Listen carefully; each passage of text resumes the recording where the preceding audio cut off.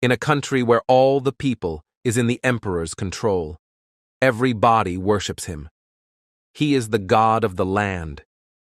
But our MC is the only one to rival him. The MC kills all the knights of the emperor in front of the royal palace.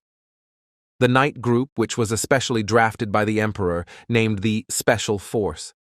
The only reason this special force exists is to protect the mighty emperor, Leon Cavalan.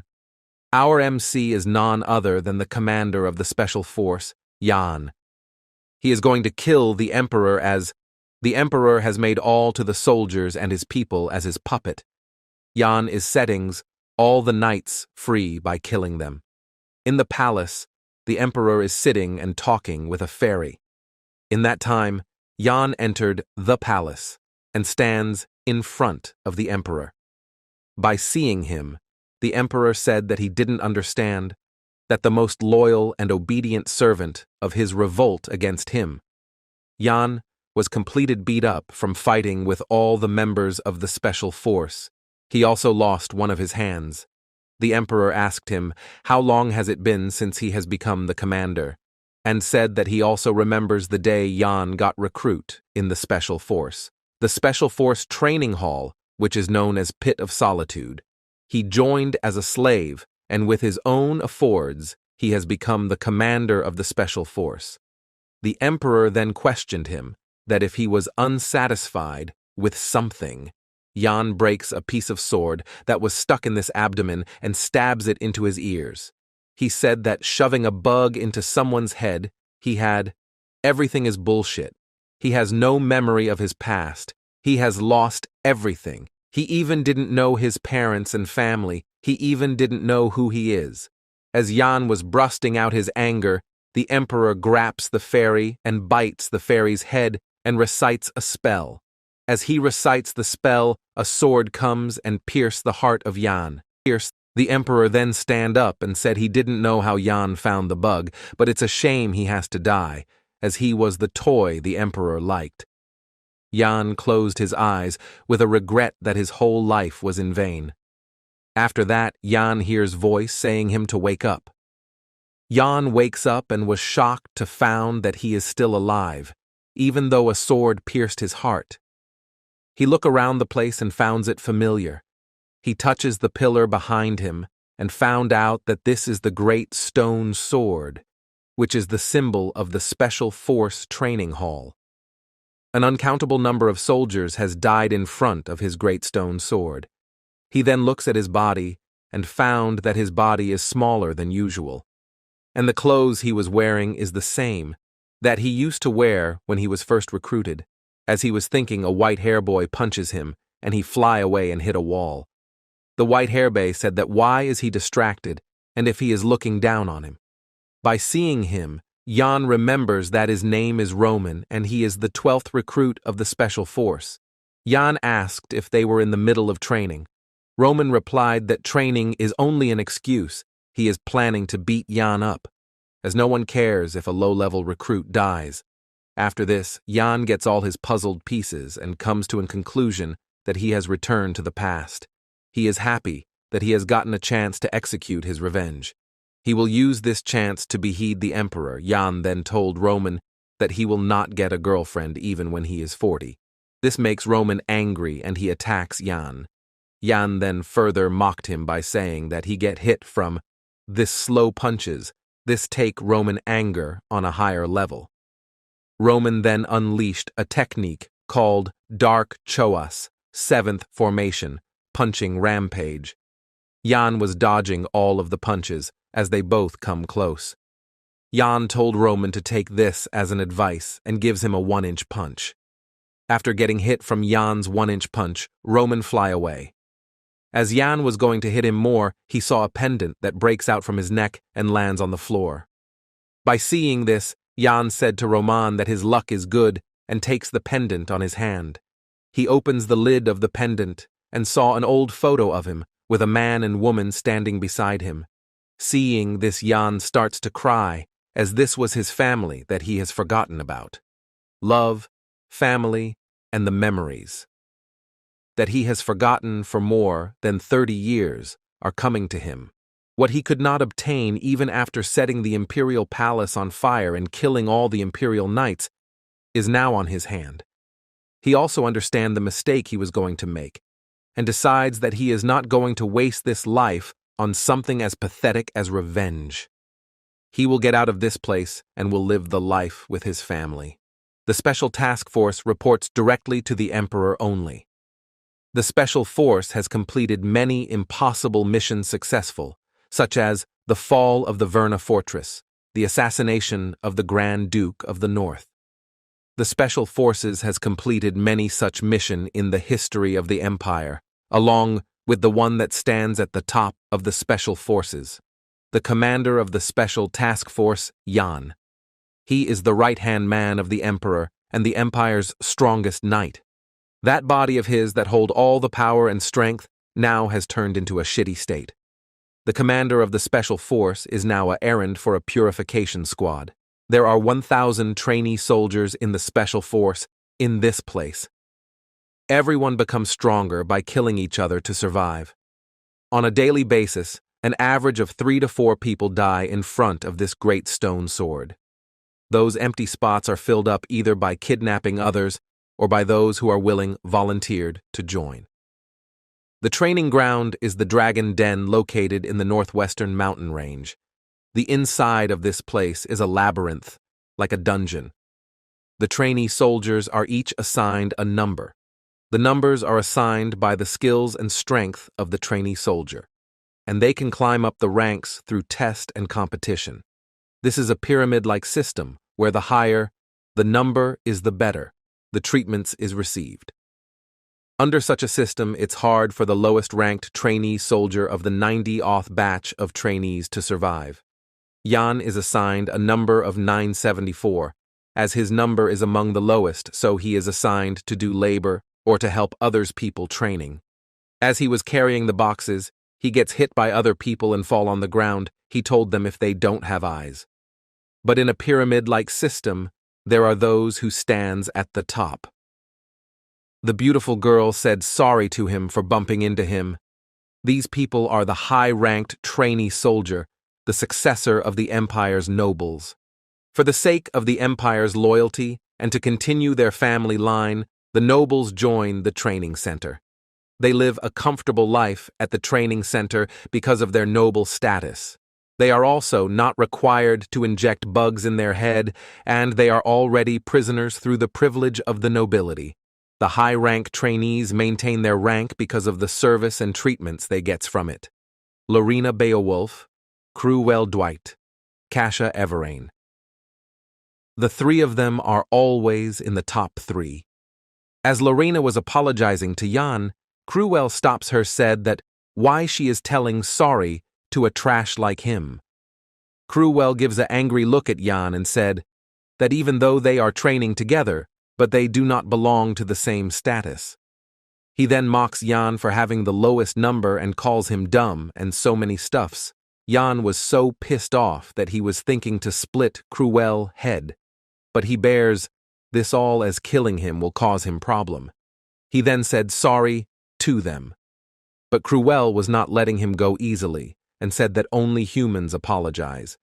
He told Yan to get on the ground and beg for forgiveness. As Yan stands still, Crewell starts to scold him.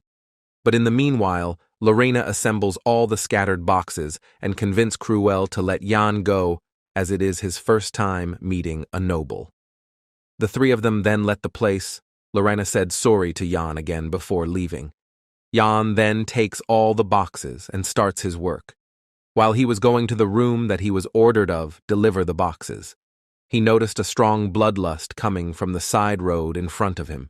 He was thinking of Roman, but he then ignores it and starts to walk. While he come in front of the alley, he saw Lorena Beowolf was waiting for him there. The greatest criminal that the Imperial Knights also failed to catch, the Blue Iron Arm Galder. He committed his first murder at the age of 11 and formed a robber group at the age of 20. He attacked 23 villages and 17 guilds. His arms that even deflect the strongest of the strongest sword is the symbol of fear. But Lorena Beowolf, she alone, take down the blue iron arm Galder and walk down the road with arm that was the symbol of fear. This show of her was enough for her get accepted in the special task force, the Beowolf Duchy, one of the top 4 noble families that rule over the northern Snow Mountain region. The knights of the family say that Lorena possessed the potential to become the strongest swordsman in the continent. She is also the strongest member of the Beowolf family, and she is also known as the Sword Saint.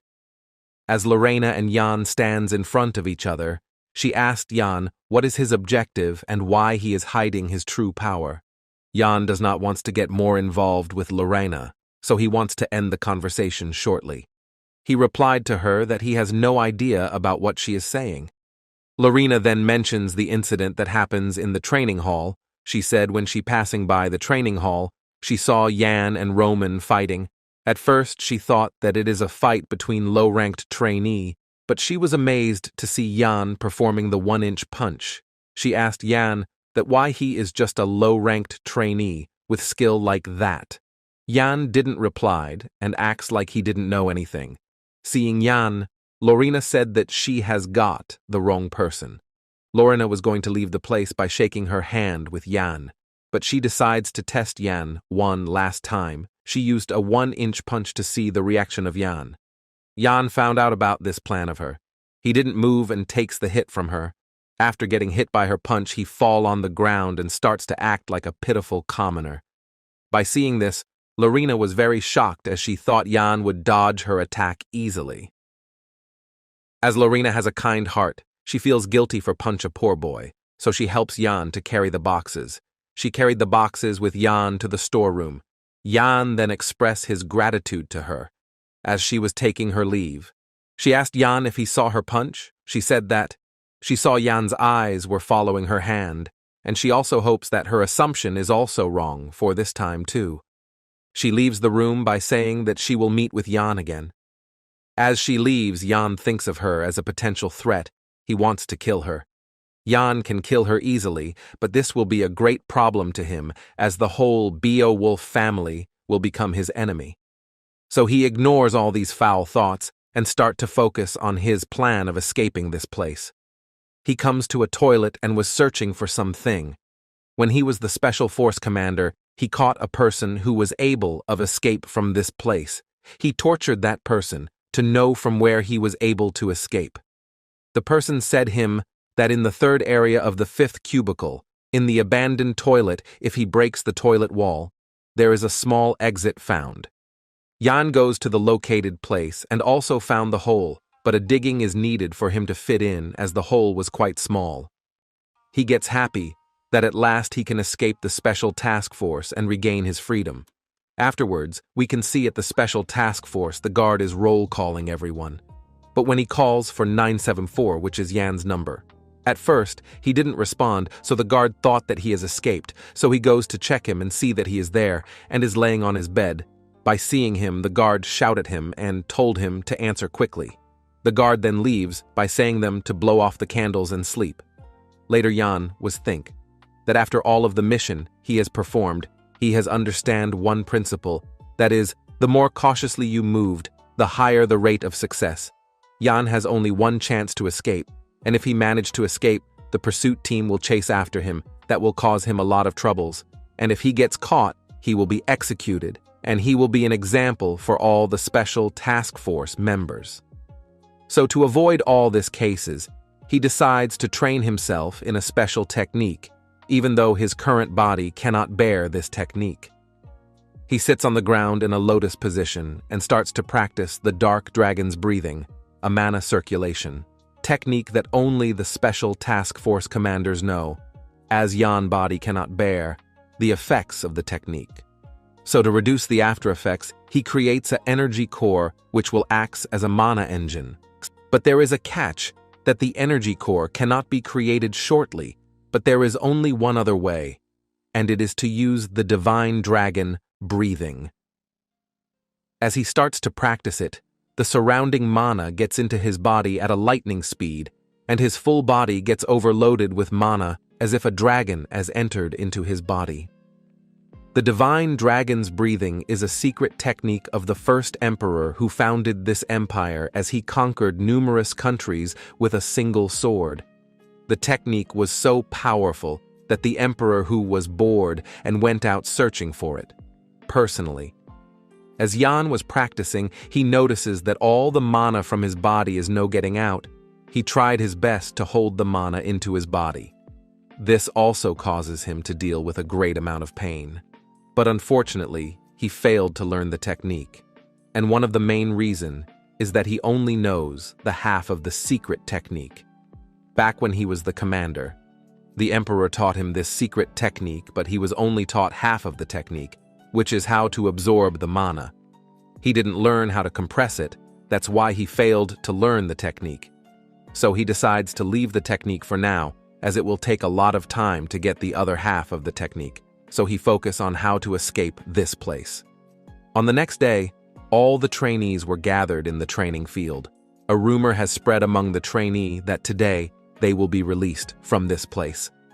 By hearing this, Yan thinks that what a ridiculous dream it is.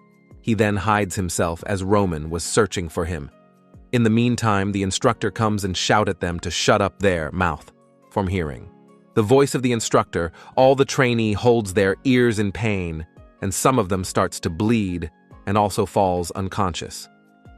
This all happens because the instructor used a voice technique called the aura, voice, echo. This is a technique where one uses mana while speaking. Yan also gets a bit nervous to see the person as he is, the commander of all the instructors in the special task force named Damain. After that, some instructors come and take up all the unconscious trainees and told all of the other trainees to be quiet and line up immediately and carefully hear the words of the commander. Yan starts to get very nervous as the commander is a person that treats the low-ranked trainees as his toys and plays with them, and if he by chance gets caught in his eyes, his escaping planning will all be gone and he will be killed. The commander then speaks up and said to all of the trainees that they all are trash, and if he could, he would kill all of them. He then puts a smile on this face and said not to be worried, as the emperor, who is a very kind person, has given them one last chance, which is to be selected to participate in a mercenary project. This is a project to select the members to protect the emperor, the dragon of the empire. The selected ones will have the honor of protecting the emperor as a dragon warrior, but the reality is different. They'd brainwash the trainee soldier by inserting a bug into their brains. The true objective of this project is to create puppets for the emperor to control. This is also to create people who can't even kill themselves without the order from the emperor. The commander then told all the trainees to clap at this generous offer of the emperor. All the trainees starts to clap. Yan was clapping, but he was thinking of how to lay a low profile so that he didn't get into the eyes of the commander. In the meantime, Roman spoke up and asked, "The commander is being a dragon warrior that great? And if he gets selected into such a great project, will he be able to get the chance to beat the shitty face of his and all the other instructors?" As soon as Roman finished his words, the commander launched an attack called the figure flick art and pierced the right side of his chest. He then asked Roman if he is all right, as he thought of him as a one as he spouted such nonsense confidently. But after seeing Roman fallen on the ground, the commander said that he is just an insect. As Roman was laying, everyone thought that he is dead, but Yan knows that he will be saved if his bleeding is stopped, but does not want to do so, as doing this will cause him great problem. After a while, Roman gets up by holding the hole in his chest. As he gets up, he again questioned the commander. He told the commander that what the hell did he said if they are insects, so what the hell are they who gathered all this insects? He also said that in order to survive, he did all sorts of dirty work and endured all sorts of humiliations. Is the emperor and the dragon warrior are the only important things. He then said that if they ought to protect their oh-so-important emperor, they should do it themselves.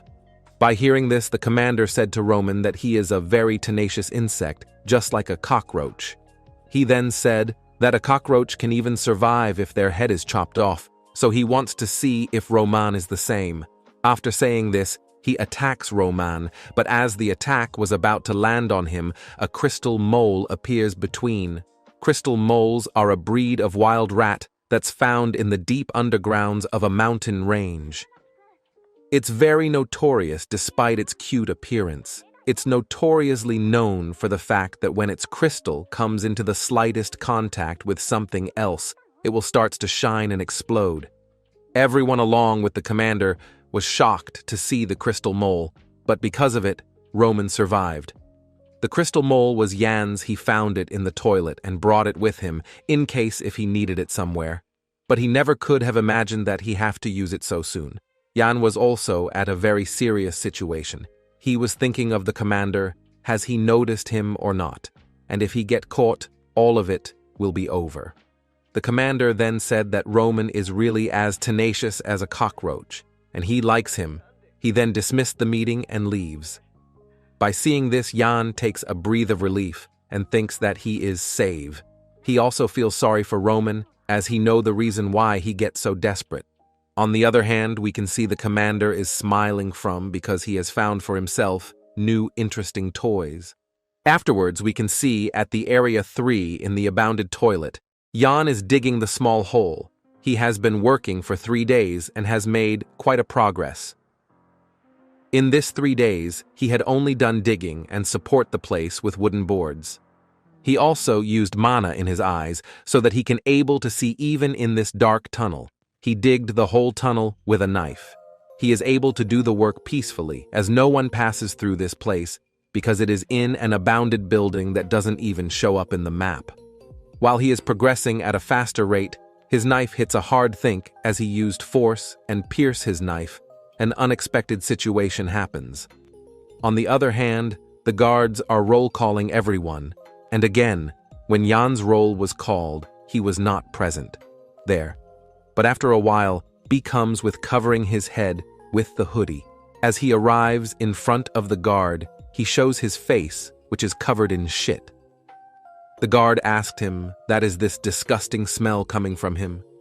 Jan tells the guard that while he was carrying the barrels, one barrel breaks off, and that barrel contains waste which has fallen on him.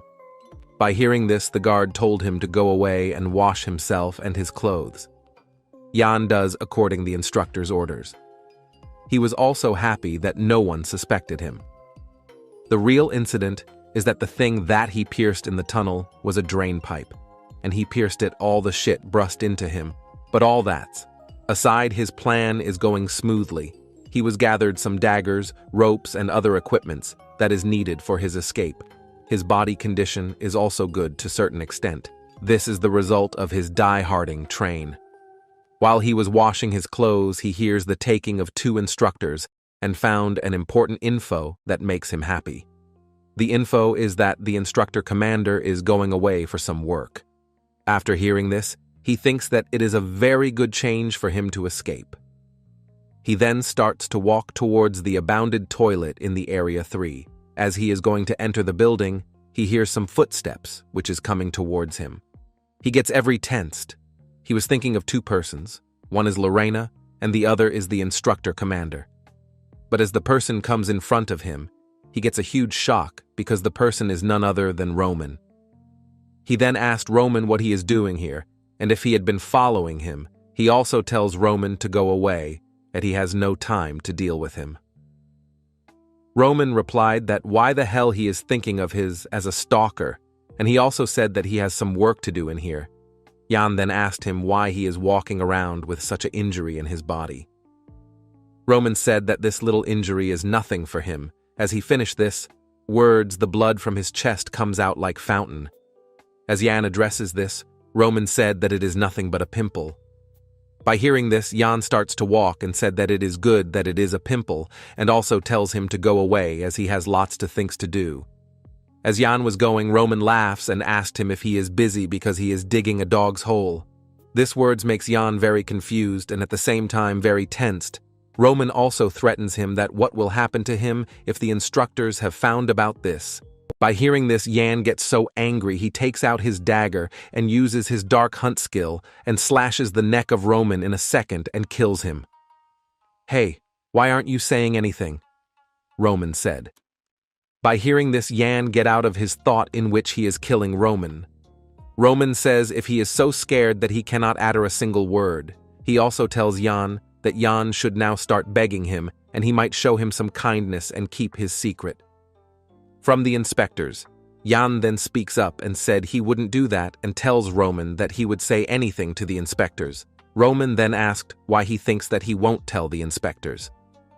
Yan replied that the reason he won't tell the inspectors is because he loathes the special inspectors more than he does. And the reason he knows it is because of the rebellion he does against the instructor commander, even though he would have died there, and the strong determination for escaping this place.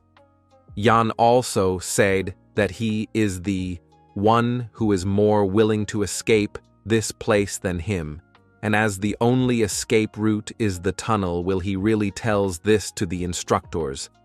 By hearing this, Roman says to Yan that he is extraordinary, and the first time he fight with him, he understands that he could have killed him if he wanted, and after that he could figure him out among the others. Trainees, as he has a certain unique scent. After that, Yan asked Roman how did he find that he is digging a tunnel. Roman replied that he figures it out by his footprints.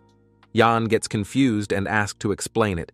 The training center is mostly made of granite, but I discovered weird footsteps that contained lime powder and the width and size of the stride were the same as yours, Roman Siad. By hearing this, Yan gets surprised to see that Roman gets to secret only by this small amount of clues. He then says to Roman that he is sharper than he looks. Roman gets confused and couldn't decide if it is compliment or not. As Yan was leaving, Roman tells Yan to tell him about his escape plan and where the tunnel leads to and what is the probability of escaping. By hearing this, Yan asked Roman if he is asking this because he want to escape together with him. Roman replied that he can't answer that now since he need time to think about it too. Yan advises Roman to stay here in this place. As he is skilled, he should be able to climb to a better place in about 10 years. Yan also asked Roman that what will happen to those he is trying to protect, and now they are in a situation that they cannot even guarantee their survival, and the persons he is protecting now will still be around him in 10 years' time. Yan then says to Roman that he has to decide now as they have no time, and if he joins him, they will not be here the day after tomorrow. Roman then asked Yan if he had a plan after he escaped this place. Yan replied he has one. Roman then asked Yan to tell him the plan. Yan says the difference between their ranks is 962 places. If they escape, the instructors will definitely go after Roman first. Roman says to Yan, just like you said, the both of us won't be here the day after tomorrow because he will be in his grave. Yan then praises Roman for being able to think so far in a short amount of time. Yan also says Roman to not complain so much as he is also taking a huge risk. He then asked Roman what he will do. Roman thinks a bit and says he will take the bait. The instructor commander tells all the trainee who have gathered at night that he gathered all of them as he has an announcement to make. The instructor tells everybody to see this night meeting as a positive thing as he has some good news to share. Meanwhile, Yan thinks today this announcement is about the test details. The instructor then enlightened them by saying the new test date had been confirmed and it will held in a specific location, and if anyone manages to survive one entire week, he would pass the test, and the location for the test will be the Blade Mountain Rangers. For Yan, it was as he predicted. In the past, there was an adventurer named Nilfra, who knew that a medicinal herb that could cure his mother's sickness grew in the Blade Mountain Ranges. So he went there and he promises his mother he would find the herb and cure her. After that, a tragedy occurred. Nilfra's mother was fortunate as she never knew what happened to her son until her last breath. Mountain ranges contained numerous monsters and were known to be a prohibited area even within the empire. It starts with gobbling appearing, and the deeper you go, the more dangerous the monsters will be.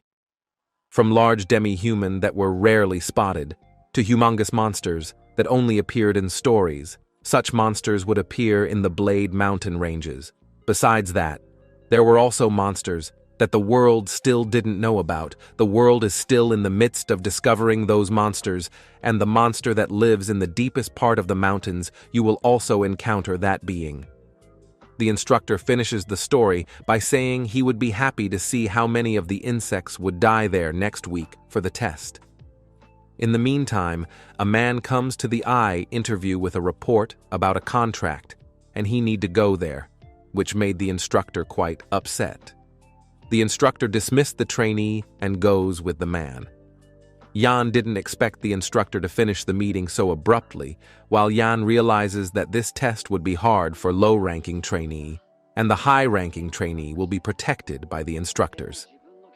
For the moment, an announcement occurs, saying to step aside as the Miss Lorena is making a presence.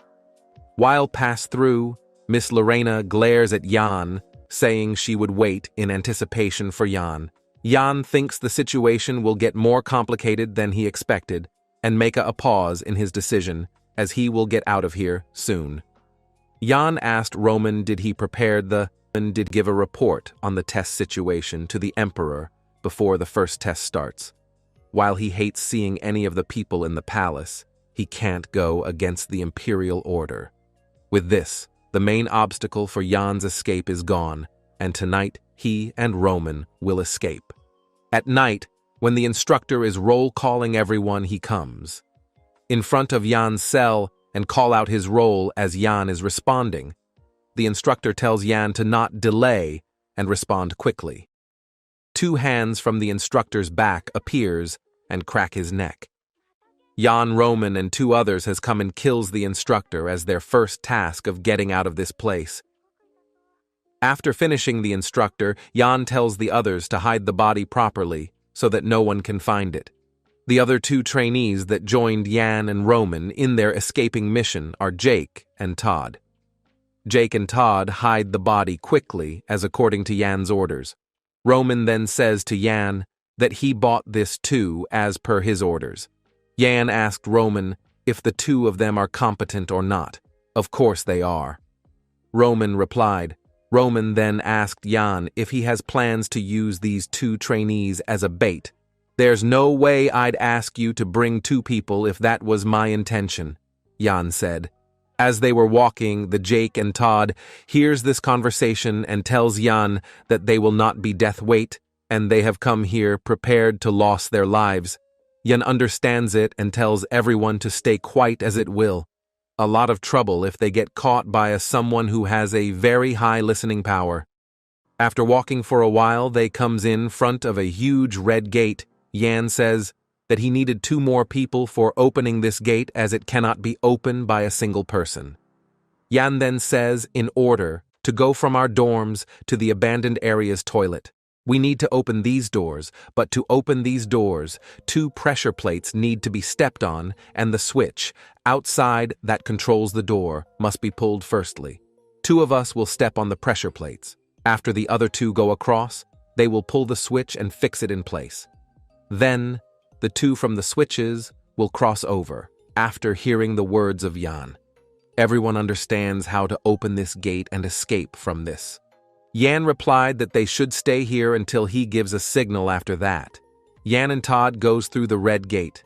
It's been a while they have gone, and a single signal was given by Jan as time was passing by. Roman gets tensed, and after few minutes the red gate also shuts by. Seeing this, Roman gets totally confused and moves towards the gate, and by hiding the gate he shouts Jan's name. As there is no response, he thinks that Jan has left him behind. He also shouts at himself for not understanding that Jan would betray him. While he was cursing Jan, he heard a voice which says, "Have you gone senile?" By hearing this, Roman asked if it is Jan. The red gate then starts to open, and Jan says to Roman, "That didn't. He told him to wait, and he cannot even do that." Jan was covered with blood, and by seeing blood on Jan's face, Roman asked him, "What has happened?" and if Todd is okay. Jan replied that both of them are okay, and an unexpected situation has arisen, which made him so late to open the gate. Roman asked Yan about the unexpected situation. As they passes the tunnel and gets to the other side to the room, Roman gets shocked, and Yan tells him that he tried feeding sleeping pills, but it didn't work, so he had to fought and kill it, so it took him some time. It was Great Wolf that, by seeing this, Roman asked Yan if he alone killed the Great Wolf. Yan says yes and tells them that they need to move quickly and get out of here. After that, the escape went as planned. Using the passageway that Yan dug in the abandoned toilet, they could see the area outside of the training center. They safely gets out of the tunnel and steps to the ground. Yan then moves towards the cliff and tries to sense for the presence of other, but he couldn't find any presence of other people in the area. He thinks they, the instructors, had probably just found out about their escape, and the pursuit squad should already be on the move. Roman then goes to Yan and tells that if he knew escaping was this easy, he couldn't waste his time in the special training center. Yan then looks at the moon and says that they have taken way too long. Roman then asks to Yan if they are done once. They gets out of this place. Yan tells them to not let their guard down. As this is just the start, Yan then takes out the pendant and opens it, and by seeing the picture, he thinks that this is the start of the journey to get everything back. Yan then tells everyone to stop and listen to him carefully, as they have no time to waste. Yan says that they are in the middle of the Atrian Forest, and the Atrian Forest is made of sequoia trees. It's located near the front of the Empire's northern mountain ranges. As they are in the center of the forest, they need to run 2 days to get out of the forest. Roman then stops Yan and says, "Wouldn't it be good to hide in the forest? As the sequoia trees are tall, they can hide among them."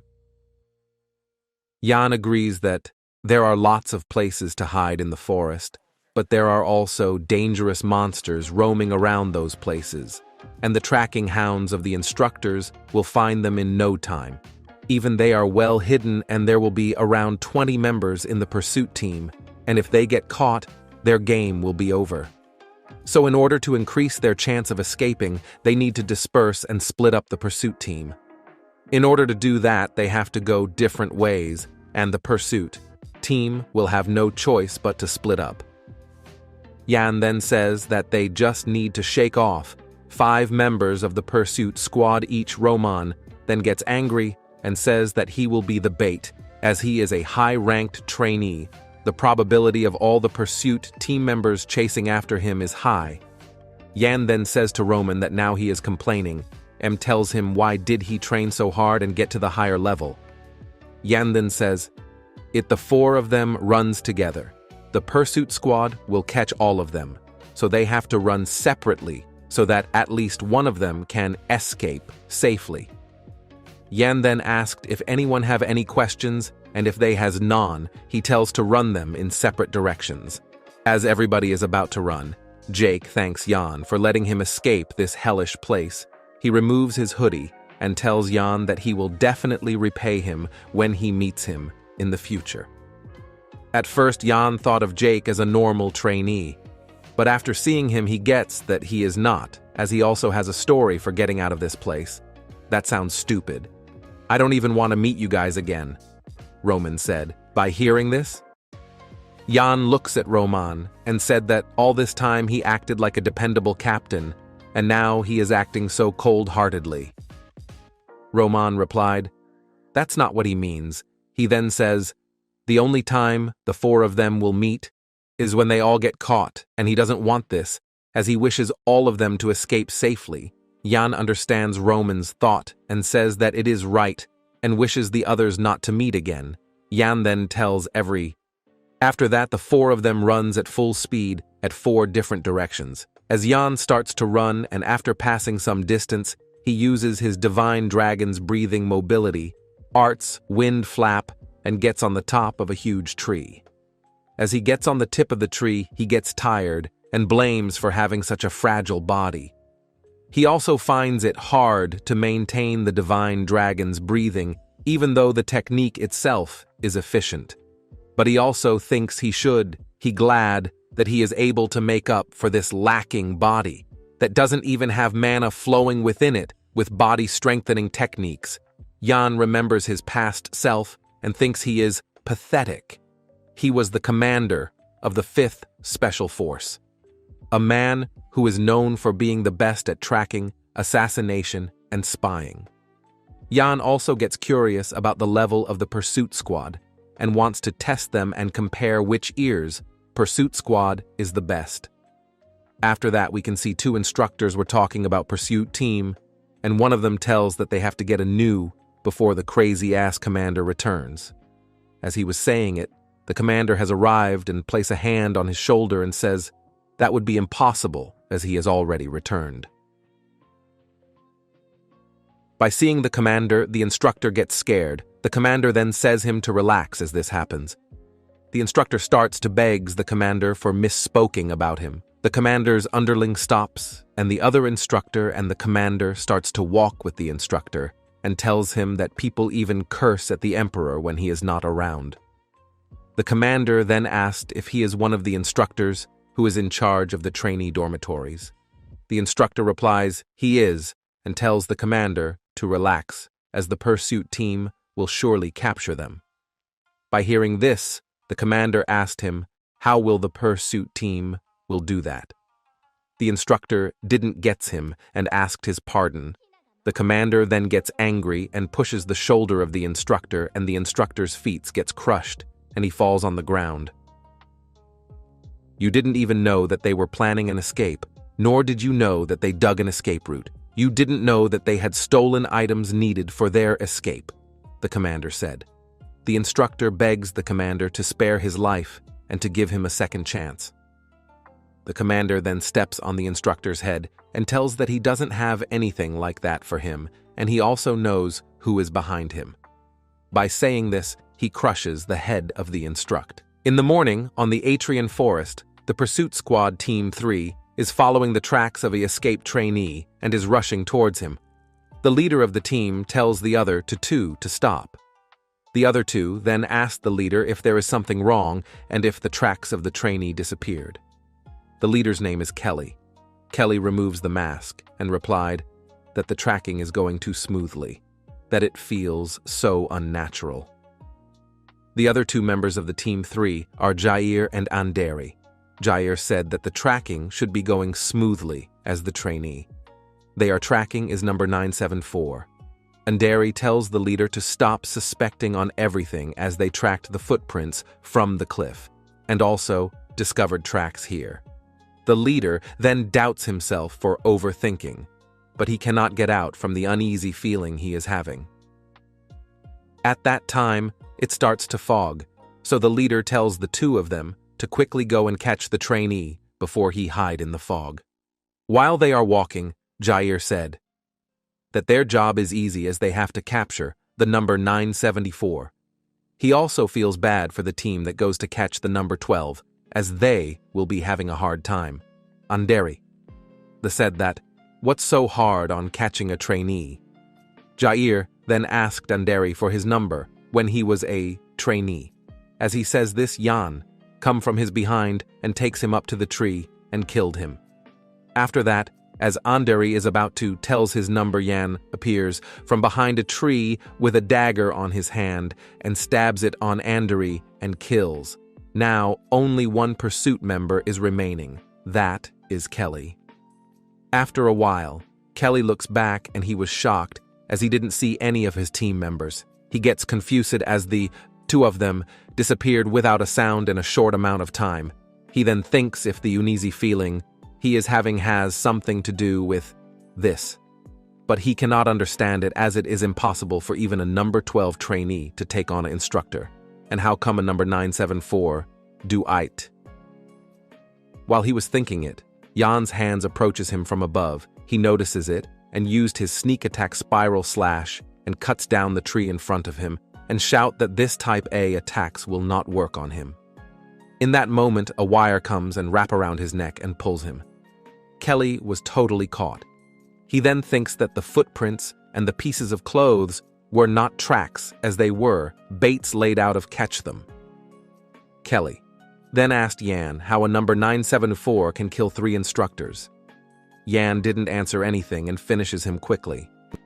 Yan then takes the knife of Kelly and sits on a tree branch and thinks that killing the pursuit team was easier than he thinks, and he should be able to fight without a problem if he used body-strengthening technique. Yan then thinks he need to get out of this forest before the fog swallows it whole. He spread the blood of the pursuit squad all over the area, so the hunting hounds will pick up the scent and come here, and it'll be easier for him to escape once he hide my scent. Yan then chews slime plant. Its fruit is poisonous, and the leaves have a strong stench. He crushed the leaves and smear it all over him, as even hounds hate this stench, so this will erase his scent. So they shouldn't be able to find him with this.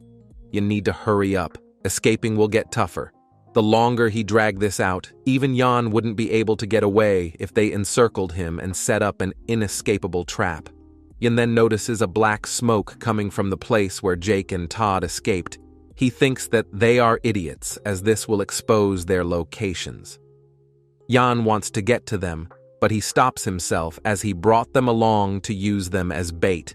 It's actually better for Yan with them attracting attention. Like that, Yan then remembers about the time they spent together and rushes towards them, as it's probably more advantageous for them to be alive right now. He just need to get rid of those tracks before the pursuit squad finds them. While Yan was running, he feels goosebumps that ran across the back of my neck. He can feel it, the eyes of death that he felt on numerous battlefields.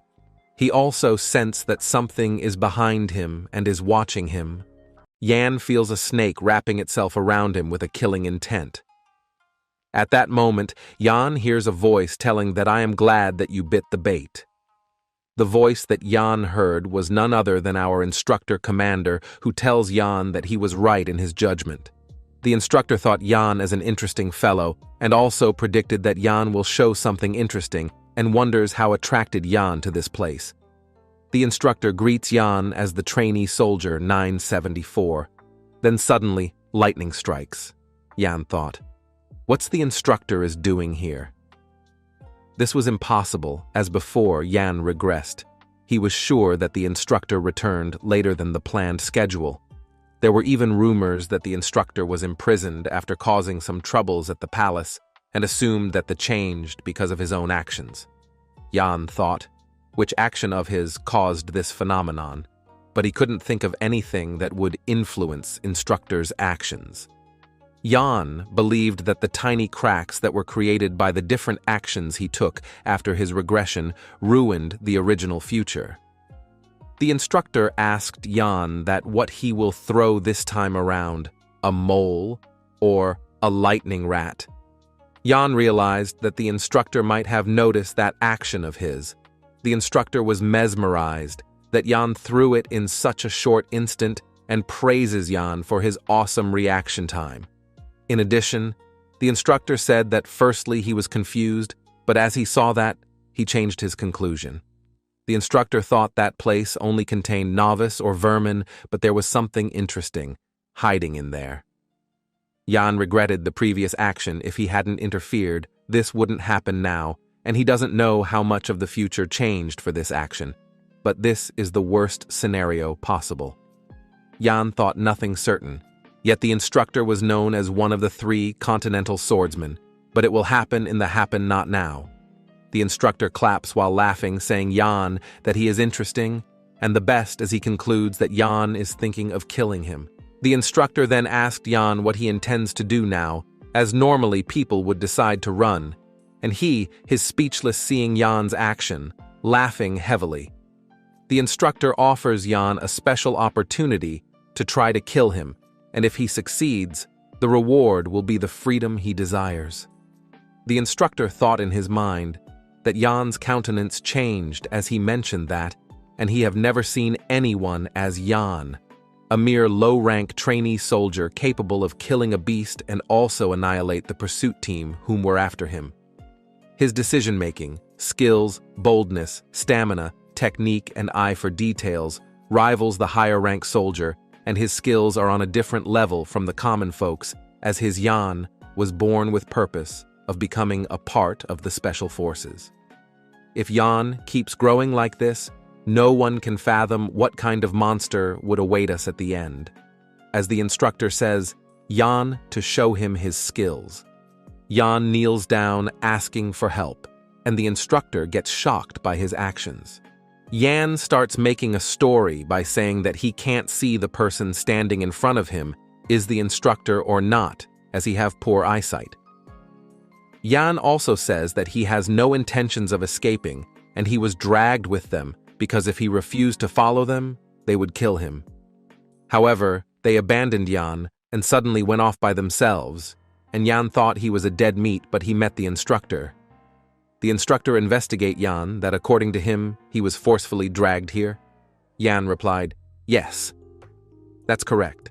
And trainee number 12 planned it all, and that trainee soldier number 12 always insulted the instructor." The commander thinks in his mind that he would never fall for Jan's cheap tricks. In the meantime, Jan acts like crying in front of the instructor. Jan then immediately throws a kunai to distract the instructor. The instructor thought it as a disappointment as Jan tried to make his guard down so that Jan can attack, but he suddenly gets shocked as Jan instinctually throws another kunai at the same angle, which passes through the instructor's right eye, making 2 small cuts, which caused some bleeding. The instructor thinks that Jan run away but was mistaken and shocked. Jan suddenly appears above the instructor, charging him straight away with a dagger in his hands. Jan uses Dark Shadow 15th form, Shadow Erase, but his attack was deflected. The instructor's body was covered in black fog. The instructor then attacks with the black fog, and it chases Jan. Jan thinks at this he won't be able to shake him, and uses Dark Shadow's secret art Shadow Drop. As a result, his dagger gets broken. The instructor says to Jan that he have to take his words back when he said that he would let Jan go if he defeats him, as he couldn't let go an interesting toy like Jan and he could play with him for an eternity without get bored, as he truly is the best.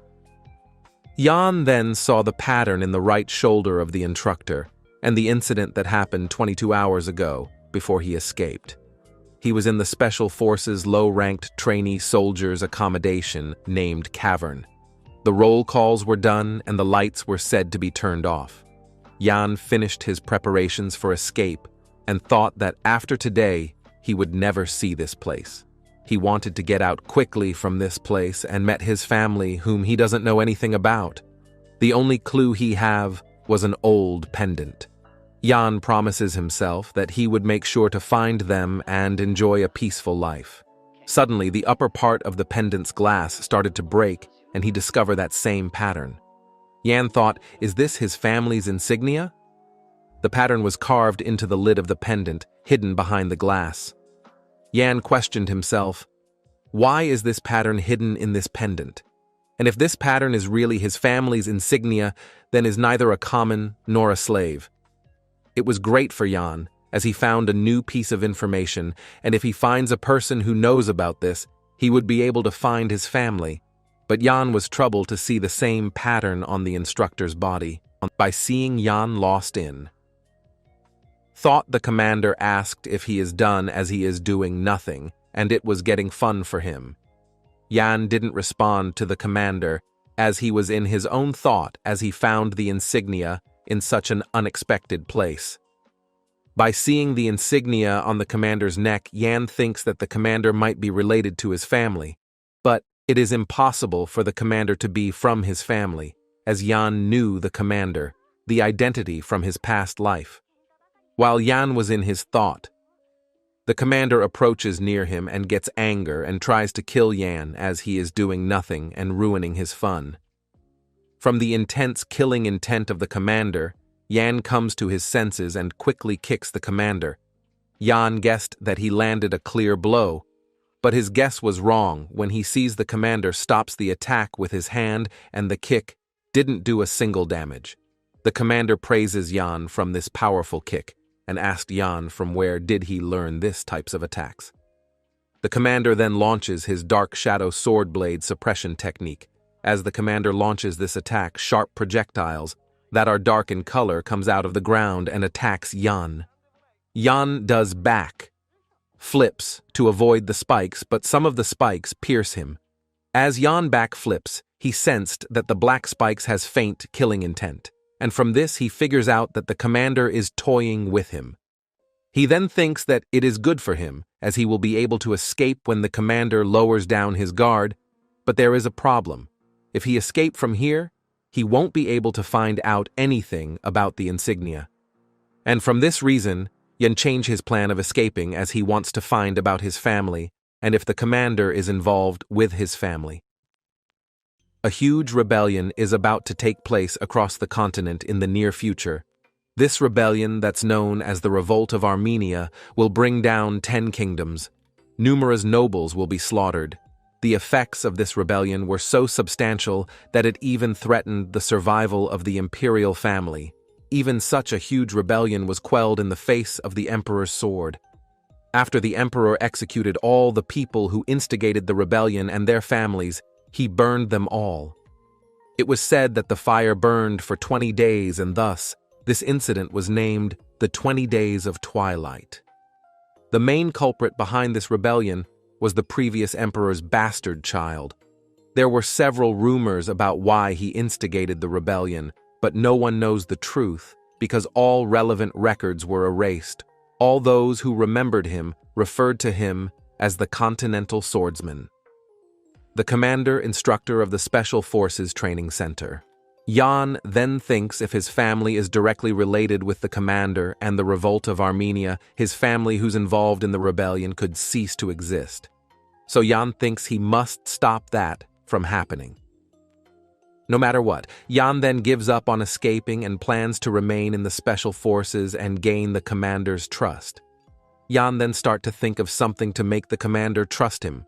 Yan starts to butter the commander and praises him for his skills, and that he came personally to catch him.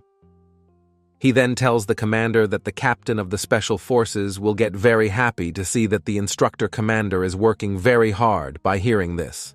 The commander gets angry and quickly rushes towards Yan and grabs his face and throws him at a tree. The commander throws Yan so hard that Yan pierced through many trees. The commander then goes to Yan and grabs his collar and raises him up and said that he thinks of Yan as a nice and intelligent one, but now he sees that Yan is arrogant and also runs his mouth arrogantly. "You don't treasure your life, don't you?" the commander said. Yan replies that an arrogant mouth all speaks a few useful words sometimes. He then tells the commander that he knows a weakness of the captain of the Special Forces that can be used to get rid of him. By hearing this, the commander gets mad and grabs the collar tightly and asked Yan that how did he get to know such an information.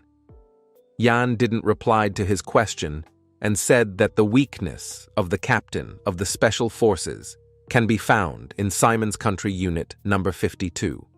After that 1 hour. Later, the commander has reached at the Special Forces Training Center. He has changed his outfit and is walking at the hallway with his subordinate. This subordinate asked him that what he should do to the 3 people that he mentioned before. The commander replies that he should throw the 3 into the cavern again, as he did not want to think about those insects. As the commander was talking to his subordinate, as voice for a head comes, which says, "You are acting all busy, and so here you are. You look like you have all the time in the world, or are you just lazy? Tell me, which is it?" Commander Instructor Damien. The commander didn't reply anything and said, "What brings you here without any notice?" Special Forces. Captain Rodrigo Mayer. The captain then moves closer to the commander and asked him about the situations of the training center. The commander said that it's running perfectly, as usual. The captain then asked, "If is it Toure, as he has heard something completely different.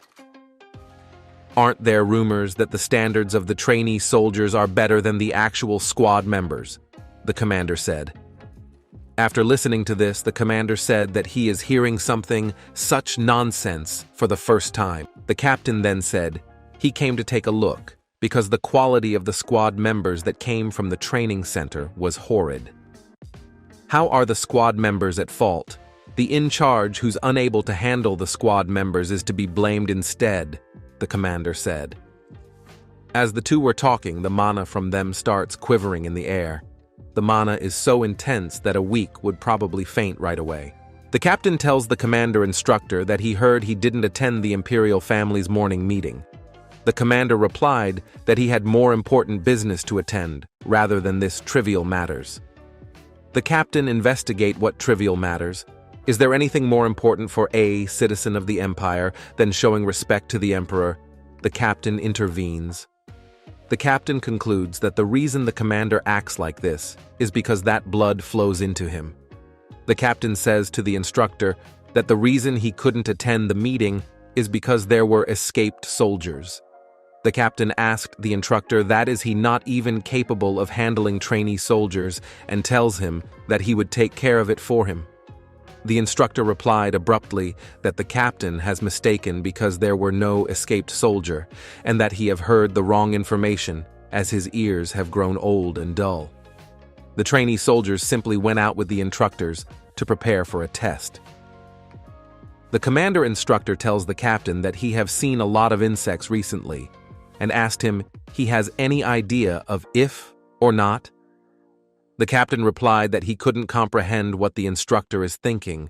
The instructor then illustrates that he is trampling all the insects he saw in his training center until they meet their demise, but there are so many of them that it's getting troublesome.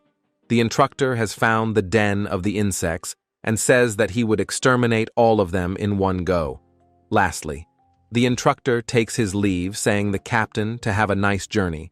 The instructor says to his subordinate that all the indigestion he was experiencing has dissipated after seeing the Special Forces captain taken aback and asked him that the information he gave him, it is true or not.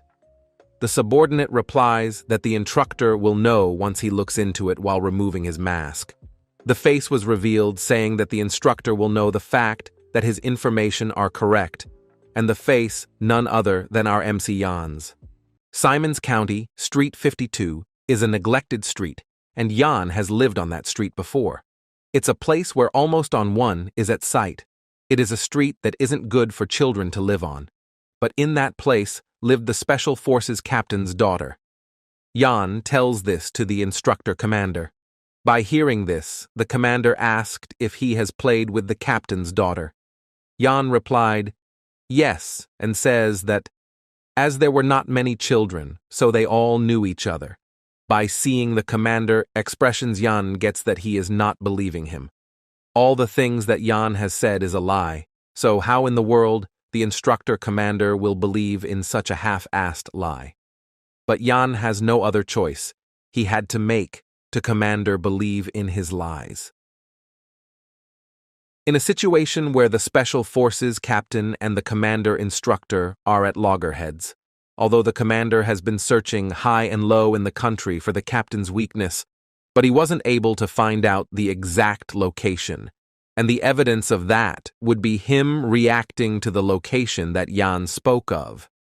Jan thinks that he must make use of this information. The commander says that he finds it a bit strange that even though Jan knows the location of the captain's daughter, but how he is sure that she is the captain's weaknesses. Jan replies that he heard it in person in the past when he was talking to the captain's daughter. She told him that she will be leaving this place soon, and after. Jan asked her for the reason. She replied that there are bad people who are after her dad, and those bad people are looking for her so they can threaten her dad. So, her dad said to her that she have to leave this place, and after a few days later she disappeared as some people in black clothes brought her away. Jan then says that he only knew after he came here that those people were members of the Special Forces, and she is the daughter of the Special Forces captain. The commander hears to Jan's story very carefully, and after that he says that how come all the things have come together like puzzle pieces. Jan says that it might be that the goddess of luck is helping him. By hearing this, the commander throws a pen at Jan. Jan dodges the pen so it did pierce him and hits the wall behind him. The pen makes a small cut on Jan's face. After that, the commander says that, after heeding all the things, he thinks that Jan is the spy of the captain. Jan says to the commander that he understands why he thinks that. He also says that it is not a coincidence that all the pieces of the puzzle has come together. He is the one who personally picked the puzzle pieces and connected them so he could survive. Jan then says that if he really were a spy. As the commander mentioned, there's no need for him to risk his life and try to escape, and this information is for him to use in case his escape attempt failed. So he kept it for this moment. The commander hears him and nods his head. To make the commander believe him more, Jan tells him that he also knows that where the captain's daughter is taken to. The commander then stands up and faces towards the window and says that if really the goddess Luck is on his side. By hearing this, Jan gets happy as his plan to the make. The commander believe him has worked. The commander then says Jan to go back. With this, Jan has overcome a crisis, even though the commander probably doesn't believe everything. Jan said, but this is enough for now. As time goes, Jan will get closer to him, slowly. Jan then says, the commander farewell and takes his leave. As Jan leaves, the commander thinks that how a guy like him is number 974, and he thinks that the instructors have no eye for evaluating people. The commander then takes the form of Jan in his hand and smiles. After that, a week later, at the demonic realm Blade Mountain ranges, the first Special Forces trainee soldier exam starts. The demonic realm Blade Mountain ranges is a restricted area in the Empire. This area is one where all sorts of monsters inhabit and is undoubtedly the most dangerous place. As the first Special Forces trainee soldier exam begins, some trainee soldiers are hunting in the swamp goblin area. The scent trainees killed all the goblins there and make the place flooded with goblins' blood. The trainees starts to think that the demonic realm Blade Mountain ranges is not dangerous at all, and the 7 days they need to spend here to pass the test will be done easily. The leader of the trainee team told them to be quiet and also reminds them about the other condition for passing. The test is to kill monster and collect demonic crystals from them. He also says that even if they survive, their scores are determined by the number of demonic crystals they have gathered, and if they get a lot of demonic crystals, they will be able to climb not just higher status, but maybe even higher than the 4 great families. While they were talking about this, a huge hand comes from the top and grabs the head to a trainee and just simply twist it. As this is how the trainee number 320 died in the hands of a gold ogre. Gold ogre is a mutated ogre species. It conceals its presence with mana before approaching its prey. By seeing the use monster, all the trainees get scared and takes attacking position. The gold ogre then rises, the number 320 trainee, and starts to shake him. The ogre then swing its hand, and instantly killed 2 trainees, the instructor. Commander watches all of this with a green crystal. After watching all of this, he tells all the other trainees that the first 30 trainee that were sent to the demonic realm mountain ranges are all death, and to proceed quickly, they will send 50 trainees to the demonic realm mountain ranges after every 5 minutes. Jan thinks that he has to eventually go inside the demonic realm. Jan looks at the instructor and sees him happy. Jan then thinks that if he needs to get closer to the commander, he will need scores that are extremely outstanding, and to achieve that, he would first need to do something about this body, because there's a limit to how much he can grow with a half-assed divine dragon's breathing technique. Jan then smiles a bit, because it will be beneficial for him to go inside the demonic realm. There are still 2 treasures in the demonic realm that still no one knows about, and if he gets them, he will be able to grow faster. After that, an instructor comes and tells something to the commander. Jan gets a bit confused, as this scene never happens before. After that, the commander and the rest of the instructors kneels down by saying the trainees to pay their respects to the ruler of the Kavalan Empire, the legitimate successor of their great emperor. As they says this, the crown prince, Leon Cavalan, arrives there. By seeing him, Jan gets totally shocked because based on his past memories, the only notable event that occurs during this time is the death of 500 trainees, but the scene that is happening now is a special event. The crown prince greets all the trainees and introduces himself. All the trainees then fell on their knees and greets the crown prince. But Jan gets very angry, and this blood starts to boil out of anger. The crown prince then tells all of them to be at ease. He also says to all the trainees to raise their hands if any one of them want to get out of this hellish place. The crown prince also says that he swear upon his name that he will guarantee their safety. As Jan hears this, he gets super shocked, as this not the prince that he used to know. After that, we can see a little flashback of Jan's past life at Capital Avalon at the Emperor's residence. Jan has come the Emperor Leon and says that the team they have sent has successfully burned the demonic crystals mine, and now they are trapped and they should send reinforcements to safely bring them Emperor. Leon says Jan to leave them as they are so that they can sacrifice themselves and take down some enemies. Jan says that they should not just abounded their soldiers that has fought for the empire. The emperor then says that the world is like chess. All the pieces only exists for the sake of the emperor, the one and only king. The Emperor Leon also says that it will be a great honor for them to sacrifice their life for him. This type of person is Leon, who is merciless and cruel. Back to the present, Leon the Crown Prince tells all the noble family's children who has entered in this special training to earn strength to go back, unless they wants to go UP against him when he ascend the throne. By hearing this, all the trainees get shocked. Jan also cannot understand if the Emperor Leon and this Crown Prince Leon are the same persons. The commander then goes towards the prince and tells him that by hearing his speech, all the trainees are in huge shock. The prince then says that, "What's the reason for conducting such an unethical project like this?" The commander replies that the special forces exist for the sake of protecting the empire and the emperor. By hearing this, the prince shouts at commander that not to say something this ridiculous in front of him. The prince also says that the emperor exists for the people and orders the commander to stop this evil practices.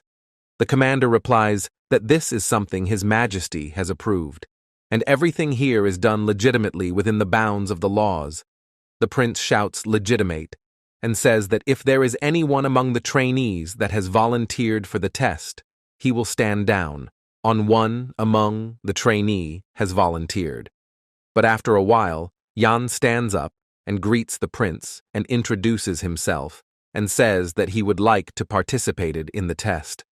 The prince looked shocked and asked Jan that as he is a low-ranked trainee, isn't he as mistreated here? And so why he is willing to participate in the test. Jan agrees with the prince that he is mistreated here, but there's something here that's given fairly regardless of their rank. And that is the qualification for them to risk our lives in order to climb higher. And that's why he wants to participate in this test to achieve something great. By hearing this, the prince gets a bit disappointed and leaves by telling the commander to continue the test and he watching. As the prince leaves, the test begins. Trainees are sent to demonic realm via a rap gate. Eventually, the turn of Jan has also come. He then stands on the rap, and green light starts to appear for the grounds marking. All this time, Jan thinks that in his previous life, Leon didn't come to the training center, and he is also completely different from the Leon he knew. Jan then asked himself if all of this is happening because of his influence, and what has really happened to Leon. While thinking all of that, Jan has been teleported to the demonic realm. As he gets teleported, he sees that there is no one else around him. So he walks to scout the area and tries to find a weapon. As he walks, he smells a familiar smell of sulfur and demonic energy From the smell, he gets it that he is in the Blade Mountain Ranges, Valley of Wind. As he was standing still, he sensed that a monsters is approaching him from behind.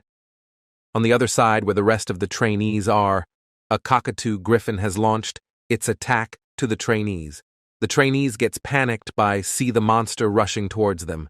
But at that time, rank 1 trainee Lorena Beowolf comes, and by using the Dark Soul 15 form technique, Stardust, she kills the monster. The trainees that began to thank her for saving their lives. Lorena then asked that if their team is made up of low-ranked trainees. They replied yes, and says that their team is mainly made up of 700 ranked trainees. They also says that as many of their members are injured, so they are facing hardship to get out of the valley, so they request Lorena that if they can travel with her team until they get out of the valley. Lorena replied that they can follow them as much as they like, as it doesn't matter to her. By saying this, Lorena starts to think to Jan as she has not seen him. The bold attitude of Jan in front of the prince has left quite an impression to her. She also cannot get it, that why Jan is so willing to participate in this hellish test. While she was thinking all of this at that time, rank 2 trainee Cruel Dwight comes and says to Lorena that she is doing something stupid again for letting these vermins in 700s to follow them, as they will be a burden for them. Cruel also asked that if she is willing to take care of them as their parents, and if she thinks that this generous compassion of her will help anyone. Lorena gives an angry look and says, Cruel, to watch what he is saying, and also tells him that a rank of someone doesn't tell everything about them. While the two of them are talking at that time, the ranked 3 trainee Kasha Everain comes and says that why they are arguing with each other. She then tells to Cruel that he is really short-sighted. Cruel asked what she is saying. Kasha says that this test is an individual test, so there is no need to complete among each other. Cruel then asked that if she is also willing to travel with this vermins. Kasha replied that with a bigger team, it will be easier to deal with a crisis. She also says that as a noble, shouldn't they lead the commoners? Ha, noble, can you call the bloodline of a traitor? A noble as well, you want to lead the commoners? Let's see, what did the Everain family do while leading the commanders? Be careful, it'd be such a waste if the last Everain went to the gallows, right? Cruel said this to Kasha. Thanks for your concern. I guess I was too focused on trying to restore my family, though Cruel, I'm so envious of you in times like that. Since you have your 2 older brothers taking charge of the Dwight family, you can just live however you wants. Kasha replied this to Cruel. By hearing this, Cruel gets mad and tries to kill Kasha, but Lorena steps in and stops Cruel from doing this. After that, Cruel starts to walk away and says that he will only lose out by traveling with useless bastards like them. He then starts to walk away alone, and after a while he found traces of blood on the ground. By seeing the blood droplets, he starts to follow it. He then comes to the place and thinks that it would be a monster den, so he hides himself behind a boulder and picks a bit. But by seeing the scene, he gets shocked as there is a human who has killed a large number of red goblins and is eating the heart of the goblins.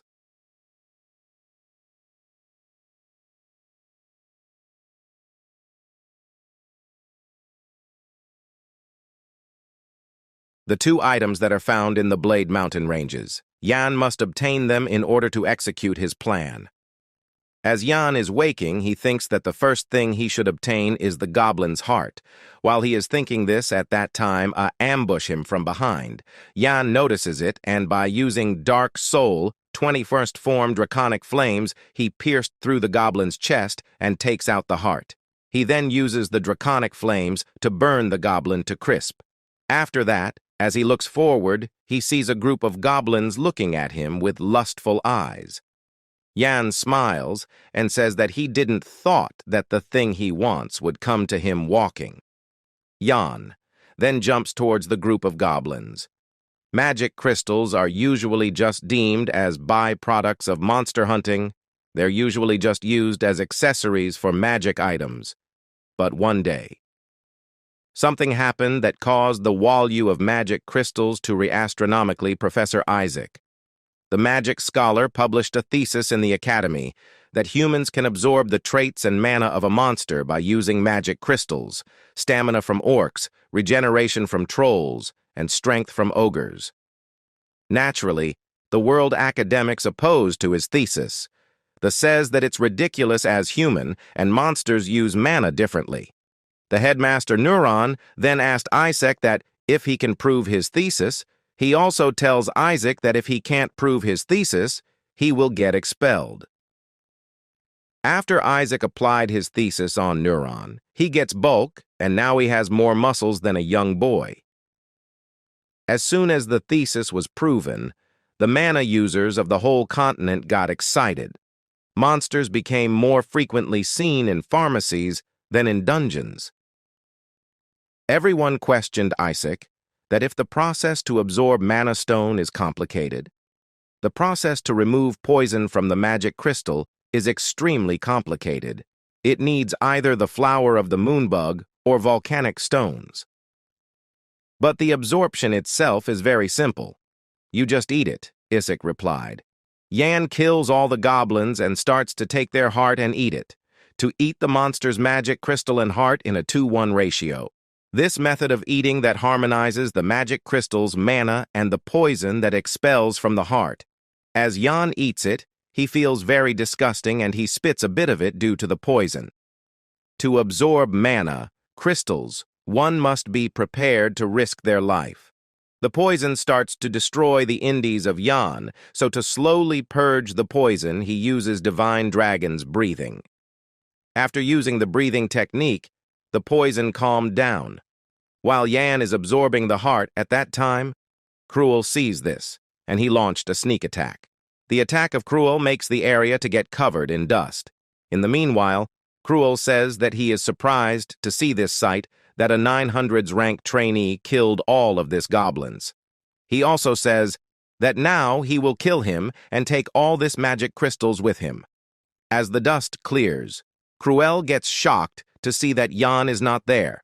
Yan escaped Cruel's attack, and he gets behind a stone. He then tells Cruel that hooligans like him are more dangerous than the monsters in the Blade Mountain ranges. Did you manage to get away? You sure got lucky.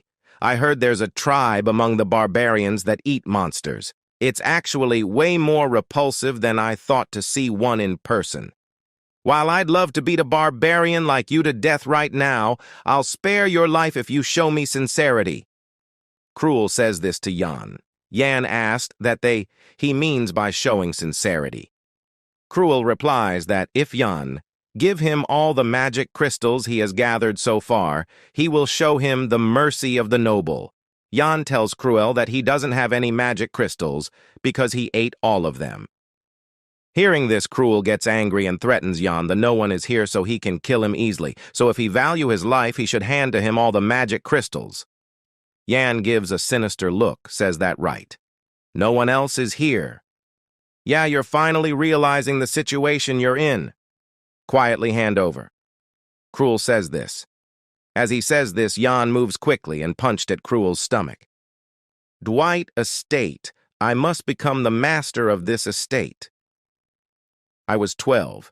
When I came to understand the state of the world, its trash-like state made me feel I'd be the natural choice to succeed this family. However, misfortune had struck me as I was stuck with 2 trash cans above me. They were scared. They didn't want me to succeed the family. Hence, I was thrown into the Special Forces Training Center by them, under the pretext of training me. I can't believe it was their decision to throw me in that dump site of a place. I will never forget them. Cruel Dwight, is the true successor of the Dwight family. I'm on a whole another level unlike in trash. The moment I get out of this place, I'll exterminate all of the trash bastards. This is the history of Cruel. In the fighting between Yan and Cruel, Yan comes out as the winner, and he takes Cruel of the Valley of Snakes, the single path that leads below the cliff. The shape of the path denotes the slithering of a snake. Hence, it was named the Valley of Snakes. As no living organisms approach this area, no one knows where the end of the valley is. Yan makes Cruel his dog. He binds a rope to Cruel's neck and let his carry the bodies of Goblin. After following Yan for a bit, he tells Yan that he is not a person who can do this types of work, as he is the true successor of the Dwight family. "I don't want to hear you yapping about your family," Yan tells him and pulls the rope and tells Cruel to walk faster. Cruel asked Yan that why is he making him do this? Yan replies that he is the one to brought this upon him. Yan also tells that this punishment is very low for trying to kill him. Cruel then questioned that why is he bring so many goblin cropses with him? Yan tells him to shut up and walk quietly. "You know you can get punished via the Empire." Laws for making a noble do manual labor. Cruel says this. Yan throws a stone at Cruel at it, hits at his nose. Cruel lays on the ground and rolls around due to pain. He couldn't says anything by remembering the beating he received from Yan. At first he thought that he can defeat Yan easily. Yan slaps him and defeated him in a humiliating way. After that, Cruel gets up and starts to walk behind Yan. He gets angry and thinks that after he recovers his mana, he will kill Yan for sure.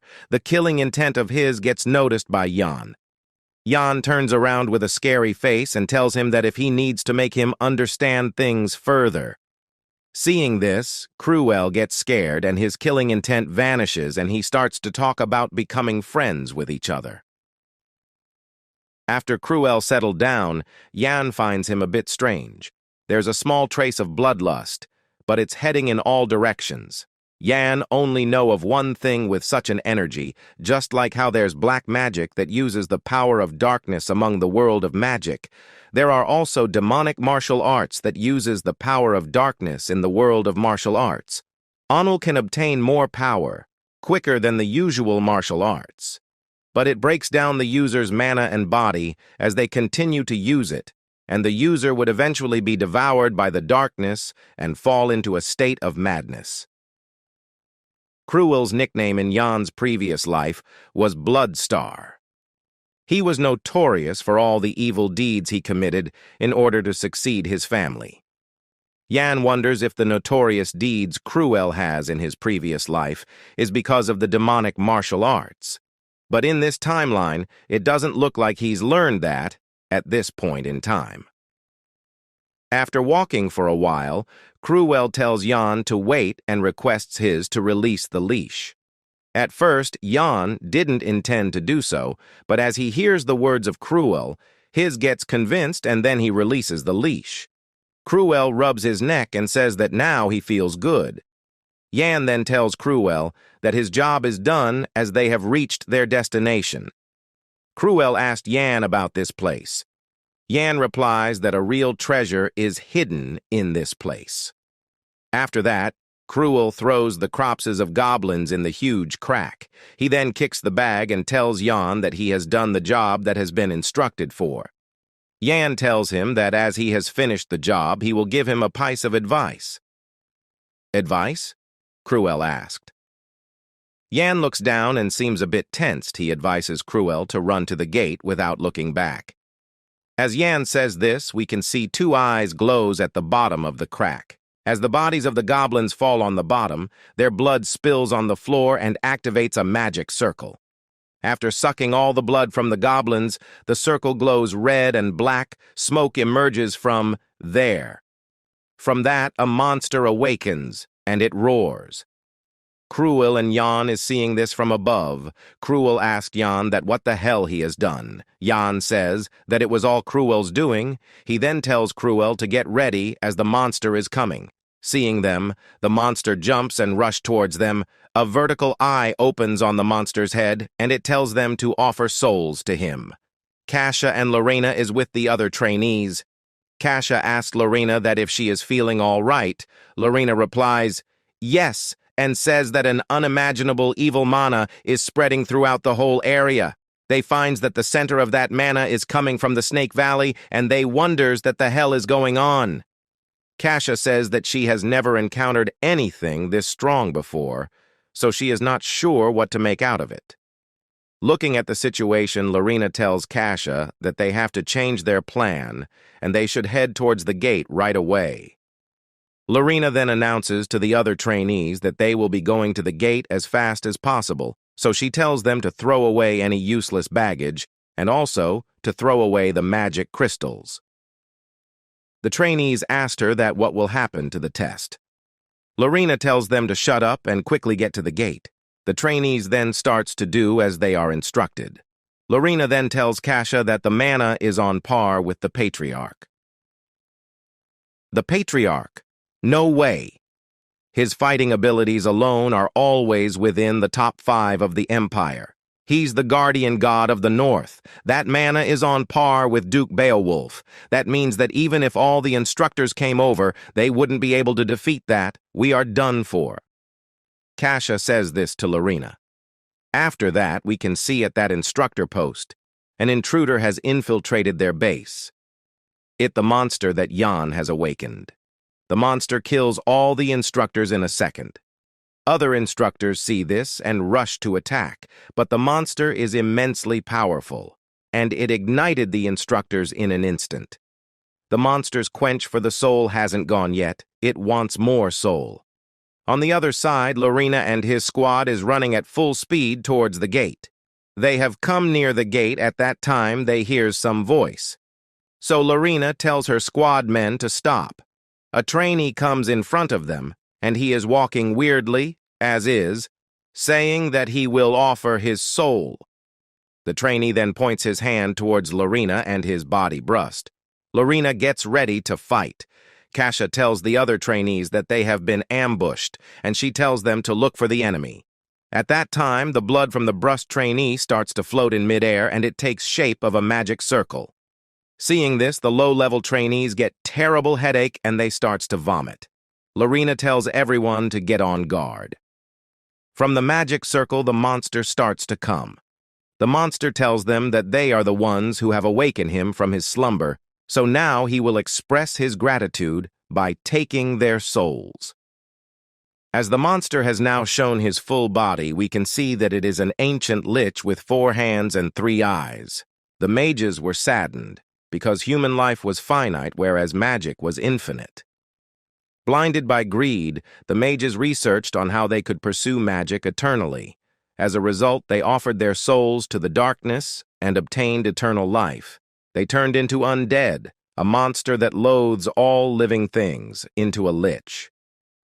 As Lorena sees it, she gets that it is not a normal lich. It has absorbed numerous lives and become a being that has existed for almost an eternity. Lorena wonders that why such a monster is lurking around here. On the other side, Roman, Jake, and Todd is rushing towards the gate. As they approaches towards the gate, they sees the death bodies of the instructors. Seeing this, Roman gets tensed, and he remembers the words of Jan before they got transported here. Before teleporting, Roman comes to Jan and asked him that if he want to team up together, as roaming alone in the Blade Mountain ranges is extremely dangerous. Jan tells him that he doesn't want to team up as he intends to go around alone. Before departing, Jan tells Roman that if he feels like something terrible has happened, then he should run towards the gate immediately and forget about the test.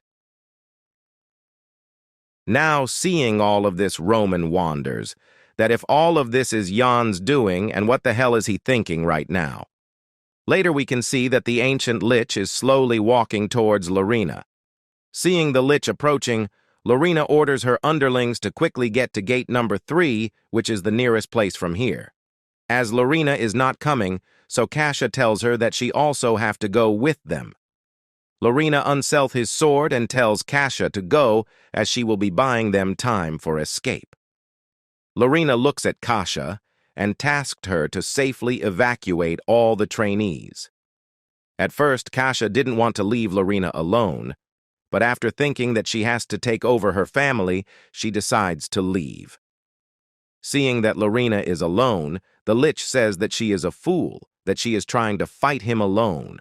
Lorena thinks that she still have some chance of winning. She only have 2 advantages right now. First, She have a blessed mithril sword that undeads are weak against. While she is thinking this, the lich casted a magic. The magic's name is Skull. Magic Missile. As the lich casted it, many skulls appear out of nowhere and rush to hit Lorena. Lorena uses her Dark Start mobility skill Wings of the Wind Swallow to avoid all the skulls. She then throws her sword cover towards the skulls as the two of them collides. An explosion occurs which binds the lich. Lorena uses this chance and gets up. She then jumps towards the lich and slash him vertically. As the attack lands, Lorena gets shocked to see that his attack is being blocked by the lich's defense magic protect wall. Lorien gets shocked again to see that the lich is double casting. In the meantime, the lich casts a attack, magic using his skulls, and it hits Lorena at the back. Getting hit, Lorena fall, and her weapon gets away and falls on the ground. The lich then binds Lorena using his skull. Lorena now gets into a terrible situation. She shouts at the lich to unbind her and let her go this instant. The lich laughs and says that he will now destroy that haughty soul. After that, the lich starts to cast his magic. A magic circle comes in front of Lorena, and the lich says that he will turn her into a corpse that will only serve him. On the other side, at the ancient lich's lair, Yan enters the lair alone. He walks along the lair wearing a monster leather. As he is about to climb the stairs, a magic circle activates. This is an advanced flame magic trap, known as Flare Tempest. A huge flame totally engulfs Yan, but after a while we can see Yan is absolutely fine. He is totally fine because of the volcano. Monster armor, the leather of the volcano. Armadillo has high fire resistance. It also has a durability that can even withstand explosive fire magic. Yan knows this trap beforehand, so he bought this with him.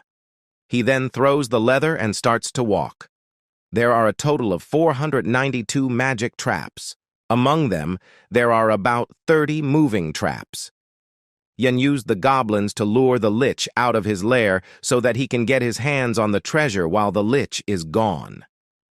Although he came up with this plan, but he can't believe it's this simple. Of course, this could only be possible if Yan knew everything about the lair. He got to know about the lich when he was the captain. After he returned from an assassination mission, he received a report, case number A5821567, Ancient Lich. In this case, 1,000 trainee soldiers have gone to the Blade Mountain Ranges, and there they found an immensely powerful monster that killed 900 trainees, and only 100 of them survived. A huge loss that placed the Special Forces Training Center in a critical state. Additional Report 1. We're assuming that the lich woke up and left his lair after sleeping for a long time and began to suck the blood of the trainees. After that, we were able to locate the lich as we investigated that incident. The lair was assumed to have been built during the ancient times. It was filled with mysterious treasures, grimoires that would make you a sage even if you read one of them, jewels that would make you so rich that you wouldn't have to work for life if you had one of them. But the most important thing was missing a life vessel. The egg of mana that contains the lich's life and mana. The life vessel that was missing in Yan's previous life still exists here. Additional report. To discovery of the remnants of a life vessel assumed to have gotten damaged while the lich was fighting someone, the culprit is undetermined. The incomplete secret technique that the Emperor gave Yan only allowed him to absorb it, but he couldn't compress it. But if Yan have the life vessel, the ultimate form of mana, he could use it to replace the missing function of compression that the secret technique lacked, that could perfect the divine dragon's breathing. Yan thinks this as smiles as now. If he used this opportunity, he might be able to surpass his precious self. After walking for a while, Yan comes in front of a gate, in which lies the lich's altar, and this is also at the bottom level of the lair. Yan then throws a kuni at the gate. As the kuni is about to hit the gate, it is stopped by a magic barrier. After that, a skull comes out of there and attacks Yan. Yan dodges it and moves backwards. This the gatekeeper that Jan has heard off. This is the sealing magic face lock. It is an evil spirit without a physical body, so it is very hard to deal with. The skull then scans Jan's face, and as it didn't match it, tells to verify with the right face. Jan leaves that route as he knows about a secret way around. There was a place written in the report. After searching for a while, Jan found a switch in the wall, so he pressed it. As he pressed it, a door opens. This is the secret passageway made for the slaves. Additional report, 2-2. A large number of slaves are assumed to have lived in the lair. There's a passageway for the slaves to use. Jan knows this info from there. It's a labyrinth with a lot of primitive traps, so it'll take a while to get through this place, but there's nothing a special forces captain like him can't get through, and Jan has plenty of time now, as he knows that Lorena will buy him plenty of time. As the lich casts the magic, a red rope-like thing comes out of the skull, and it slowly comes towards Lorena. Lorena is not scared. She tells the lich that the way he smells and acts is just like an old man. Ho, ho, ho, I'm looking forward to how your soul will contort. I'll rip off your head to use it as my favorite livestock. Shall I try dismembering that body of yours and transplant it into an orc? Or I could also turn you into a zombie and make you eat humans. I wonder if you'll still be this haughty enough talking. Let's begin, it's over for you. The lich says this. And after that, the red rope-like things rushed to attack her. As the attack is about to hit Lorena, she did something unexpected that shocked the lich. Lorena catches the red rope with her mouth. She bites it and says to the lich that all he can do is act, but actually he tastes like shit. The lich gets mad, and HW starts to make a black-red ball with his hands. This magic's name is Dark Annihilation. Magic Dark Break. As he is about to launch the attack, the lich noticed something and stops his attack and looks at his lair. Lorena gets confused to see this scene. The lich gets that the barrier he puts in the altar gate has been broken. He gets furious and binds Lorena's neck with the red rope. He then pulls Lorena towards him and says that how dare she is to distract him, while her other friend gets into his lair. Lorena says that what does he mean by that? The lich gets mad and tells her to shut up. He then uses gravity wave magic and smash her on the ground. The lich then turns around and orders his skulls to open the gate to his altar. After that, the skulls rotates around at mid-air and a red portal is made. The lich gets through the portal. Lorena now gets up and she is injured and also confused to see the sudden disappearance of the lich. Then in the lair, we can see a red magic circle is formed on the white floor, and from there, the lich comes out and says, that who dares to defile his altar.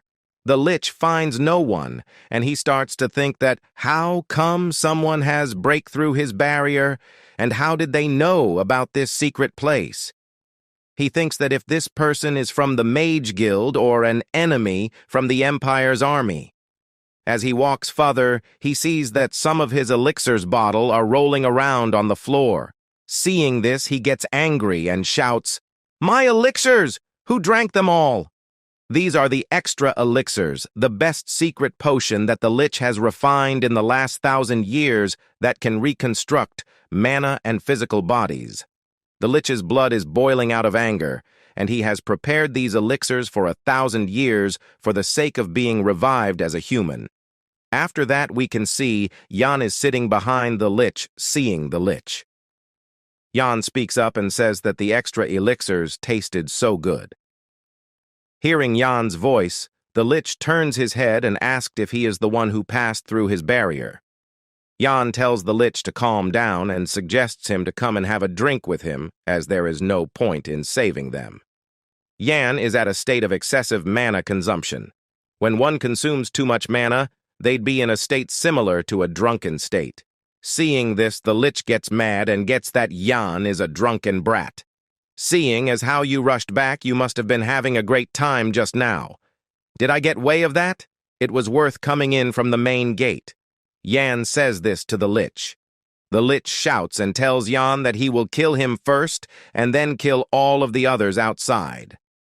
The lich also asked Jan that if he thought that he wouldn't know that some rat had snuck into his lair. You didn't even know your lair was being raided. You wouldn't have known at all if I had only used the secret passageway, Jan says. The lich then asked that then, why did he break the barrier of the main gate? The main reason that Jan break the barrier is to save Lorena.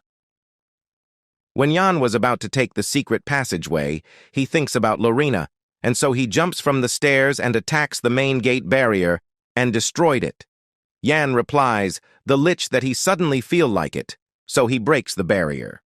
Jan also says that there were also some ancient documents lying around too, and books about mana heart and energy core. So he asked the lich that if he has gather all of that like some shut-in for 1,000 years, Cuckoo, do you know how I gathered them? My name is Moman, the one who decided to become an undead for 1,000 years for the sake of revenge. In the last 1,000 years, all I did was to prepare a mere rat like you dares to foil my plans, for the sake of seeking revenge against the bastard who betrayed me and took everything from me. I even swallowed the humiliation of becoming an undead. My great plans are now for naught thanks to you. Jan hears all of this while drinking the elixir. He then says, sorry to the lich. Seeing him drinking, the lich gets furious, and he instantly starts to attack Jan with his magic. He uses the Great Flame magic as he wants to even vaporize the blood of Jan. Jan closes his eyes for a bit and reopens them and looks at the lich confidently and tells him to stop. Hearing this, the lich stops instantly. The lich steps back and says that the energy of the mana coming from Jan is very familiar to him. Jan starts to show his chest and tells the lich that he catch on quickly. As he sides the cloth and shows his chest, there is a small magic circle glowing in his chest. The lich sees this and asked Jan that if he has consumed his life vessel. Jan tells him that it's a mana heart. A mana heart? You used my life vessel to obtain a mana heart? How do you know how to use a mana heart? The lich asked. Jan didn't answer him anymore and starts to run away. Seeing this, the lich uses his wide-range flame, magic heavy fire rain. Jan successfully avoids all the attack and runs. The lich also starts to cause him. Jan tells the lich to calm down as if he kills him. He will also die as he holds his life vessel. While chasing Jan, the lich tells him that he will not kill him. He will use his body and revive himself. The lich also tells that as Jan has ruined his work of a millennia and has taken his life vessel, and drinks all the elixirs, he will take his body, which will be a fair trade. You want to use my body? Sorry. But I don't swing that way. Jan tells this to the lich. The lich then starts to cast a magic, and he tells Jan to give up already and hand him his body. The lich uses parallel circulation magic, and many magic circles appears and surrounds Jan. The name of this magic is Hexastrom. Jan gets impressed to see this, so to get out of there safely, Jan uses Divine Dragon's breathing, and he also activates his mana heart. As the magic is casted, lightning blots fireball, and few other attacks come out of the magic circles and hit the floor and breaks it into pieces. Seeing this destruction, the lich says that he used this magic after a long time so he couldn't adjust the power level.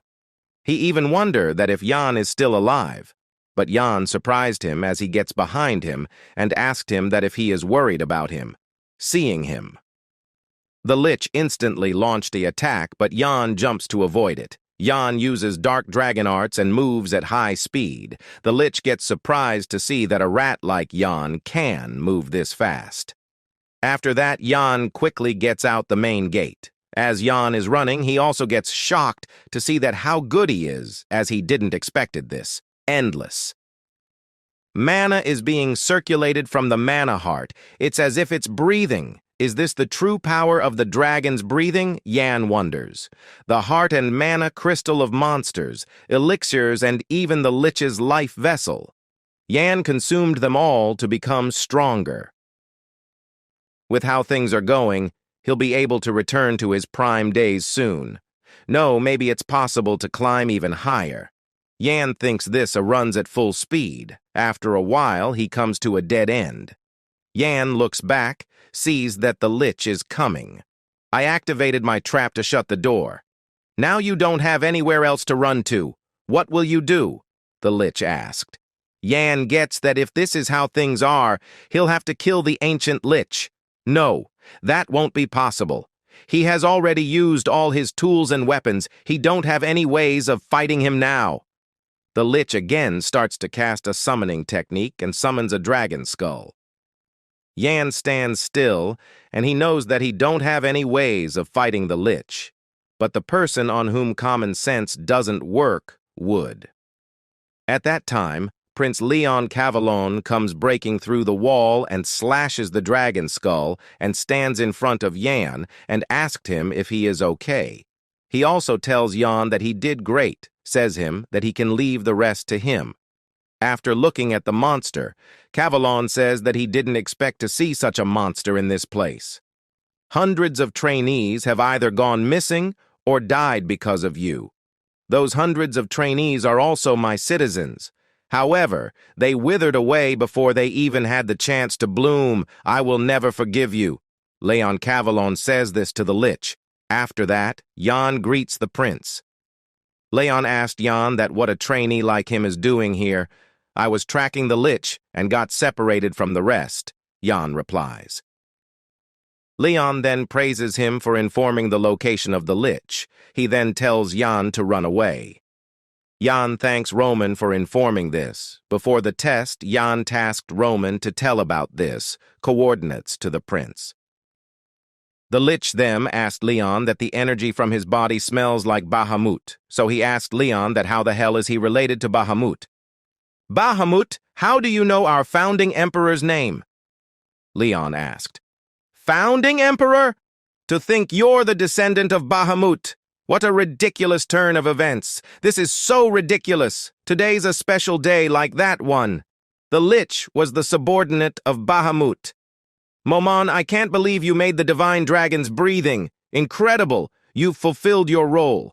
Now, die for me. Bahamut uses Momon and kills him. Momon is the one who formed the divine dragon's breathing. The lich laughs as the descendant of his sworn enemy has appeared before him like this. Back in the past, when Momon was a human sorcerer, he has always wondered. The energy core's stable flow and ability to maintain energy, along with the mana circle's explosive amplification and ability to absorb if these two become one. What kind of great power would emerge? In order to fulfill that curiosity, Momon began to make use of the body of his friend Bahamut for research. The research was a successful one and new mana had manifested in Bahamut's body. That was the birth of a mana heart. Bahamut has become more muscular and he show off his body to Momon. Momon then asked him that how is he feeling?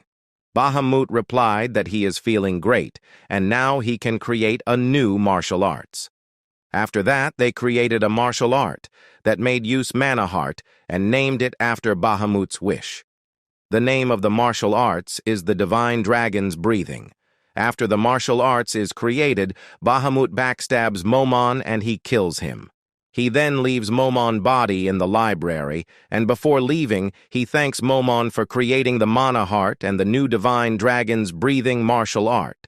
After that, uncountable days has passed by, Momon's flesh has decomposed, and now only his skeleton is left behind. But Momon used his little bit of mana left in his body to hold on to his soul. He was able to cast magic onto his rotting body with just one thought on his mind. Revenge, to meet punishment onto the one who stole everything from him, to give the one who betrayed his trust what he deserves. Momon had prepared 1,000 years for that. The fight between Momon and Leon broke out, the come to the long hall to fight. Momon uses his parallel calculation hexastrom. Leon uses secret art of the dragon's breathing and cuts all the magic circles. Leon then rushed towards Momon using the golden dragon descent technique. Seeing this, Momon says, "Ban a nut! Even after death, you seek to torture me." Prince Leon gets angry and warns the lich not to mention the name of their founding emperor. After that, the both of them jumps. Momon creates tons of magic circles, but Prince Leon cuts all of them and chases Momon. Momon gets shocked to see that all of his magic circles are being destroyed even before they are activated. In this case, Momon summons his slaves and tells him to garb Leon. Leon didn't get nervous, as he already know how to handle this situation. He rotates his sword and stabs the sword in the ground and uses the golden dragon summoning third technique Hungry Demon Dragon. All the slaves of Momon gets kills even before they are completely summoned. Momon then uses his fourth darkness magic element Strengthening, which is counted by Leon's golden dragon summon, 7th form dragon sword art, 3rd form. Momon then uses a upper level magic, 5th darkness, magic extermination magic, but this magic of his is also destroyed by Leon's imperial secret sword art ultimatum. The clashes of their techniques creates huge explosions. Yan is standing far away, and he sees this and thinks that this battle is truly incredible. Yan also praises Leon for being able to fight this monster, and now seeing this Yan thinks that Leon is the true monster. The energy from Leon's sword resembles a dragon, so Yan wonders if this phenomenon is due to the divine dragon's breathing. Yan also finds this situation as a good opportunity so that he can observe the capabilities of Prince Leon, as in the near future he has to fight with him. Now Yan wants to run away from here while they are fighting, as his top priority is to find his family. As Yan is about to run away at that time, Rodrigo Meyer comes and stops him and says that where he is going, as this is where things are about to get interesting. Rodrigo garbs Jan's shoulder tightly and looks at him angrily and says, "This is strange. The escape of the trainee soldiers and the appearance of the lich. Number 974. You seem to always be at the center of both incidents." "Captain Rodrigo," Yan says politely. Rodrigo stops Yan and tells him to address him. "Sir," he also says that the standard of training must be in shambles for Yan to not even know how to greet his superiors properly. And this is just basic manners. What the hell are they teaching trainees nowadays? As Rodrigo is saying all of this, Yan finds him naggy type. Although the instructor commander covered up the escape incident, that was after the incident had been reported. A total of 4 escapees ranging from the trainees with numbers starting from 10 plus to 900 plus. 3 of the higher-ranked trainees were captured in a nearby forest pursuit squad. 3 that had been chasing down the final escapee had all been discovered dead, and the escaped trainee was nowhere to be found. Yan is the last trainee in the escape attempt. Captain Rodrigo then says that he heard the instructor commander personally joined the pursuit later on, and a mere low-ranked trainee was able to survive both the pursuit squad and the instructor commander. You also survived the ancient lich this time round. Could all this be pure luck? I doubt so. Yan smiles and says that it's just not pure luck. He is super lucky. Yan also says that he was threatened by the rest in the escape attempt to become their porter. When he was almost offered as a sacrifice by the lich, the crown prince appeared and saved him. "That's all thanks to luck? Are you seriously asking me to believe that?" Rodrigo asked. Yan says that it's true that he is lucky. He then give a cunning look and asked Rodrigo that if he is going to punish him for being lucky. "Impudent brat. I can't believe he dares talk to me like that. To have such guts despite only being number 974, is he a hidden illegitimate child of a great family? That can't be it though." Rodrigo thinks this. Yan then asked Rodrigo that if he isn't going to help the prince, help him, don't be silly. "If I tried to help, I'd do nothing but stand in his way." Rodrigo replies this to Yan. As the two of them is watching the battle, Yan notices that the lich's vessel disappeared, but he's still alive. He thinks that it is because he couldn't completely absorb it. Yan then thinks if he activate his mana heart to completely absorb it, all of this will be over. Leon and Momon is fighting fiercely. Now Momon is on running as Leon is attacking him. While chasing him, Leon mocks him by saying that he has been doing nothing by running. Momon gets mad and shouts to shut up.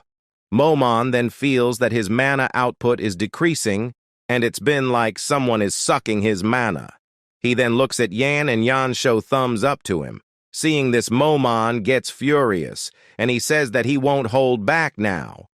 Leon sensed something unusual, so he looks at Momon with his eyes wide open. Momon then tears apart his robe, and from there a huge red eye-like thing appears. Showing this, Momon says that he will kill everyone. This is another Momon's technique known as domain expansion. Domain expansion manifests the inner world of the user. Other than the Emperor, there are only 4 patriarchs who are capable of using this skill. Yan and Rodrigo sees this scene from above. Momon shouts, "Die, descendant of Bahamut." Leon gets a bit shocked to see this. Yan then uses the mana heart's full power to absorb the mana of Momon's life vessel. Momon suddenly feels a huge decrease in his mana, and he starts to shake. Leon sees an opening and attacks Momon with his Gold Dragon Dissension's ultimate technique. But as Leon attacks, his sword breaks into pieces. Seeing this, Momon laughs and says that domain expansion is in effect, and an attack like this will do nothing to him. After that, Leon shouts, "Come forth, Dragon Sword!" As he shouts, a golden light comes from the sword's handle and takes its form into a sword. Now Leon uses his Gold Dragon Dissension's ultimate technique. This time, he cuts all the magic circles in half and also slashes Momon into 2. Momon then starts to vanish away. He tries to garb Leon and says his last words of resentment. After that, his body turns into dust and flies away with the wind. Leon looks up and says that it's done. What a terrifying opponent. That was definitely domain expansion. If that had been perfect, the only thing left here would be is dust. I'm still too weak. After that, Rodrigo and Yan comes to Leon, and Rodrigo says that he has taken so much damage, and why did he have to come personally to do such a tripling job? Leon tells Rodrigo to stop nagging. He then asked Yan that if he is injured anywhere. Yan say he is not, and thanks Leon for saving him. After that, Leon orders Rodrigo to take Yan to the medical center. After that, all training in Blade Mountain ranges ceased. The results were way beyond what Yan had imagined. Yan managed to create his mana heart with the life vessel. He was also able to see what the Crown Prince is capable of. Yan thanks Momon for all of this. Later, as the hall is completely empty, we can see that the single piece of Momon's cloth that is lying on the floor shines. After defeating Momon, Yan comes back to the mansion and he takes a break after such a long time. He sits in a couch and is reading a book and enjoying his drink. Yan can't believe that a mansion like this is the residence for a trainee soldier. He wonders that if all the nobles live in such place. It's way too different compared to that hellhole Yan lived in cavern, 178 square feet, with urinal, chair, metal chains, and cockroaches. Compared to that, a mansion is 1,000 square feet, has bed, sofa, shower room, and proper food. This privilege that Yan is enjoying is because of scoring high in the test. The result of the test are given not too long ago. At the hall, all the trainees are gathered, and an instructor comes and says, "Great job, everyone." Although the first test was put to a halt due to the sudden incident, thanks to the Crown Prince's quick response, we were able to bring the whole fiasco to an end. We were able to stop the test safely. Those who survived the test take pride in that. We'll now announce the results. Rank 1 to 10 would be top. Rank 11 to 100 would be the middle.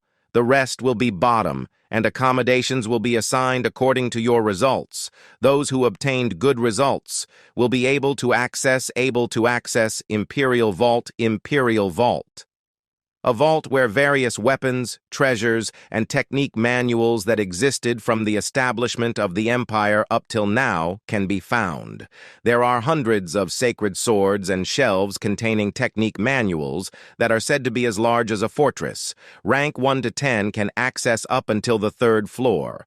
Rank 100 and above can access up until the 2nd floor. The rest will only be able to access the 1st floor. After saying this, the instructor starts to announce the rankings. Roman has got the 5th rank.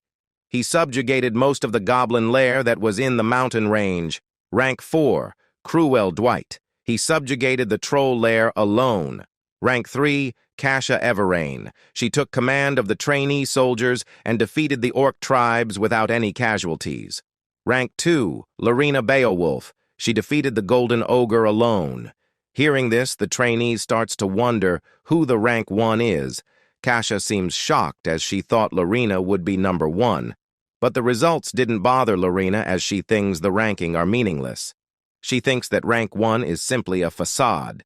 As she was way too powerless in front of the real monster, she is determined to get more stronger. What a pathetic sight, Lady Larina. You acted all big like you could protect everything. But you couldn't even protect your own number 1 spot. Cruel says this. He also says that he heard that Lorena tried to stop the lich alone when it appeared incredible. What a role model for the nobles. But there's a strange rumor going around that you, Lorena, didn't fight the lich. You barely survived by pleading for your life. That's not wrong, because the lich wasn't someone I could defeat with my skills. Lorena says this and starts to walk away. While going away, Lorena thanks Cruel for being interested in rumors about her. She also advises Cruel to start paying more attention to his own results. What did you say? Lorena, you're way too nice living like this. Do you think you can fill the position of the dead Duke Beowolf, the successor of the Beowolf family? It was supposed to be my brother's position, but it belongs to no one now that he's dead. You're aiming for that position, right? That's perfect for your current situation. Oh, wait, could you have created that opportunity for yourself? If that's true, then that'd be huge news. Cruel says this. Lorena looks angrily at Cruel and asked him to guess whether he will die here. Hearing this, Cruel also gets excited and he starts to attack Lorena. At that time, somebody catch Cruel's ear and pulls it. Cruel stops immediately and he asked who dares to catch his ear. The man didn't stop, and upon hearing this, he pulls Cruel's ear so hard that he kneels down out of pain. In the meantime, the instructor announces that trainee number 974 Yan in the rank number 1. And the person who dares to tear Cruel's ear is also Yan.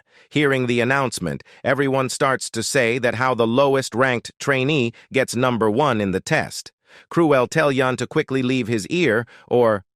Hearing this, Yan gives a death glare at Cruel and asked, "What or?" Cruel lowers his gas and says that he wants to says that his ear hurts a lot. Yan then says hello to Lorena. She asked Yan that how did he get to know Cruel so well. Yan replies that they bump into each other at the mountain ranges. Yan also says that he is happy to see that Lorena didn't get any injuries. Lorena thanks Yan for this. She also thinks that what did Yan do to scare Cruel, who looks down on everybody? And she senses a power from Yan that feels like it could explode at any moment. Lorena wonders what on earth is going on. She has a lot of questions, but there is one thing that she must say right now. After that, Lorena tells Yan that Cruel has been mouthing curse words at Yan since just now. Hearing this, Yan pulls the ear harder, and Cruel beg him to stop, as what Lorena just said is a lie. Geek was awarded this accommodation for placing first on the test. He also got this book from the Imperial Vault. Back to the present, as Yan is thinking this, he suddenly looks at the ceiling and tells to come in.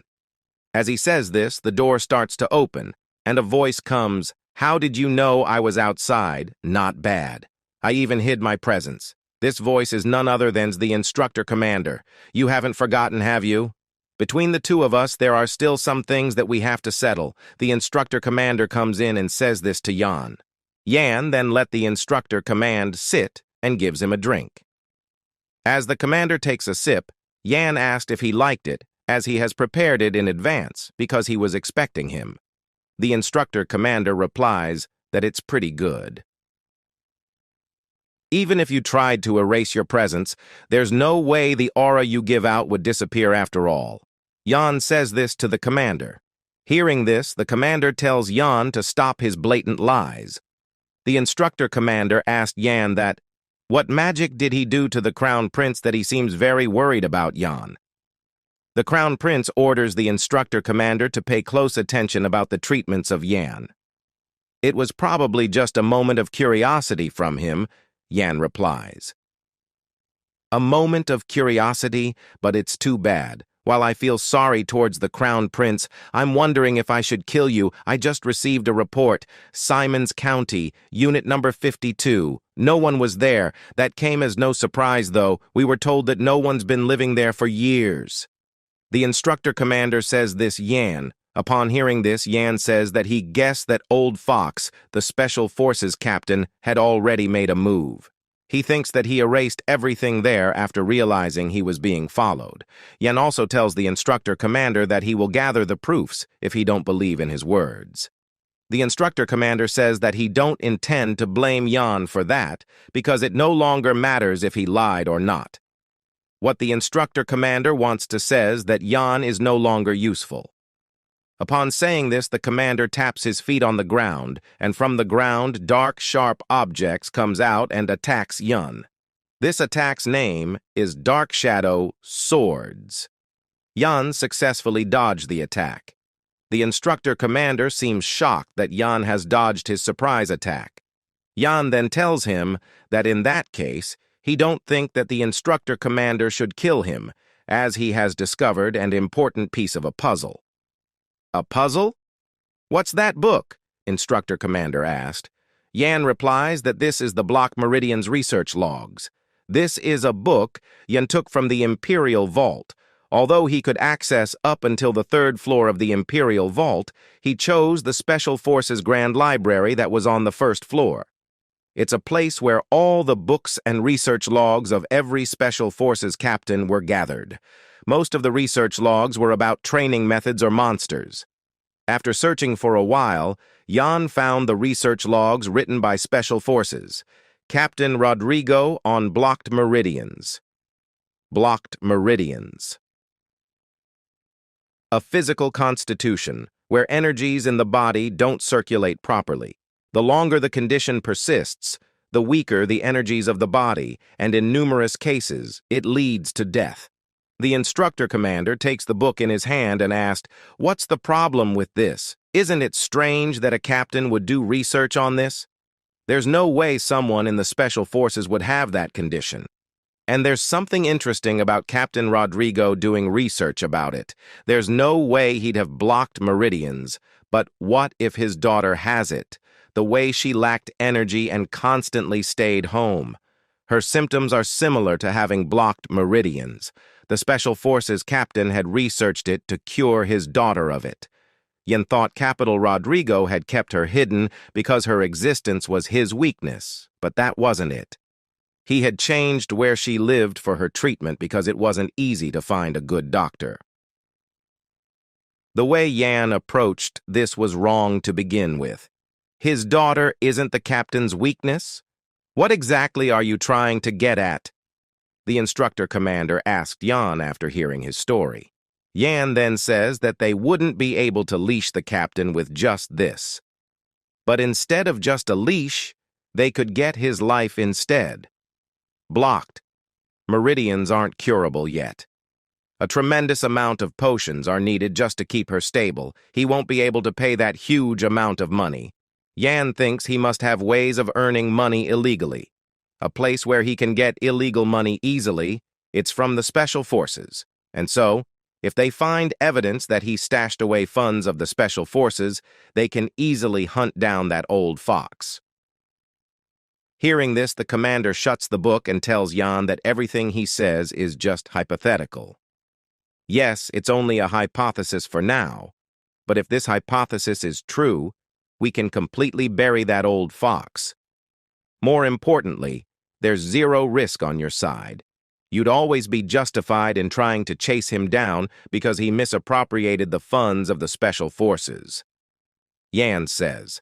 Hearing this, instructor commander says that it's not bad. He then throws the book to Yan and says that he has someone in the Special Forces Investigation Squad, so things might unfold smoothly for them.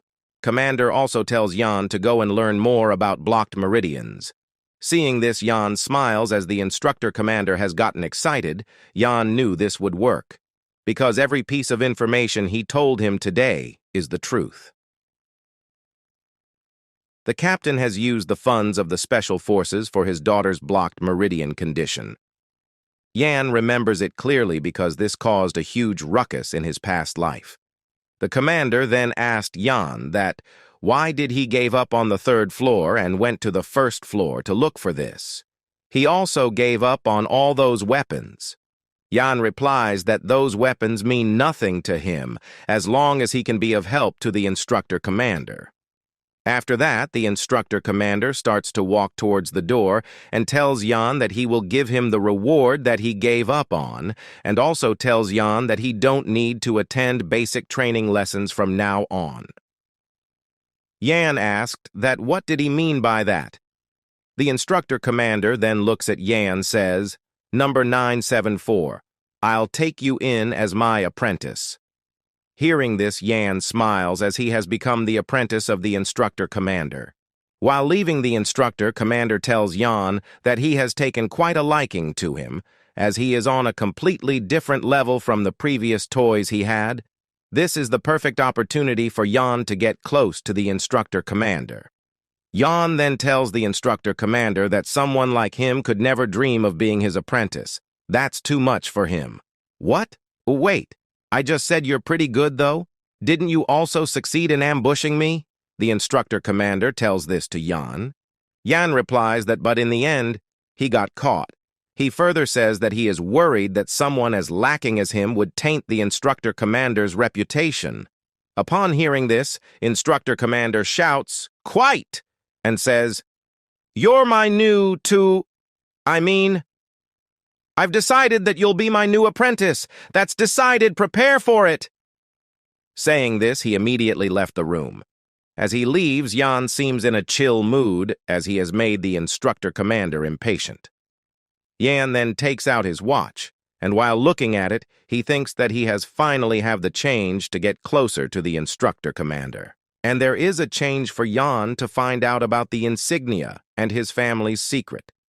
Scene changes, and we can see that at the 3rd arena, which is a personal training ground that's made available to executives.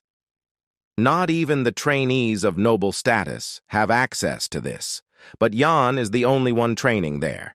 He has built up some muscles while training. After a while of training, Yan thinks to take a rest. Yan can feel his body adapting to fit the mana heart, but the speed of the change is still too slow, but he needs to train as per his internal energy for the time being. Yan is able to use this place, thanks to the instructor commander. There were varied responses when people knew of this benefit that was given to me by the instructor commander. Roman gets angry and says if he became the dog of the instructor commander. Kasha seems interested in Yan and secretly wants to be friends with him. And lastly, Lorena, who began to stalk Yan even more. While it looks like the instructor commander was touched by the fact that Yan chose to go to the 1st floor for his sake, but this book is just a bait. The real thing is something else. The book that Yan really want to get was this The Birth of the Empire. Although it looks like a normal history book, it's a book that would cause an uproar in the future when people find out that it was written by the founding emperor, although Yan now have a mana heart, but he is still unable to perfectly use the divine dragon's breathing. The divine dragon's breathing was the product of the founding emperor, Bahamut and Momon. In order to perfectly use the divine dragon's breathing, both of them are needed. Right now, Yan need the knowledge of the founding emperor. Come to think of it, Momon is quite pitiful. He got his ultimate technique stolen before he got killed. It's no wonder he became a vengeful lich. Yan opens the book in a thought that he will be able to find any hint about the divine dragon's breathing. But as he opens, he gets shocked as the book is empty. He search all the pages of the book, but all the pages are blank. Yan gets tensed and starts to think that if all the rumors of his past life is fatal. He also thinks that as the emperor killed Momon to get monopoly for this breathing, so there is no way he would leave the technique so easily. While Yan is deep in his through at that time, a black hand appears above his head. Yan sensed it as he quickly looks around, but he didn't find anyone or sees anything. Yan then leaves the book and goes back to his training. He starts to train his shadow slash. He uses the technique and slashes the pillar. Yan tried to cut the pillar in half, but he is still too weak for that, and he still can't do it as well as the instructor commander. While Yan is training, he hears a laughing sound, and that sound tells Yan that he is a fool. Yan noticed the sound and gets that it's coming from behind a pillar. The sound also tells Yan that he will never be able to solve the secret of the book. Yan tells to show himself. After that, we can see Momon comes from behind the pillar and says, "Long time no see, foolish brat." "Momon, how are you here? You survived despite taking that hit," Yan asked. Cuckoo. I learned something through that incident. If I ignore something just because it's a mere insect, it'll still turn into a pain in the butt, especially child like you. You have to pass on sight. Saying this, Momon rushed to attack Yan. As Momon rushed, his robe gets slid away as his appearance is reviled. Momon looks like a boy with long white hairs. Yan thinks that his eyes are deceiving him. The lich. Momon is actually a woman. As the lich attacks, she passes through Yan. She again tries to attack, but this time also she passes through. But of them gets shocked seeing this phenomenon. Yan thinks if she is a spirit or just he is imagining things. During the process of the life vessel turning into a mana heart, did Momon become a part of my thoughts then? Yan wonders, as Momon has no real body, so she can't harm Yan. But the noise she is making is irritating Yan. Yan then lets Momon. That why is she wandering like a soul? She should have died properly. As Yan says this, the appearance of Momon changes again. She turns more mature, magic scholar. Momon, due to the influence of Yan's mana heart, she returned to her human form. Did you think I'd disappear just like that? Now that I'm back, I'll kill every single one of you. Not only you, but also the bloodline of Bahamut in this darn country. Momon says this after gaining her human form. She then gives an angry look and says that she will torture all of those who betrayed her until they beg her to kill them. While Momon is saying, then Yan interprets her and says that she is becoming small again. Momon replies that it can't be helped as this size is mana efficient. Yan then asked her that how can she take revenge in that form as she looks like a gimmicky plastic surgery advertisement. That's how everyone looks like once you take a good look inside of them. And this is all your fault. I'm currently receiving mana from your mana heart to maintain this form as a part of your thoughts. I'm unable to turn into a proper cognitive form because your magic power is too weak. Why the hell do you have so little mana when you have consumed that many potions? Even a neighborhood dog would have done better than you. Momon says this to Yan. Yan tells her to stop as she has been too harsh on him. Yan then thinks that now Momon will not be a threat to him. Yan, I can sense a faint amount of his mana going to her. The fact that there's a pathway between the two of them means that Momon can also affect Yan. She's the best magic scholar. If she starts to affect Yan by using mana, Yan would be left helpless.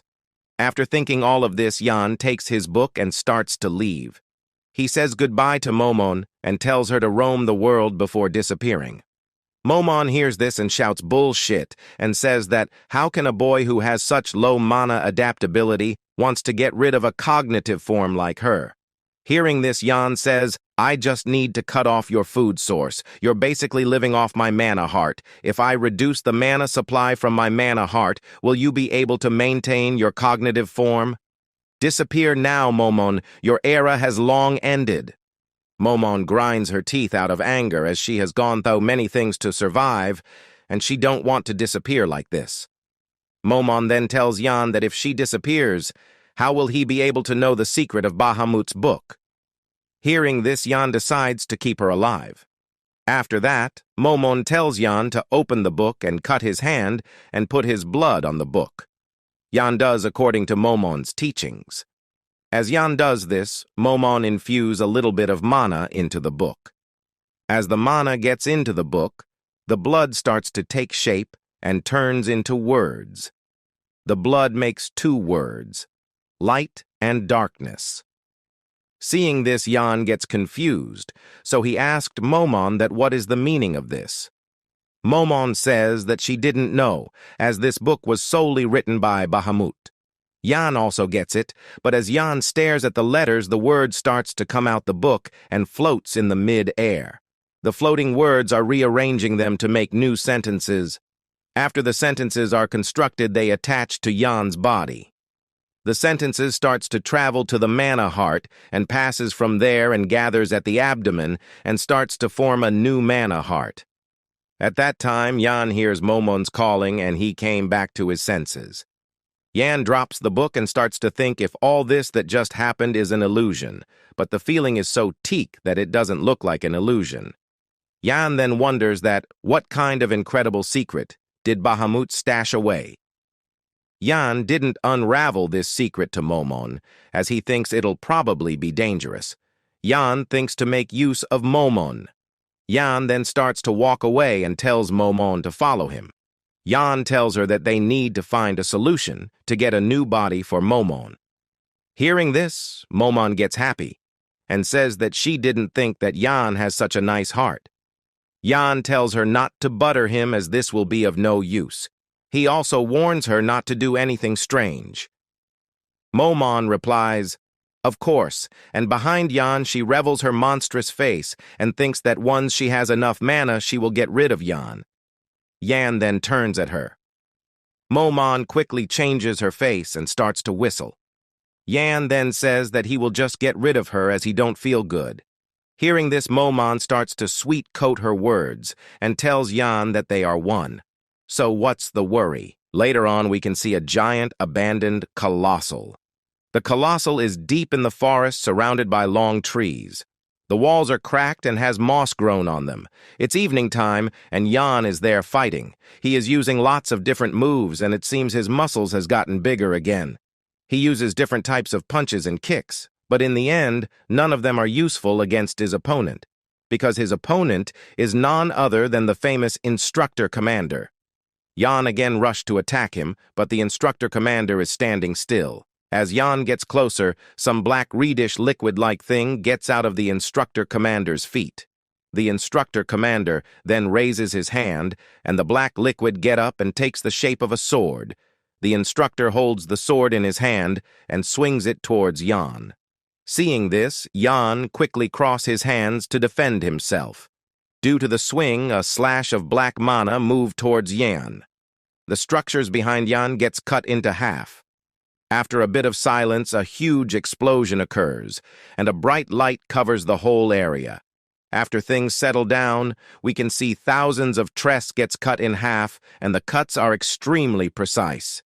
Seeing Jan still alive, the instructor commander laughs and says that it's amazing, although he did use a little bit of his strength, but he didn't try to kill Jan, and to think that Jan is still breathing is quite amazing for him. Jan flew away and he gets stuck on a tree upside down. Jan then tells his master to stop trying to kill him when they are sparring, and at least teach him how to defend this attack. You focus the enhanced protection energy solely into your arm to withstand the attack and used centrifugal force to deflect the attack, the instructor commander asked. Jan replies yes and says that although he tried to deflect the attack, but in the end, he was the only one who gets deflected. The things Jan learned from the details that he read in the Found Emperor's book helped him. As if it weren't for that book, only his lower body would be left, like what happened to the trees. While Jan is getting up, Momon appears and says that the instructor knows how to control the black dragon pretty well. Momon also asked Jan that who is this man. Jan replies that he is instructor commander of the Special Forces Training Center. Momon says that the man's energy is quite familiar to him. That's normal since he's the current emperor's illegitimate son. He's a descendant of the founding emperor, Yan says. Hearing this, Momon gets angry and says that she won't let him off easily. Saying this, Momon rushed to attack the instructor, but as she is a spirit, her attacks didn't even touch the instructor's body. The instructor commander then tells Yan that the sword technique he just saw was one of the Black Shadow Art's first techniques, Dread Slash, and no trainee has seen the second technique yet. Do you know why? Because all of them died after seeing the first, in an utterly boring manner. Trainee soldier, number 974. No, my apprentice, Yan. I truly wonder how many techniques you can last against. Hearing this, Yan smiles and says that, I don't know how many techniques there are, but I hope there's a lot of them. If I learn one technique each day, then I'll need 365 techniques to exist. The instructor tells Yan that it's nice to hear his cockily talk, and tells him that even if he learns one technique a day, it will still take him decades to learn all. Hearing this, Yan tells the instructor that there's no need for him to worry about the number of techniques he will need to show him. And from now on, he will only need to worry about what happens after he has shown it all to him. After that, the training session begins. The instructor beats Yan, and Yan also learns more every day. Yan manifested a black dagger on his hand and rushed with it to attack his master. Yan trained under the instructor commander. Every day and time passed just like that. It'd been 2 years that Yan has been training with the instructor commander. After 2 years, we can see all the trainees are gathered at the hall, and the combined ranking for this time's test is given to everyone. The top 50 trainees' names are put on the hall. This time also Yan is first, Lorena Beowolf is second, and Cruel Dwight is third. Everyone has grown taller and bigger. Lorena can't accept the results. After that day, Yan disappeared. He didn't even attend any training with them, and now he keeps getting number 1. Yan, just what kind of training have you been doing alone? Lorena wonders. After that day, Lorena didn't meet with Yan. She is frustrated and trains hard daily. She goes to dungeons and slays countless monsters, with the strong determination that on the next test, she will definitely beat Yan. Later, 2 more tests passed by, and Lorena couldn't get the first ranking from Yan. She deliberately pushed herself to Terran harder. She went to high-ranking dungeons and slays the boss monsters. Now she is on a level where she can easily kill an A-rank monster. Time passed by, and now, the last test for the trainees is conducting in the 3rd arena. The last test is to fight an instructor. This is an important test that decides who will join the special forces, depending on the performance they shown in the fight. Current Cruel is fight, and the others are watching the fight. Among them, Lorena is also there. To her, this test is just a formality and nothing else, as most of the high-ranked soldiers have already easily surpassed the instructors. Since a year ago, there haven't been any instructor that are of match with her, but if she don't participate in this test, she can't join the special forces. That means all trainee soldiers must attend this. Lorena is looking forward to see Yan. She wants to see that how much strong Yan has gotten in the last 4 years. While the instructor is fighting with Cruel, the instructor gets exhausted and tells Cruel that the test will stop here, and tells Cruel to go back to his seat as his evaluation is over. Even after hearing this, Cruel didn't stop and attacks the instructor. Cruel has gotten taller and he has turned more evil. He didn't want to stop the fight and tells the instructor that this is a fight, and he can't stop it just because he is afraid and wants to run away. Saying this, Cruel attacks the instructor's arms and leg and cuts them with his sharp nails. Lorena is seeing this silently. At that time, Roman and Kasha comes there and says Cruel has been acting like an asshole, and after he surpassed the instructors, he acts like he owns the whole world. Roman has bulked up and is the 4th rank holder, that poor instructor. He was unlucky enough to get paired with Cruel Roman. Go and help him. He's so pitiful. Kasha, who is the 5th ranked, says this. Hearing this, Roman says that the instructors also killed so many trainee soldiers, so they are just reaping that they sow. Kasha starts to test Roman that he is just saying this because he is scared to fight with Cruel. Lorena is standing still and thinks that Cruel always had a nasty personality, but now he has went crazy. He also recently killed the instructor that was appointed to Terran them. Seeing the hopeless instructor, the others starts to says that Y-on-1 is helping him. Some replies that Cruel is a crazy dog with a super rich family, and now, as they all will be graduating soon, no one wants to get in a scandal with the Dwight family. Cruel now breaks the sword of the instructor, and the instructor fall on the ground. Cruel rushed towards the instructor to kill him. At that time, Lorena uses her powers and creates ice spikes and makes some gap between Cruel and the instructor. Lorena gets on the arena and unsheath her sword and tells Cruel that she don't want to cause a scandal, but it's hard to overlook his behavior. Lorena then tells Cruel that she will make sure that there will be no scandals involving the Dwight family by not allowing Cruel to make a single sound. While saying this, she uses the Beowolf supreme technique Ice Sword. Seeing Lorena, Cruel gets crazy and laughs like a madman and says that he always wants to teach her a lesson before their graduation, but he didn't thought that an opportunity like this will appear in front on him. Lorena feels immense bloodlust coming from Cruel. Cruel gives a deadly smile and says that he will make her the last test of his life. After that, the other instructor takes the beaten and scared instructor out of the arena. Lorena then tells Cruel that he has always chosen to pick on easy targets. How about fighting someone stronger than him for once? Hearing this, Cruel gives a sinister laugh and says that Lorena is acting all superior like usual. As he is saying, Lorena can feel that the death energy that is coming from Cruel is getting stronger. Cruel then tells Lorena that he will wipe that haughty face of hers with the humiliation he is about to give her, and he will become the last test of her life. Saying this, the both of them jumped at each out and clashes. Lorena attacks with her sword while Cruel is using his hands.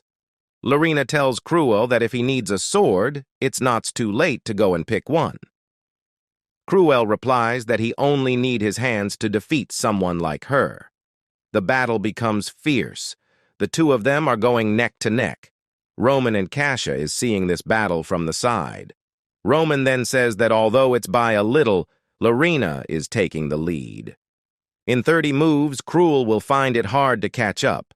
Kasha says that she hopes that's the case, because the strange energy that Cruel is exuding, that's not the dark shadow arts of the special forces. It's also not the ultimate technique of the Dwight family. If he uses that, and unlike Lorena, Cruel really wants to kill his opponent. Hearing this, Roman looks at her and rubs her head and tells her that what would someone who came in the 5th place know? What did you say? You also could only secure 3rd in rank too. Kasha says this. Don't you know that the 3rd rank and above are basically peerless? Roman says. Kasha replies that she didn't care about the ranking that much because she has other priorities other than the rankings. I know what your priorities were. You created a personal organization of commoners and countryside nobles, a total of 80 of them, right? Although I'd say they're more like an idle fan club rather than a personal organization. You must have been quite busy trying to recruit those nobles. Roman says this to Kasha. Upon hearing this, Kasha tells Roman that wasn't he was also busy himself. Roman also gathered trainees who were either slaves or from foreign lands. He created an organization that's basically an army. Listening to this, Roman gets a bit angry and tells Kasha that she is way too interested in others' affairs. Kasha smiles and says that she can says that same about him. A battle is about to break between them, but hopefully they stops after hearing Cruel's scream. Lorena beats Cruel and holds the sword on his neck. I think this fight is over. Want to continue? If you always act up because you think you're strong, you'll eventually end up in this state. If you learn to be humble, you won't need to be humiliated. Understood? Lorena says this to Cruel in a strict tone.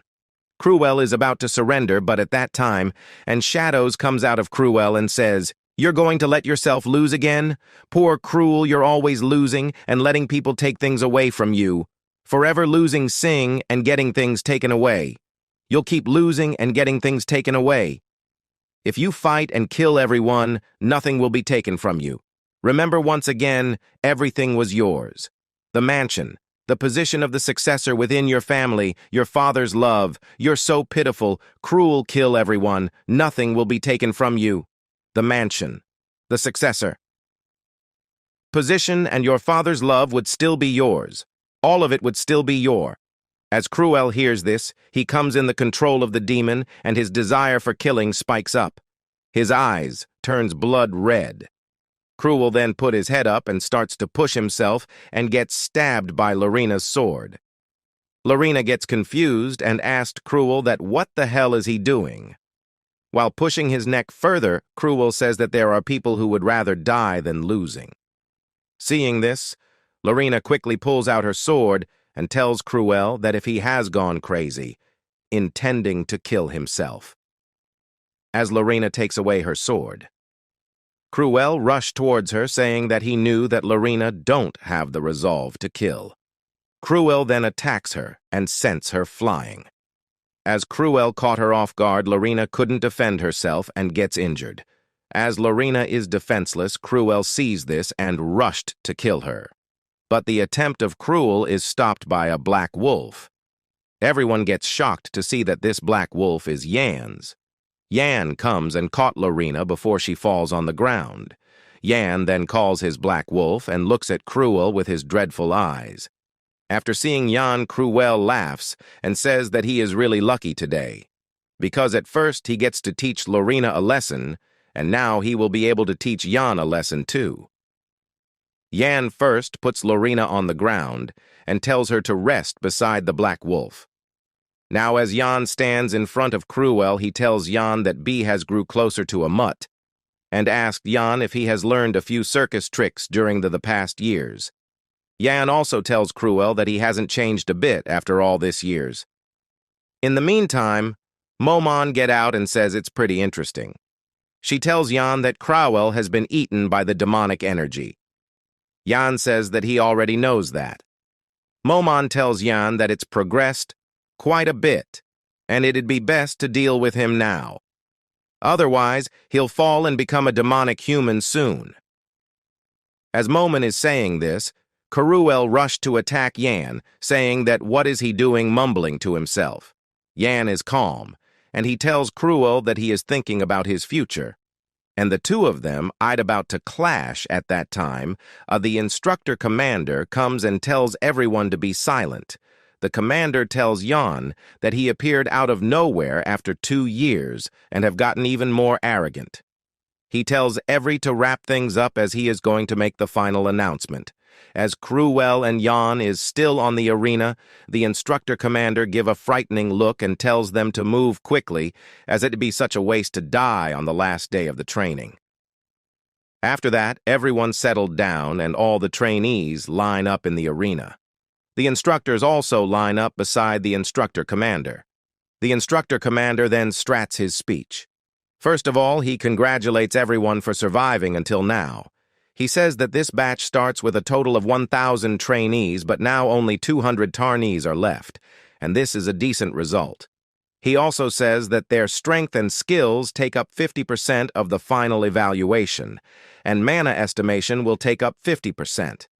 The final results will depend on what he has just mentioned, and they are no longer trainees anymore, so they have earned the right to be called something else other than their trainee number. They also have earned the right to be a Knight of the Empire. Empire. Knights are people who are able to control mana. There are a total of 10 ranks to measure how strong the knights are within the Empire. Rank 10, a knight who has learned how to use mana. Rank 9, a knight who possesses an energy core or circle. Rank 8, a knight who is able to resonate with their sword's name. Rank 7, a knight who is able to manifest energy onto items. Rank 6, a knight who is able to imbue energy onto a sword or their body. After the evaluation is done, and it's time for the results. As usual, Jan is at top, and his knight rank is 5. The scene changes, and we can see that Jan is walking through the upper-ranked trainees' accommodation hallway. It'd been 2 years since Jan has a decent accommodation. As he is walking, Momon asked Jan that what is this knight rank? Jan says that she don't know about this because this knight rank don't exist 1,000 years ago. Jan then tells Momon that the knight rank is basically a rank given to a knight like the mana circles. Most of the trainees would get rank 7 to 8. Even though the rank doesn't look high, they're at a level where they're capable of taking out most demi-human monsters. The 4 elites are ranked 6. There are very few people within the training center who can defeat the 4 of them to become rank 6. At their age means they're elites among the elites. As Jan is telling this to Momo at that time, Lorena comes to him and says that he has changed a lot in this 2 years. Jan tells her that she has also changed a lot, and she tells her that she should seek proper treatment for her injuries. Lorena asked Jan that if the reason he saved her in the match between Cruel and her is because he thinks that she would lose to Cruel. "What are you saying?" Jan asked. Lorena gets angry, and he looks at Jan and tells him not to. Thinks that he has won just because his rank is 5, because a rank is just a rank, and it can't portray the full strength of the person. Empire. Knight rank 5, people who are about to attain enhanced sword aura, the dream of knights. Although there are some rank 5 knights within the Empire, the only person who's achieved rank 5. At the age of 17 is the current crown prince, Leon. Lorena then leaves, tells Jan that he looks ugly in this long hairs. Jan is puzzled as he don't know why she is so angry. As Lorena walks, she felt ashamed of her behavior. She remembers the memory of her older brother, who has also achieved the rank 5, but due to Prince Leon, he didn't receive the title of being the youngest rank 5 in the Empire. But there is the thing that she didn't want to acknowledge, that Jan is better than her brother. After that, as Jan is walking to his room, Momon tells him that she didn't thought that being ranked 5 would be such a great deal. She then asked Jan that why he is hiding his real strength, and if he showed his real strength, he would get rank 4. Showing only this much is perfect for now. It's enough to get moths gathering around me like how they're attracted to flame. Jan says this to Momon. The scene shifts, and we can see the instructor commander is walking along the other instructor. The instructor tells him that because of Jan, the other trainees would be discouraged. The instructor commander says that Jan has exceeded his expectations, especially the Black Wolf. He never taught Jan anything about this. He himself modified the Black Shadow sword art and created the Black Wolf. The other instructor then tells him that he is favoring Jan too much, and if this continues, the order of the training center will disrupt. Senior instructor Zach. I guess you have become fearless, now that you have become a senior instructor. Since. When have you gotten the right to tell me what your personal opinions are? The instructor commander says this while giving a deadly look. Senior instructor Zach asked for forgiveness. The instructor commander then takes his leave while telling Zach to take care of the rest. As the instructor commander leaves, Zach's team comes, and Zach says that it's time to deal with Jan. After that, we can see Jan in his huge room, sleeping peacefully in this king-size bed. As Jan is sleeping quietly at that time, Momon get over him with the intention of taking over his body. Momon has been gathering strength for the past 2 years, so that when she gets Jan off guard, she can take over his body. Momon gives a deadly look and uses her magic to brainwash Jan. She uses Mind Breaker spell. She slowly guides her mana towards Jan's brain. She thinks that by the time Jan opens his eyes, she will take this body. But unfortunately for her, Jan noticed it and opens his eyes and says, "Come down." He tells this to his Black Wolf. As Momon was casting her magic on Jan, the Black Wolf gets behind Momon and is about to bite her head. Seeing Jan, Momon tries to trick him, saying that she was just seeing if his mana circuit is okay or not. Yan shouts and tells her to stop that bullshit, and he warns her that if she tries this kind of things again, he will trun her into dust. Momon nags and says that she had to do this because Yan is delaying to get her new body. While the two of them are talking at that time, somebody knocks on the gate and asks if trainee Yan is inside. Yan gets out of the bed and starts to walk towards the gate, thinking that who would come to him so late at night. As Yan opens the door, we can see senior instructor Zach.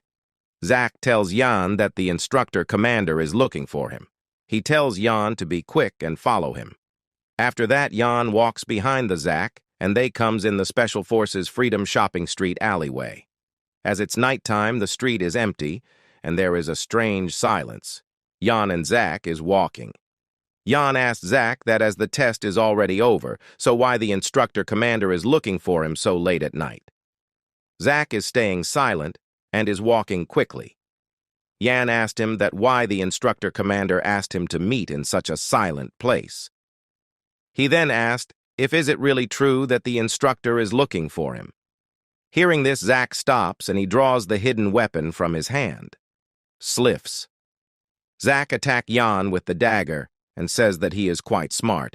As Zach turns to attack, he gets shocked to see that Yan is not there. Using his agility skills, Yan gets behind Zach and says that he is fast too. Yan then attacks the instructor and sends him flying with his 1-inch Dark Soul 7th form punch. Zach lands and his mask gets out of his face. Zach gives an angry look and asks Yan if he already knew about this. How could I not, when you guys exude such intense killing intent? Guess you guys are not that well trained in covert training yet, Yan says. Yan then looks at Zach and notices the crimson-colored sword energy that is coming out of his dagger. The only people capable of using that sword energy are rebels. Yan then asked, "You're a senior instructor, right?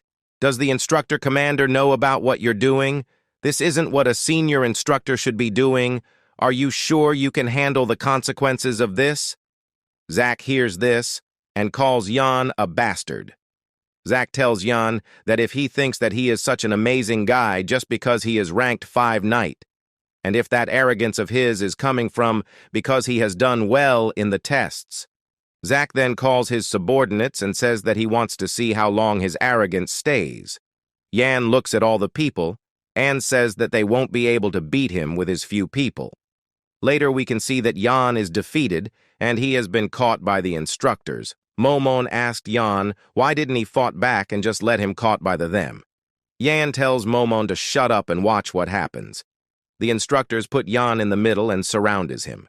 Yan begs them to at least tell him what the reason behind doing all of this. The other instructors tell Zach they should kill him quickly, and there is no need to hear his last words.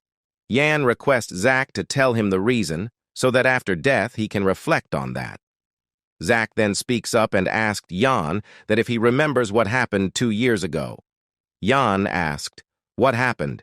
You led some trainees and escaped from the special forces.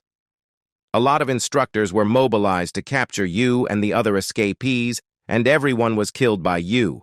My brother was among them. You probably don't even remember it, killing the squad leader of the 3rd Pursuit Squad. My brother, I won't forget how my brother lost his life because of a vermin like you. I still remember how his corpse looked. It looked like he was in great pain, the expression that he made. I've been waiting so long for this day. I'll kill you today and appease my brother's soul. Go to the afterlife and ask my brother for forgiveness." Zach tells this to Yan and tries to kill him. As Zach is about to attack, Yan calls his wolf and uses the Black Shadow Sword Art 1 Materialization Back Wolf. He cuts the hand of the instructor, Zach. Yan tells sorry to Zach for what happened to his brother. And as that, they both fought to survive, and Yan won, so there is no place for grudges to exist here. Yan tells Zach they were the guy to taught them this, and said that he didn't believe that so Mang instructors come here for this personal grudge. Zach hold his cut of hand and asked Yan that what nonsense he is spouting. Yan then looks fiercely at them and asked if they are rebels. Zach was from Armenia. They had a revolt that shook up the whole continent, even though it still ended in a failure. There was a group of people that led numerous rebels, so they rallied all sorts of rebels and called themselves the Revolutionary Army, the Crimson Revolutionaries. The name originated from the sword aura that they used, the Crimson Revolution. Their swords are always bloody, and they use their own blood to create a dark red sword aura.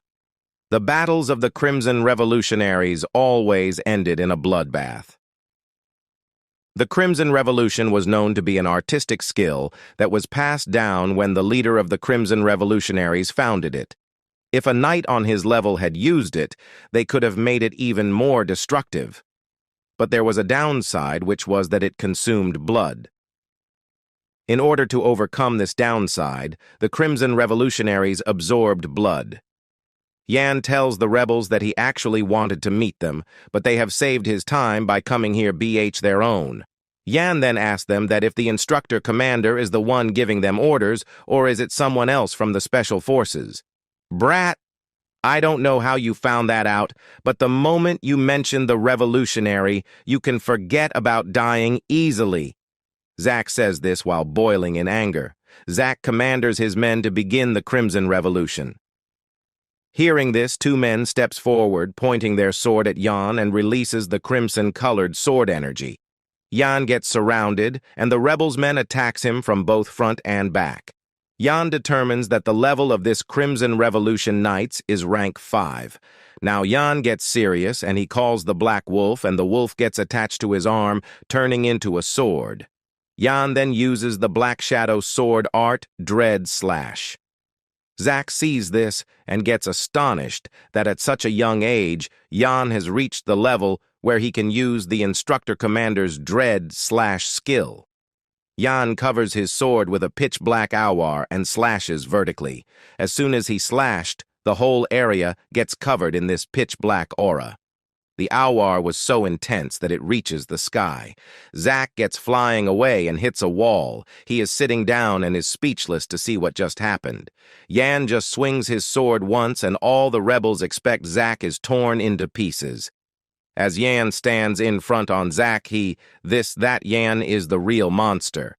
Zack asked Yan that what is he? Is he the spy planted by the Empire? Zack also asked that how did he find about them, and if the instructor commander also knew about them. Yan steps on Zack's injured leg and tells him that he is the one who will be asking the questions. Yan reached his pocket and starts to take out his pendant. He tells Zack not to worry, and he mighty spare his life if he gets a satisfactory answer.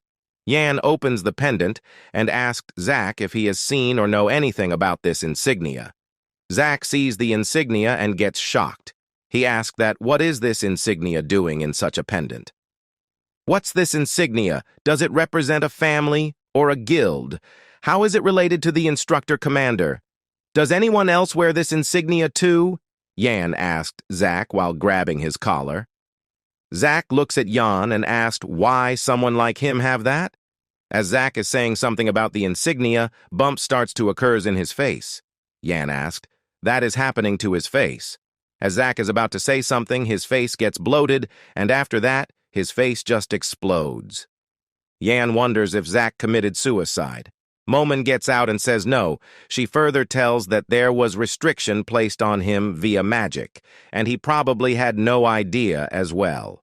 Yan asked, what's that? Energy and blood that would be triggered when a certain word is mentioned or a certain action is done, it'd explode and kill the one it's placed on. I don't know who was behind it, but he's very meticulous about security.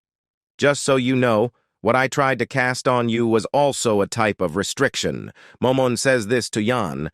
From this incident, Yan finds something that not only does the instructor commander carry the same insignia, but it's also related to the rebels.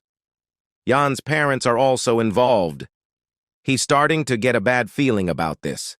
Yan then turns around and starts to walk. He is going to instructor commander to report this. You're going to find him after killing all his subordinates? You sure he's not the one who sent them? Momon says. Yan tells that probably the instructor commander sent them, but Yan probably wasn't the one that the instructor commander wanted to kill. In the meantime, the instructor commander arrives, and he is silently standing behind Yan. Yan noticed it and asked him that if he sent them to him so that he can kill them, natch. Why would I? No teacher would ask their own subordinates. Zach had seen talking back lately. So, I thought he needed to be taught a lesson. The instructor commander says this. He also tells Yan no need to report, he can go back now, as the real mission will start tomorrow, so he should rest up. As with his current level, his hands would be full with whatever's upcoming. Then the next day, we can see the Continental train heading towards northern Beowolf territory. Inside the Tarin, everything is normal. The ticket checker is watching that, if all the passenger has their ticket. Yan is also in that train. The ticket checker comes to him and asked for the ticket. Yan takes the ticket from his pocket and shows it to him. The man sees this and says that everything is okay and tells him to enjoy the journey. As the train is moving, Yan wonders that as now the tests are over, so they are sending him on a leisure train trip. Yan is moving to the north for a mission. The trainees that survived the tests have become official Special Forces members and were deployed for their first missions immediately. They were deployed into 4 battlefields. With the Empire as the center, they were sent north, south, east, and west. That's basically the whole continent. They asked people to choose which area they wanted to go to, and they were assigned their missions there. The east, which shares a border with the land of undead and wraiths. Kasha and 80+ of her followers went there. The west, where strange phenomena and monsters appear. Roman and 50+ people under him were deployed there. The stormy south, where pirates and tornadoes appear. Plus members that belong to the higher ranks were deployed there. The harsh north, where the lands are frozen and the borders are shared with the Barbarians' territory. The training center's #1 trainee, Yan, and 3 other members were deployed there. Only a very small number of people volunteered for the north. It's because the cold there is said to be able to freeze even dragons. Yan wanted to come here alone, but as 3 other trainees volunteered, so he has to come as a group of 4. The 3 other trainees are rank 6 Knight Cruel and Lorena, and 1 rank 8 Knight Shirley. Cruel asked Lorena that if she followed him here so that she can take revenge. Lorena stays silent and just ignored him. Shirley tells Cruel to shut up and says that probably Miss Lorena also thinks so. Cruel looks at her and asked, who is she, that she is acting like her maid.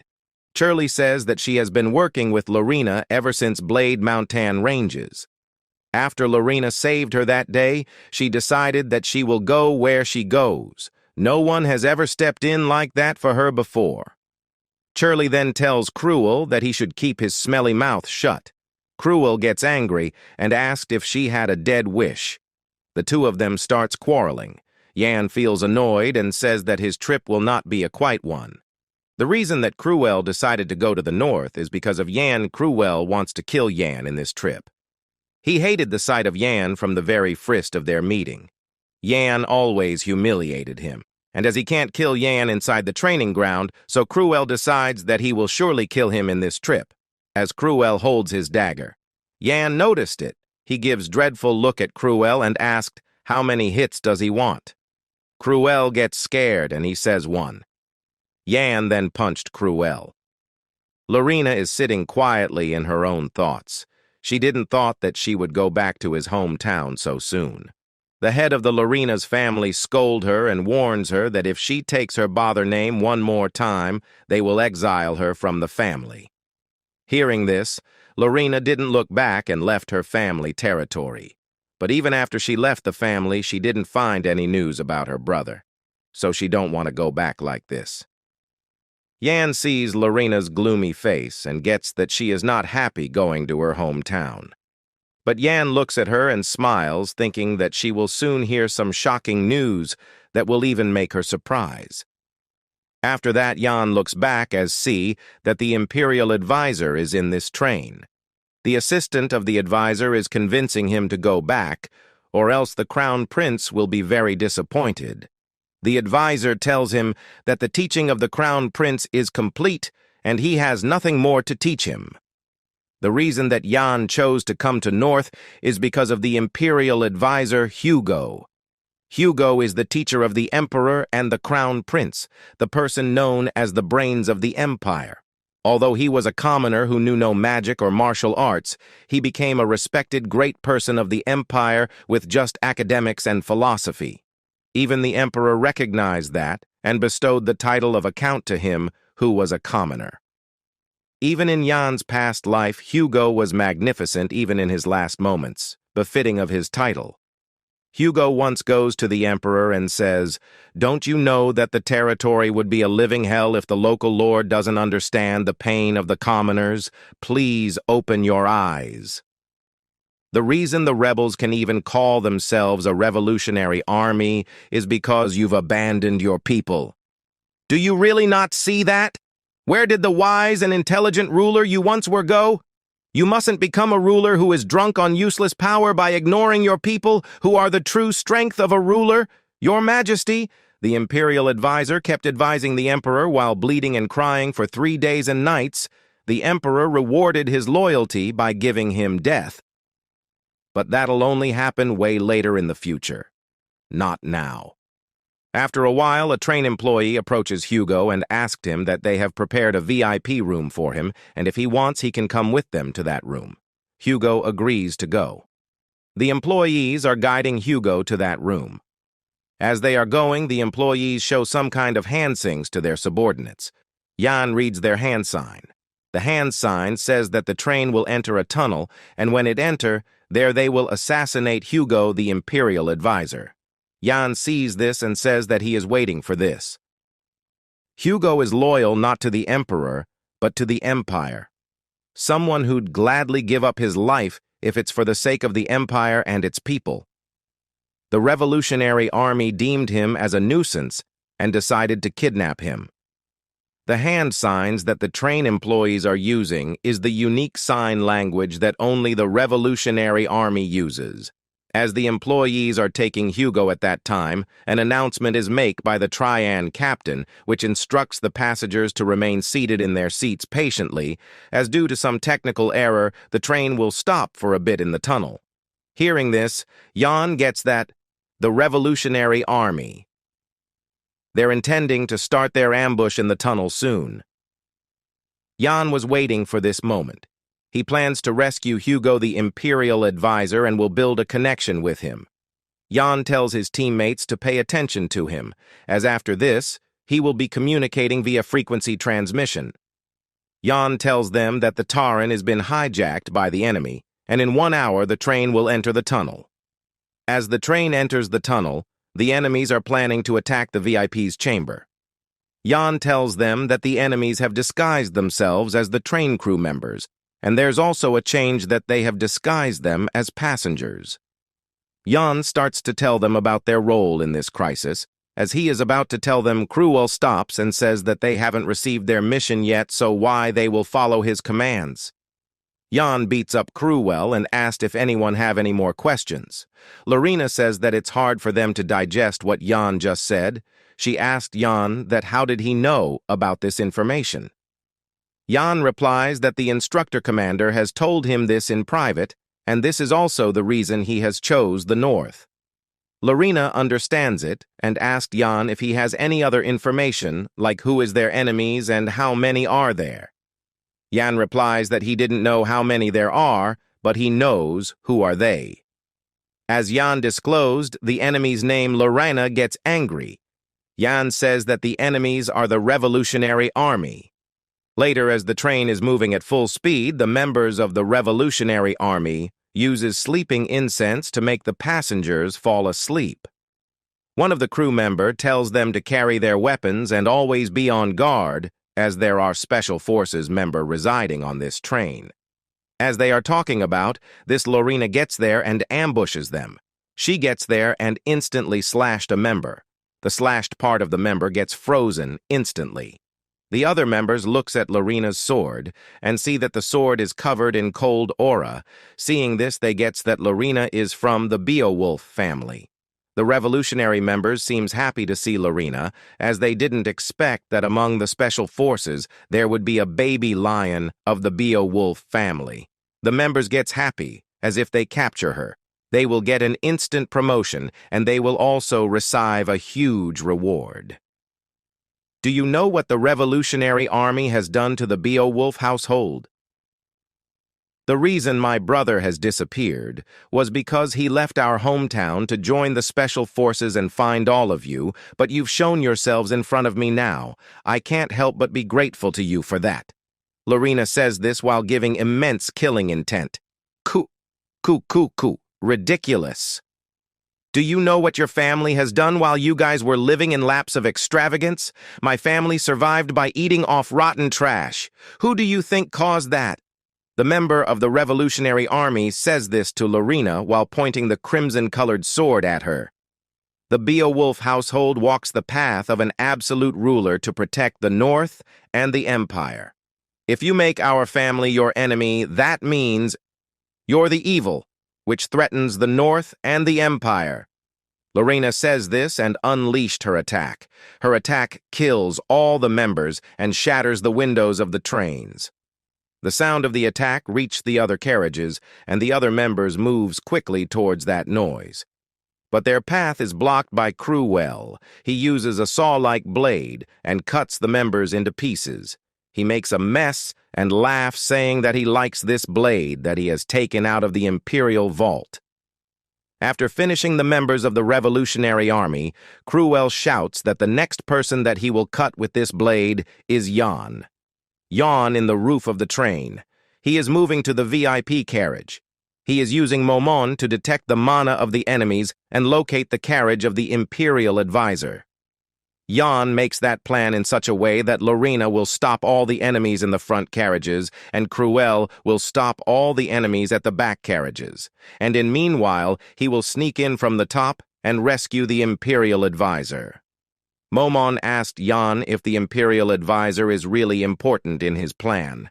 Jan replies, yes, and says that he will become even more involved with the Revolutionary Army from here on out. The Imperial Advisor would be the best person to have. If he become the one who saves him, his plans would progress way smoother. As Jan is moving quickly to rescue the Imperial Advisor, we can see that the Imperial Advisor has been held captive by the enemies. A higher-up of the Revolutionary Army named Hela is in front of the Imperial Advisor, and she asked Hugo, and if he really is the teacher of the Emperor. Hela is the third apprentice of Erectus, the Revolutionary Army's 7th commander, also known as the Berserk Swordsman Erectus. Hela asked Hugo that as he is the Emperor's teacher, he should be very knowledgeable, so if he knows how to speak ancient languages or dragon tongue. Hugo replies that he can speak them to a certain extent. Hela laughs and tells Hugo to speak in dog's tongue. Hugo stays silent for a while, and after that he starts to bark like a dog. In the meantime, Jan gets above the compartment in which Hugo is held captive. Jan sensed the hour and gets that 2 people are in the room. While he is standing on the roof, he hears Hugo barking. Hearing this, Momon doubts that Hugo will be of any use to Jan's future plan. Jan tells Momon that Hugo has been like this, and this is the most dangerous thing about him. He can do anything, and even throw his pride if it brings welfare of the Empire. The scene changes, and we can see Hela suddenly grabs her sword and strengthens her muscles. She then swings her sword towards the roof, saying that it's time to catch the rat. Hela's swing blows the roof. She smiles, thinking that the rat is death. As she is smiling, Jan sneaks from behind and ambushed her with his dagger. Hela noticed it and quickly blocks it with her sword. Jan asked Hugo that if he is no, and tells him not to worry as he is here to rescue him. Seeing this, Hela gets furious, and he grabs her sword tightly and asks Jan that if he knows how to speak animal language. Momon tells Jan that Hela is at the level of a rank 5 knight. But however, her sword is wrapped with a very dense amount of aura, white sword aura. The color which the Berserk sword, Erectus, is famous for. He's also been known for putting in a lot of effort to train the next generation. She must be one of his apprentices. Yan figured it out by seeing Hela's sword aura. Yan then releases his killing intent and tells that he will finish her quickly. At that time, Yan is about to make his move. A voice comes from his behind which tells him not to move and throw away his sword, or else the advisor will be death. The person uses the stealth technique to hide him and appears as soon as Yan releases his murderous aura. The man is the fourth apprentice of Erectus, and his name is Varus. Yan then scolds Momon for giving him the wrong information about the persons in the room. Yan sees no choice, so he throws his sword away and puts his hands up in the air. Hela starts to come closer to Yan as she gets mad and uses all her muscles' power to swing her sword towards Yan to break his head open. The scene changes, and we can see Lorena is fighting with the lower members of the Revolution Army. She uses Beowolf's secret arts and kills all the Revolution Army members. Her attack holds so much yin energy that the whole compartment freezes. The attack is too powerful for her body, and after using it, she starts to vomit blood. As she is trying to stabilize her body at that time, another enemy comes and say that she has caused such a mess. This man has quite some aura. Lorena gets shocked to see this unknown man. The aura of the man is cutting down all the cold aura in the room. As the man is coming from the rear cabin, Lorena wonders what has happened to Cruel. The man slowly approaches and asks Lorena that if she belongs to the Beowolf family. Hearing this, Lorena gets mad and immediately attacks him. At the rear cabin, we can see Cruel is in a very bad condition. He is completely beaten up, and his wild body is covered in blood. Cruel says that he has never met someone this strong, and there is a change that this man is stronger than the instructor commander. As Lorena attacks the man, catches her sword with just 3 fingers. Lorena is struggling to take her sword. The man then apologizes to Lorena for offending her with his words. Afterwards, the man gives a dreadful look at Lorena and attacks her. The scene changes, and we can see the ranked 8 trainee Cheryl. She has been instructed by Yan to hide and observe the situation. She is doing as Yan told her to do, but she is worried about the situation of Lorena. The unknown man knocks out Lorena in a single attack, and Lorena gets a cut in her head, and lots of blood is coming out of the fresh wound. The train is moving at its own speed. After knocking Lorena, the man starts to move forward, but at that time Lorena again gets up with her bloody face and holding her broken sword. She tells the man to stop. The man stops and says that she would have gotten out of here alive if she had stayed down. The man then asked Lorena that as she knows the difference between their strengths, what's she planning to do now in her current state. Lorena gets emotional and says that she is the waste of her family. She can't even use the secret arts of their family, and her swordsmanship is also undefined. But at the very least, she wants to die like the proud warrior of the Beowolf family. Saying this, she covers her sword with the cold aura and extended its length by forming ice. She looks determined and tells the unknown man that even so she can't win this fight, but she will surely put her life on the line to fight him. The man looks at her deeply and says that he is sorry for disrespecting her. As warrior who puts her life on the line, he will fight with his full strength. The man strengthens his fist and introduces him. His nickname is Black Tiger, and his real name is Amour. After introduction, he uses his Black Tiger Amour, mountain-splitting tiger move. The scene changes, and we can see the 4th apprentice of Erectus is in despair by seeing the strength of Yan. Varus is shocked and can't get it, how Yan has subdued them so easily when they had the upper hand in both number and weapons. Hela is knocked out in a corner.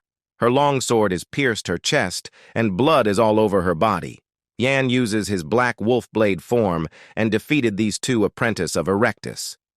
He then releases Hugo form, tells him to move to the next cabin. Varus asked Yan that how did he dodges all of their attacks. Yan smiles and thinks that how come he not dodge all of their attacks, and he is very familiar with their attack patterns, as in the previous life he has fought directly with Erectus, who is far more stronger than these two apprentices of his. Yan then takes his pendant and shows Varys the insignia and says that if he wants to live, he has to answer all of his questions honestly. Yan asked Varys to look closely at this insignia and tell him anything he knows about this. Varys gets shocked seeing the insignia and says that this is the insignia of the start. Yan gives a serious look and tells Varys to tell him everything he knows. As Varys is about to say anything, the restriction magic actives and he instantly blows away.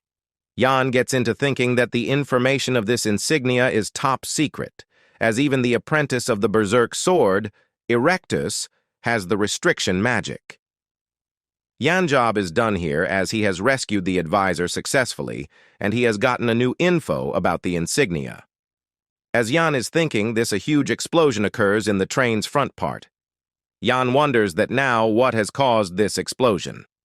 Hela then starts to talk and says that the engine room of the train has blown away and this train will not stop now, and eventually it will directly crash with the Avalon station.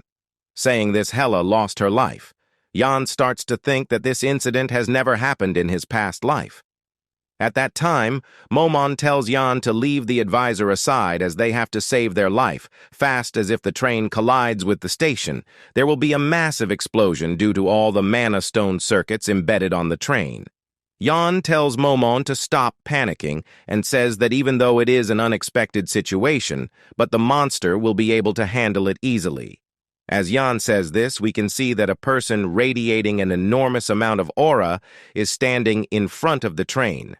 This person is the 7th Knight from the Royal Knights group. His name is Kyle. The train's engine is burning and it's out of control.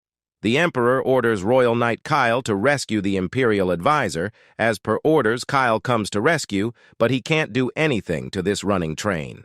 He stands in front of the train. The title Royal Knights is only given to the strongest knights that protect the Emperor and the capital. Only superhumans that are ranked 3 and above can join them.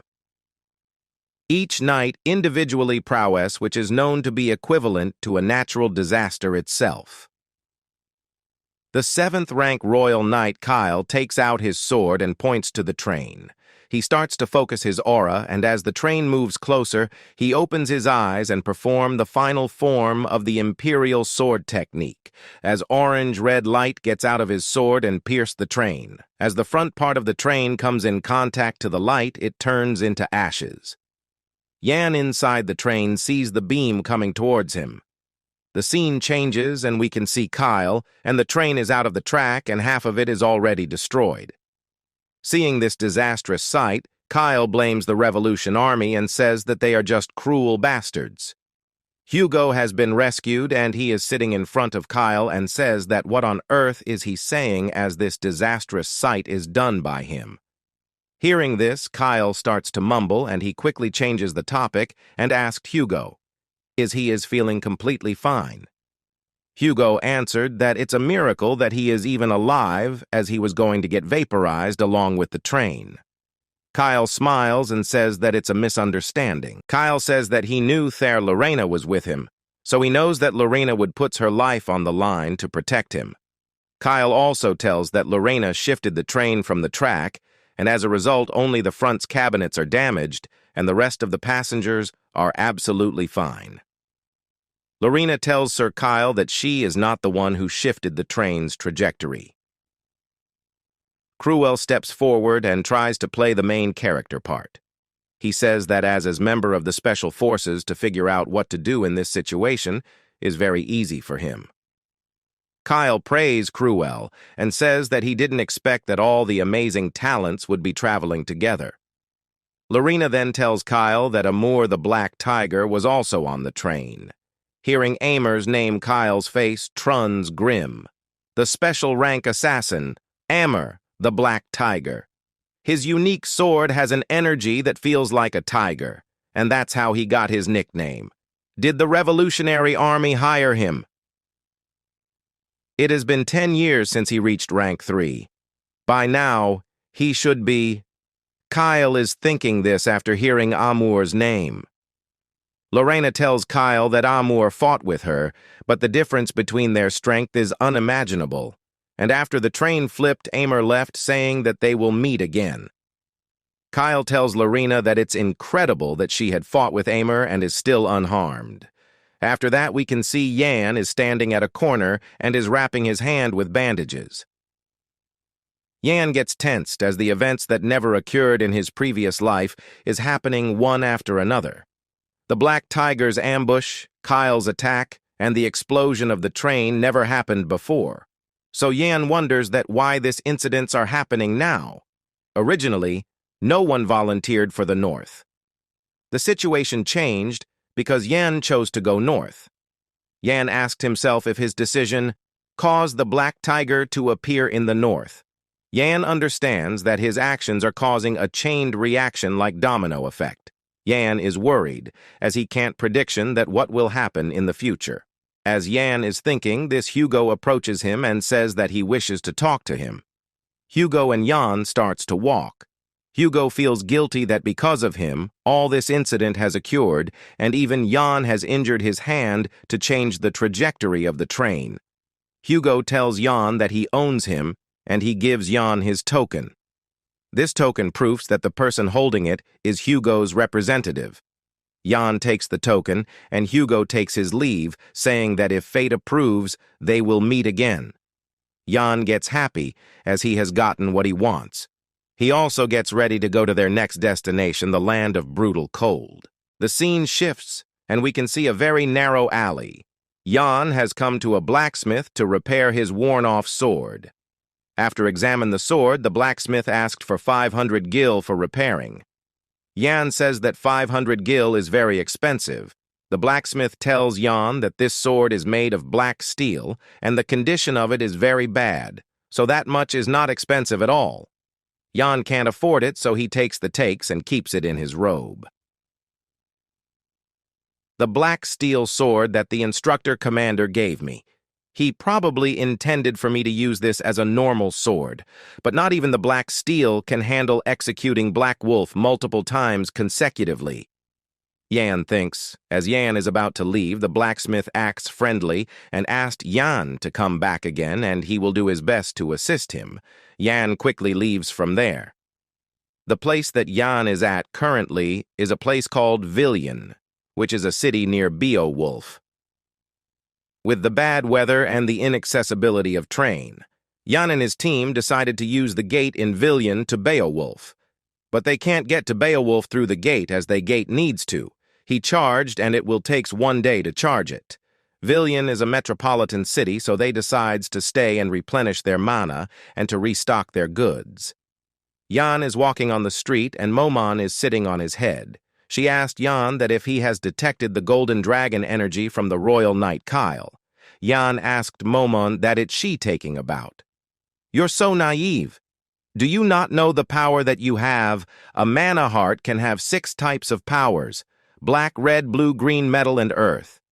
The golden dragon is the strongest among the metal elements." Momon says this to Yan. "That power is strong even if it's not a part of a mana heart, right? It's just an element, right?"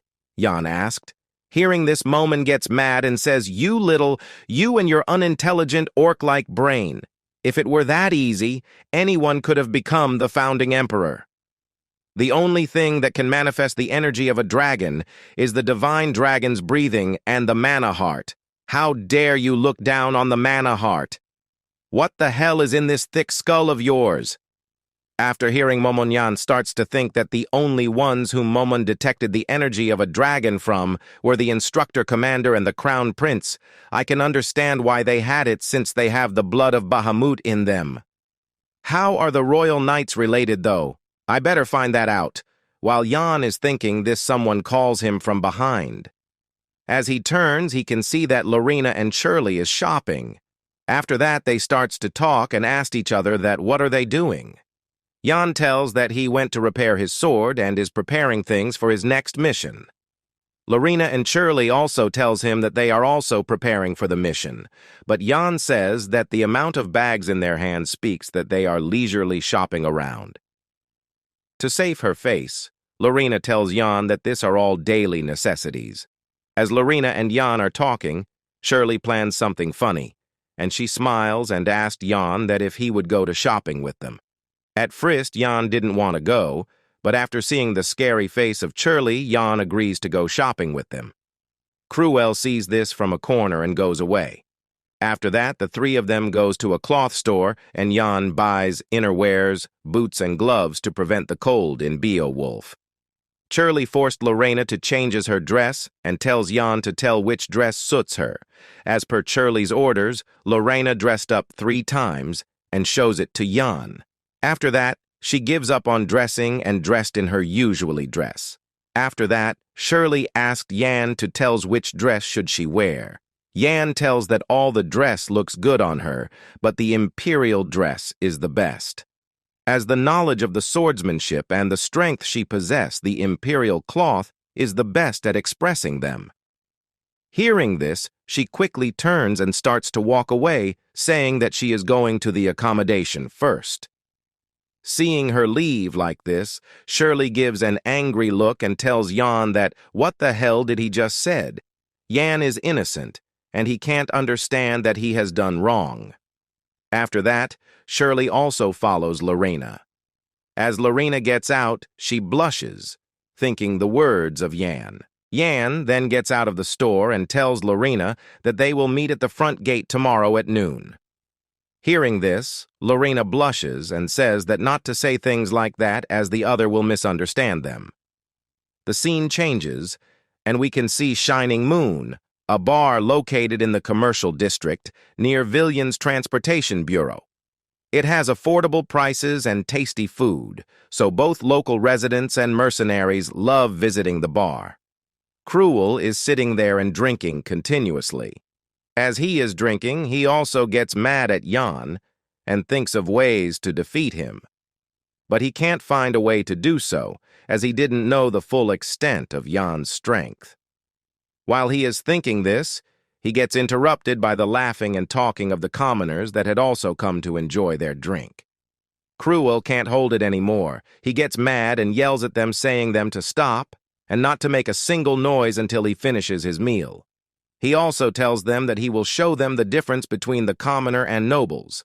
At that time, Jan gets there, and he sits beside him and tells Cruel to show him the difference. Seeing Jan, Cruel gets shocked, and in a shaky tone, he asked Yaha that when did he get here. Cruel then explains Jan that this commoners don't know basic etiquette and are causing a commotion, so he is just scolding them a bit. Jan tells Cruel that why did he does this, as he has also suffered from that before. Since Cruel also made it here because he was oppressed by the class difference. While taking a sip, Jan tells Cruel that he would be much stronger if he let go of the class thing. Hearing this, Cruel calms down and asks Jan that what is he taking about that he can get stronger.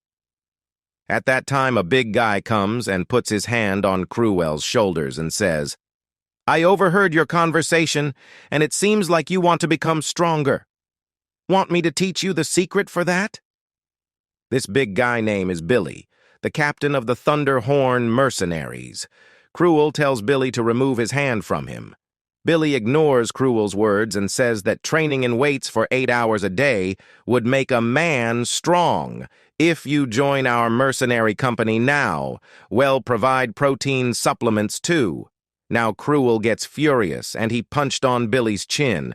Getting hit, Billy fall on the floor. Cruel also gets up and says that he is nothing but an inflated balloon. After that, the members of Billy's groups comes in front of Cruel and gives a deadly look.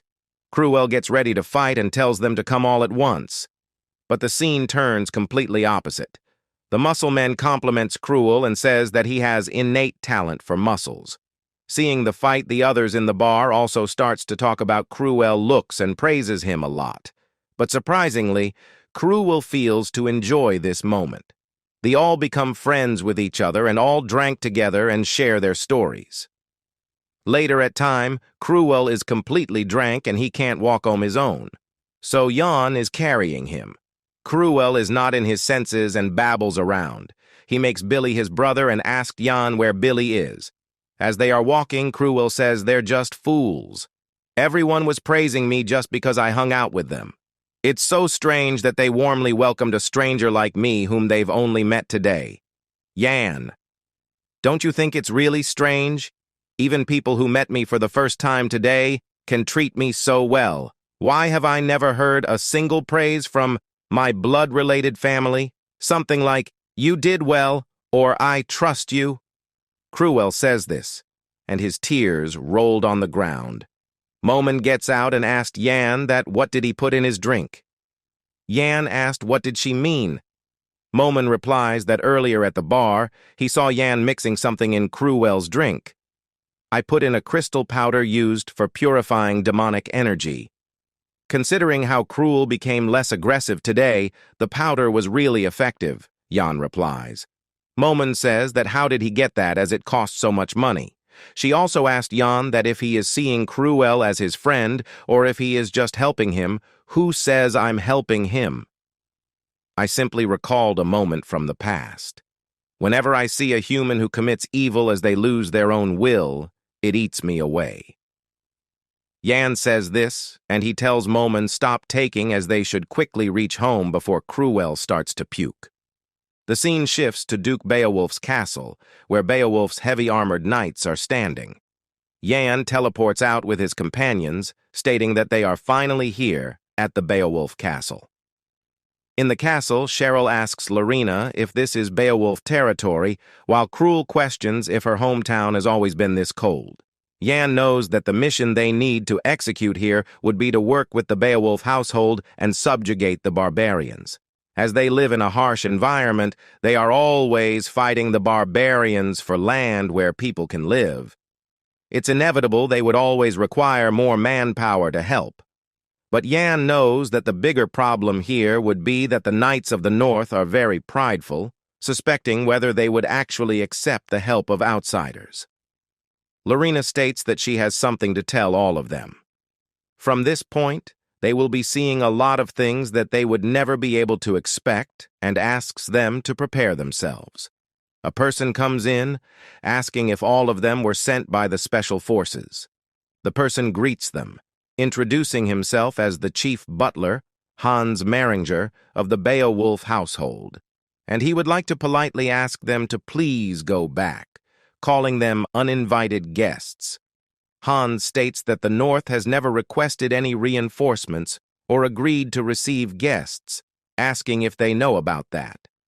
Jan knows that Count Hans Meringer is the former knight captain of the Beowolf household. After he retired, he decided to work as a butler in the Beowolf household. He is at least rank 3 or above with his skills. No matter which country he chooses to go to right now, he would be able to become a knight captain. Jan thinks this is utterly ridiculous. He can't believe someone like him is a butler. Lorena comes in, stating that it's been a while and they are with her on an official mission as part of the Special Forces. She thinks that he has spoken too harshly and asks him to be respectful to them. Hans calls her young miss, as if to get emotional, stating that it has been years since she left on her own accord, questioning if she has to be really that mean to him. He can't believe that she spoke so harshly to him, even though it's been years since they last met, and he can't believe she joined the Special Forces without saying anything. He questions if she is taking the side of the Special Forces instead of him right now, and does she know how worried he was for her? Baffled, Jan questions whether this is really something he wasn't expecting to see. Hans questions the scar on her cheek, asking how dare that old fox of a Special Forces captain let that happen. Lorena states this is why she didn't want to come back. Hans states that there she goes saying bad things again, stating that everyone has been waiting for her to come back, and that was how they managed to find the strength to live on. Lorena tells Hans that she went overboard with her words, noting that his hair has grown all white over the last few years, and asks if he is feeling unwell anywhere. Touched by this, Hans states that she was worried for him. Calling for them, Hans states that the weather is pretty cold, and they have to go inside, where the head chef said he will personally cook something up. The rest of the people who are with Miss Lorena can go with her as well. Hans adds that the patriarch will soon return from his hunt, and once he's back, she should have a meal with him. Lorena tells Hans that she doesn't want to hear any mention of him, and not to speak of others in front of her, as she is going to finish her mission before he returns, and she will leave again. Hans questions if her misunderstanding is still unresolved as she walks off. In the dinner hall, Krul is angry that they have to wait until Lorena is here, as he can't believe that they have to wait with all this food in front of them, questioning if this is how Beowolf works. He questions why the hell Lorena isn't here yet. Cheryl asks Krul to be quiet, saying they might really call him a human that's worse than a mutt, to which Krul replies, if that's what she really wants to say. A maid comes in, asking him to mind his manners, making him cruel and pissed off, questioning if she knows that he is the son of Count Dwight, to which the maid states that she's a maid of the Beowolf household. As Cheryl asks Krul to calm down since Yan isn't here yet either, Krul asks where on earth he is. Cheryl explains that he said he had something to do, questioning what he said it was, thinking it was something like he was looking for something that could only be found here. Yan, walking down the alley, reaches the storage of abandoned weapons, recalling that in his previous life, the Emperor once rummaged through the whole continent to find a single sword. The primordial dragon slayer, who killed only one, had made 2 sacred swords that could tear through a dragon's corpse. Bahamut killed him and got his hands on one of the sacred swords. The Emperor spared no expense or means to look for the other sword, which even the founding Emperor couldn't find. He put up an immense reward, mobilized the special forces, and searched throughout the whole country, but couldn't find any trace of it. Just when he was about to give up, he managed to find the sword and said this was the sword that even the founding member couldn't find, that sword that couldn't be found no matter how hard people looked for it. He said that no one expected it to be lying in the corner of the north. Seeing the sword in front of him, Jan states that it's Astalon, the brother sword of Niegling, which passed through him. Jan smiles, knowing that with this sword he won't lose even if it's to the Emperor, a completely neglected sword in a corner of the storage. Who would have known that that very sword would be one of the 2 swords left behind by the Dragon Slayer? The dragon sword Astalon, Yan knows that if it's with this sword he's sure of it. He won't lose even to the Emperor. As he tries to touch the sword, he hears a voice coming from the sword, confusing Yan. A sudden bright light emits from the sword as it states that he is not qualified. Yan grits his teeth in pain as he realizes that Astalon has rejected him, cursing that it dares to reject him. Thinking back to when he had touched Astalon, he definitely heard a voice, and it said he was not qualified. From behind, Momon comes in, stating how fascinating it is. Jan asks if she knows what's happening, to which she answers that it doesn't seem like an ego sword that possesses its own ego. It seems to be a weapon that chooses its master. She states that there are times when a weapon possesses some divinity, and in such cases the sword has its own choice to choose its master. Momon teasingly states that to sum things up, Jan has been rejected by the sword because he is too low level for it. Jan, quite upset, questions what she said and asks her to step aside, stating that he's going to kill it today. He uses his skill of Black Wolf to hold the sword, but the light emits, stating that he is not qualified. Jan screams that someone like him is a pretty decent man and tells it not to give him this nonsense and to accept him. The scene shifts to Beowolf Castle as the heavily armored knights are made attentive. The commander announces to the knights that their operation today would be to subjugate the barbarians. It's something they have done many times, but especially for today's operation, no mistakes are allowed because Miss Lorena will be with them. Hans asks Lorena if it's really dangerous, suggesting she doesn't need to go. He advises that they should wait until Patrick gets back, for which Lorena states that she already warned that she doesn't want to hear any mentions of him. She questions if he thinks that she's an idiot, who can't even complete a mission that is given to her. She tells Hans that if that's the case, then she won't see him forever either. They just need to obtain 10 of the Barbarian flags, and this will be easier than fighting an ancient. Hans asks her not to underestimate them. The barbarians believe that their tribe flags contain the souls of their ancestors, and they would rather lose their lives than lose their flags. Han states that since she isn't going to listen to anything he says, he asks Cheryl and Cruel that they must look after Miss Lorena, for which Cheryl affirms to leave it to her, while Cruel states that they are not guards of Beowolf. Cheryl thanks Hans for the clothes, stating without them they would have frozen to death. Lorena questions if Hans gave them to him, noting how considerate he is. Hans states that he doesn't deserve her praise. Lorena wears the team uniform, stating that this is her first mission as a special force member after all, but Yan isn't here, for which Yan teleports in, stating his errand ran a little longer than he thought it would be. Cheryl complains that he didn't even show up at lunch and wonders why he's in that state. Cruel grumbles that he looked terrible and thought he would be grilling meat somewhere. Momen teases Yan that he calls himself a decent man and serves him right for acting so arrogantly. Yan crunches his teeth, telling her to shut up, while Momon asks about giving up on that sword, saying a man that's too persistent is not popular with people. Yan states that he has time anyway. He knows that Nagling's brother's sword, Astalon, can't be wielded unless it acknowledges one, and he needs to find a way to get his hands on it.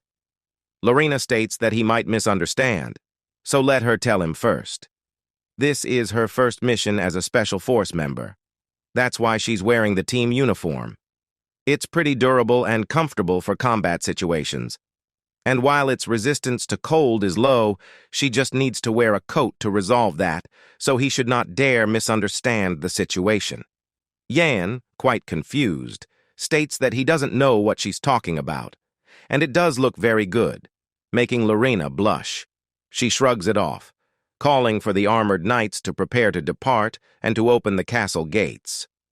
As they are departing, the commander states that all of them should keep their spirits high because Miss Lorena is with them today. Cruel tells Yan that they are country bumpkins making such a big fuss over some barbarians, while Yan knows that the central nobles don't know how fearsome the barbarians are because Beowolf has done a good job defending against them this whole time. But this is a time period where the tribes are united under strong chieftains, and they become an enormous kingdom that threatens even the Kavalan Empire. And this is where he appears. The king of barbarians and the man who is also known as the strongest living being on the earth, Vilai. A country that was born from the Warrior Alliance Kingdom and the Alliance of Barbarians became an enormous kingdom that threatened even the Kavalan Empire. The king of the Warrior Alliance Kingdom was one of the top 5 enemies that threatened the Empire, the strongest living being on Earth. Vilai, a strong warrior who was born with an exceptional physique and unusual techniques. What was even more special about him was his ability to figure out the techniques of any of his enemies. In the eyes of the Empire, he was the personification of fear itself. In the past, Yan resorted to all means in order to kill him, but none of them succeeded. There aren't a lot of records as to where he is or what he does in this time period. Yan doesn't know where Vilai is right now, but he hopes he doesn't get unlucky and run into him as they depart. The scene shifts toward the northwest forest. Toward the heavy armor knights team, Cruel comments on how much longer they are going to walk. He states it is ridiculous for them to just walk on the endless snow path and asks why the knights need to walk, to which Yan asks him to stop whining, explaining it's hard to use horses during such weather. While the white scenery around them is impressive, it's hard to maintain their sense of direction. Lorena asks what outsiders think of this place. Bleak, and 200 days out of the 365 days are winter. After all, the only thing they can see is Beowulf's snow, and it's too barren and harsh for humans to live here. But there are still people living in these places here, and they are much braver and stronger than anyone else. She respects those people and asks, don't they think that this place continues to grow in beauty as they spend more time looking at it? Yan mentions that it's the pride of a local lord, and Cheryl affirms that this place and Miss Lorena are both beautiful. The knights cheer on, stating that Lorena is the light and the reason for their existence, as they scream that they are with Miss Lorena. The scenery of Beowolf looks beautiful, and they offer their lives for Beowolf and Miss Lorena. The commander asks everyone to stop and asks Miss Lorena if they saw that. Lorena notices a crimson beacon, while the commander states that there's the scout signaling they have discovered barbarians, and if they head there, they will find the barbarians. Cruel smiles, stating that they can finally have some fun, for which the commander states that he is so full of confidence. But he better prepare his heart, as he will be witnessing a sight soon. Cruel asks what he means by that, and if he knows what they have fought so far, goblins, cockatrices, and an ancient lich, to state that barbarians are a joke compared to them. The commander declares to get going as they move on to the area. While the Special Forces members have fought numerous monsters and undergone new training with their lives on the line. They were confident that they could withstand any sights or monsters, but what they saw was a whole new form of cruelty. At a small tribe that could hardly be called a base, a one-sided slaughter took place as the barbarians were pleading to leave the children alone, but they were killed mercilessly. Cheryl questions what all this is, and isn't a knight supposed to follow the code of knighthood and be honorable, protect the weak, and only wield their swords for their lord? But they all look like demons. In fact, it feels like they are the barbarians instead. Cruel shoves his hand to cover Cheryl's eyes, asking her not to look, stating that's not something she should see.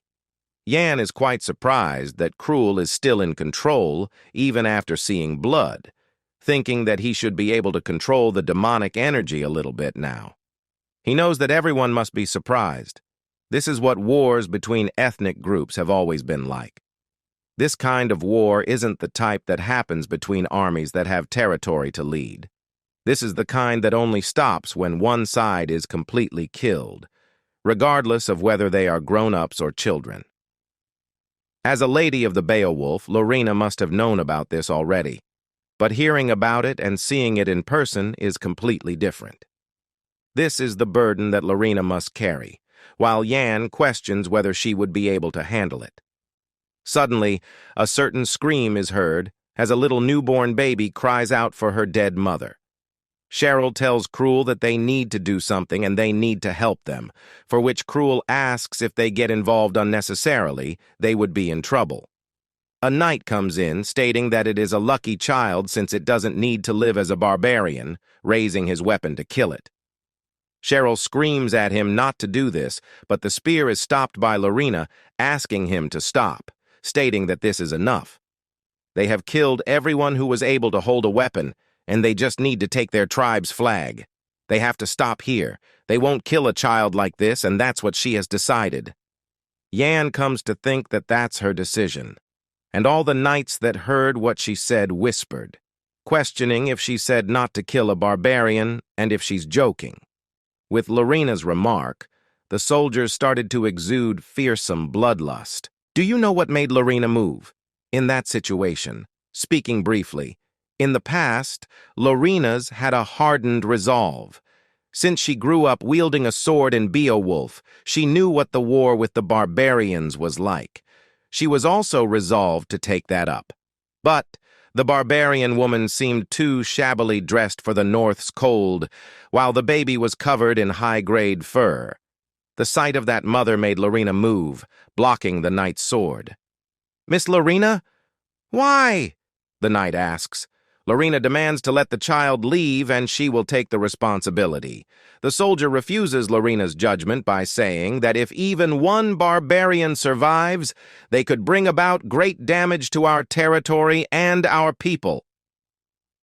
Reminding Lorena that even she doesn't have that much authority.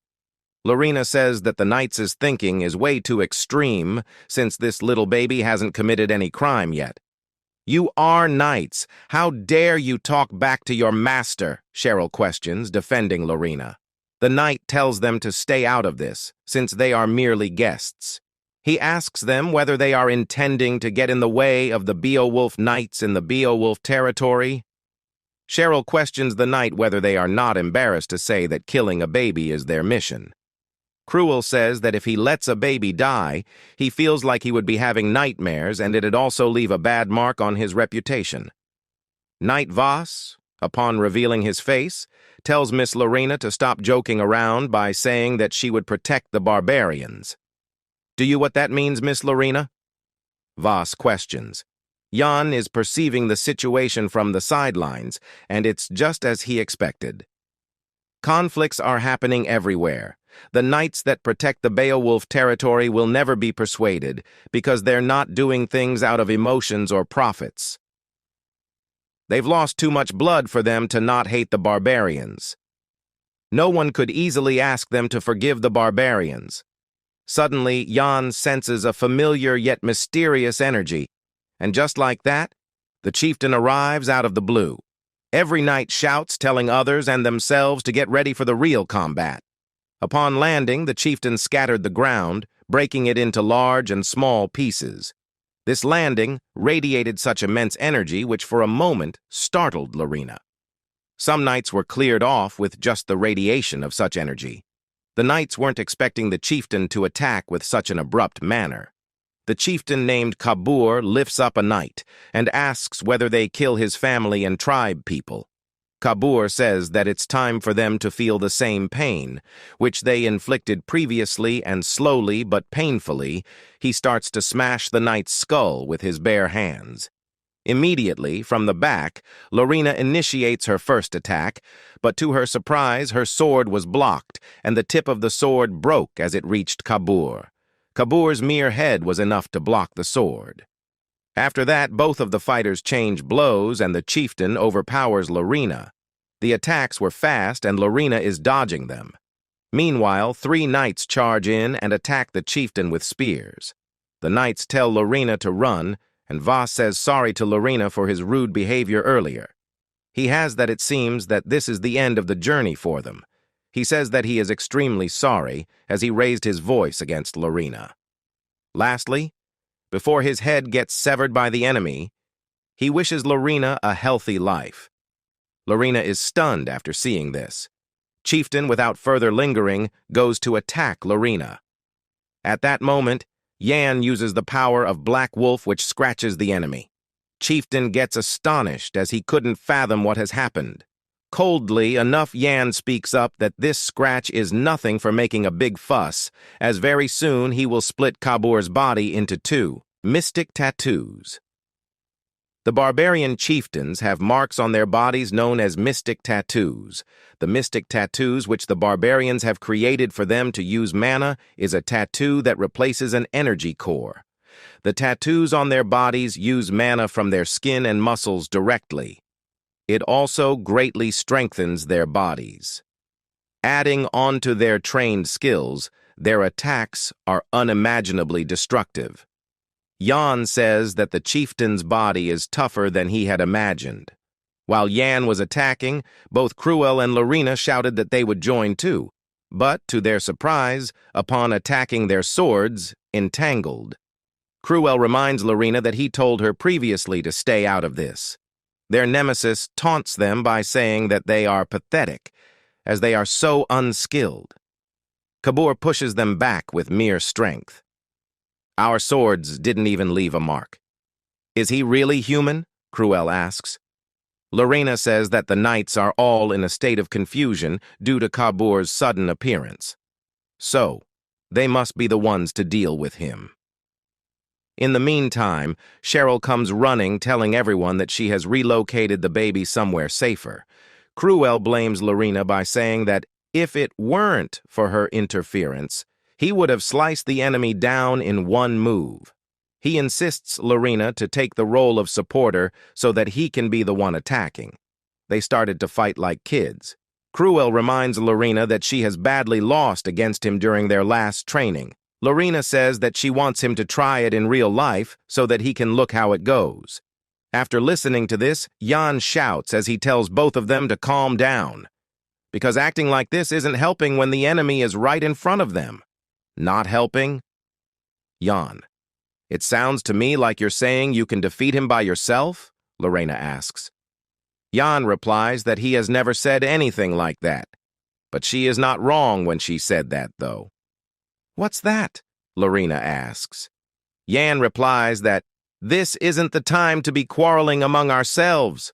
The chieftain might attack any time. With that saying, the chieftain has already made the move. Yan tells everyone to get away from the attack range. Kabur says that he would kill all of them and make them dead meat. Cruel and Lorena are currently attacking the enemy. Meanwhile, on the sidelines, Yan perceives that they won't be able to defeat him like this. Both Lorena and Cruel are pretty strong. But since they are trying to attack in their own way, they've created dissonance. By seeing her friend's struggles, Cheryl decides to help them. But Yan tries to stop her by saying that it's useless, even if she joins now. Yet, Cheryl goes to give backup nevertheless. Then Yan starts thinking that Cheryl going there will do more good than bad. Upon reaching there, Cheryl tells Lorena that she would assist her, so she can attack the enemy to her heart's content. With that, the flow of the battle has changed with Cheryl's participation. Kabur noticed the change and is flustered right now. Cheryl's attacks aren't special, they're just simple dagger and hidden weapon techniques. But those little attacks were able to slip into the music sheet that consisted of notes, trying to do their own thing and is connecting the dissonance. Not bad. Not bad at all. It's actually incredible to think she had such talent. It made Yan think about why he had never heard of her in his past life. Why was that the case, he wonders. Cheryl suggests that they should attack with full power. They all start to attack, and the attacks are actually working this time. Kabur's defenses are getting weak, and seeing this opportunity, Yan made his move. He uses Dark Soul 15th form, Dark Soul Demolition Uppercut, along with Dark Soul 15th reverse form, Dark Soul Fate Defier, which was a fatal blow. The enemy kneels down for a moment, and the fight is about to reach its climax, or so it seems. Kabur had another card to play from the very beginning. He says that it won't let this end just like this, and escapes as if he is teleported. Wait. What was that? Did he just run away? Lorena asks. Cruel says that he is speechless, and as expected, the barbarians are shameless. Lorena says that it's a pity they lost him, but she is glad that they are all safe. She decides to go back and report back to the Knight Captain. At that moment, they all notice that Yan is missing, and they all assume that he has gone after the enemy alone. In the next scene, Kabur is walking while taking the support of the trees as he is heavily wounded. He says that a mere wound like this can't be compared to the pain of losing his tribesmen. He makes up his mind that he will survive and avenge his tribesmen as he was walking. Yan speaks up, complimenting Kabur that it was really cool-headed for him to run away. His decision to run away was the correct judgment, because if he did that a little later, it wouldn't have been easy to run away. Lastly, Yan concludes that winning is all about surviving. Kabur asks Yan, "Since when did he catch up?" Yan reassures the chieftain by saying that he has no intention of killing him, and Yan will let him go if he tells Yan a few things. Vilai, do you know anything about him? Like, where is he right now? Yan asks coldly. After hearing this, Kabur's countenance changes. He coldly tells Yan to keep quiet and aggressively attacks Yan. The chieftain says that someone like Yan doesn't have the right to utter this name. Yan asks Kabur whether he is determined to die, while activating the power of Black Wolf. Kabur delivers many punches at Yan, but Yan dodges it. The enemy says that despite fighting him with 4 people, Yan couldn't even injure him. More importantly, he says that anyone who is going after Vilai must be killed. Upon fighting, the chieftain reminiscing about his past chat with the commander chieftain. Previously, Commander Chieftain told Kabur that he wanted to create a better world and wanted his assistance. Yan decides to use magic, so he uses the attack Surge Forth, Walls of Great Earth, which unleashes the power of Stone Wall, and Kabur is in trouble. Or so it seems, as in the next moment, he cuts the stone wall with his bare hands. Is your hidden card just playing mere dirt? Kabur shouts as he grabs Jan and is going to unleash a final attack. At that moment, the hidden card appeared. In fact, Momon introduces herself as the hidden card while using lightning which pierces half of Kabur's body. Yan, do you get it now? The fact that you absolutely need me? Momon asks. Moreover, she says that she has already taught Yan that his magic would become weak if he doesn't have imagination. What was with that weak magic? Are you seriously my apprentice? She questions while preparing for a second attack. She says that it's been a while since she has been in a fight, so it feels great. During his last moments, he says sorry to Commander Chieftain, as he was not able to keep to the vow that he made under the setting sun. So he wishes the commander to create a better world without him. Meanwhile, Momon asks Yan if he seriously had a hard time because of this lousy barbarian. Yan replies that this barbarian wasn't lousy. In fact, he was quite strong. Why? Why do all of you go so far to kill our tribe?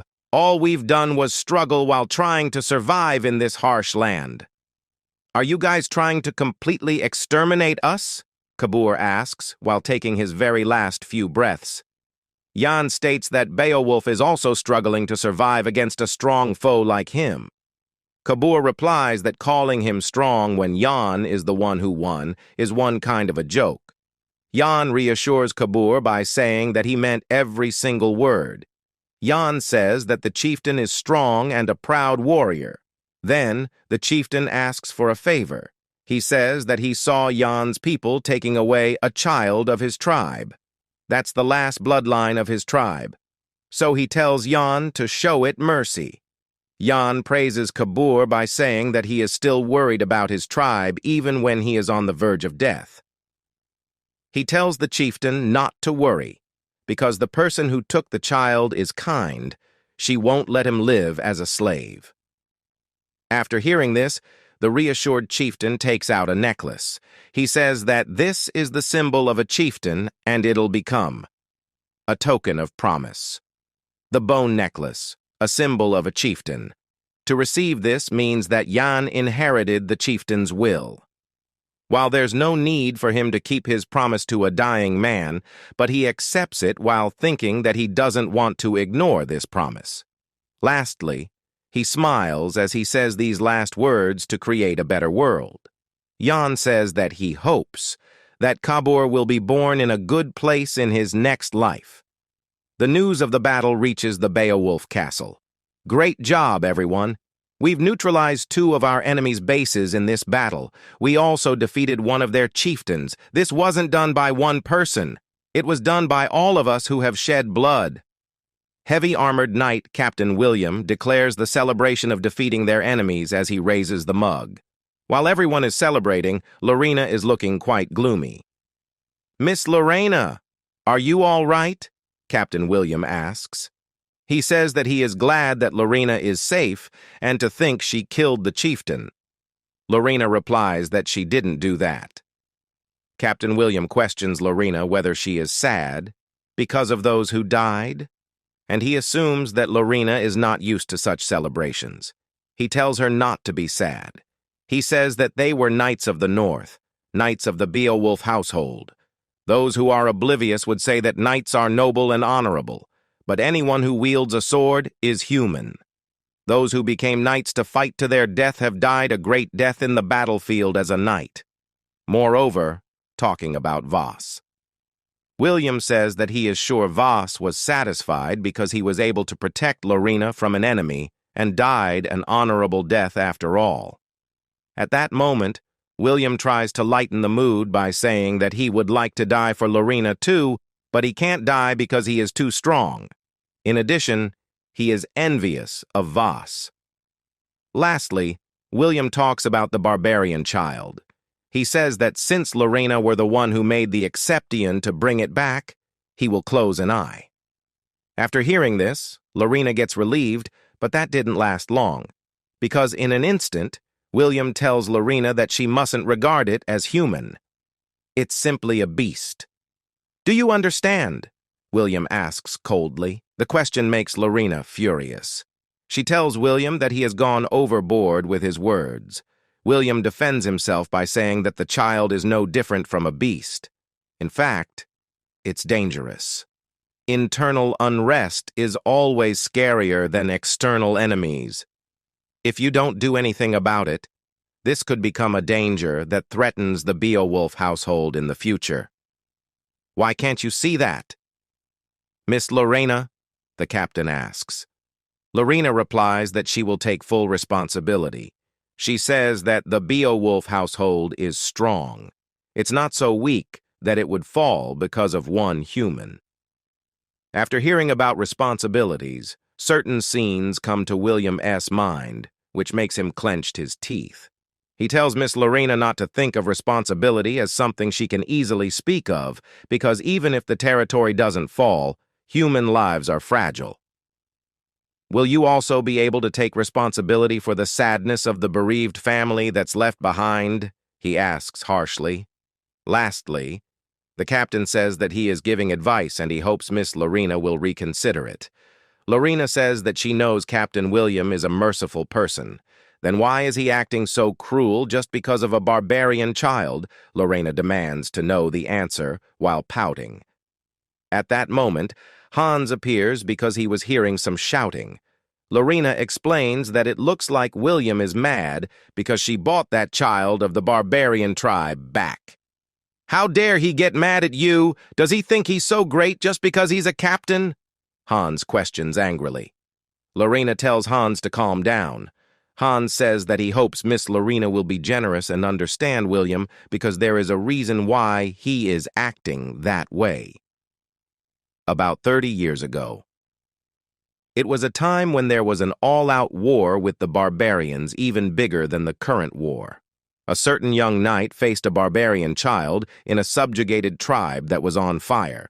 That child didn't have any weapons and was withstanding the coldness with just his body. He took in the child despite those around him, dissuading him against it. Hans, too, was against that idea, but that child was let into a mansion within the territory.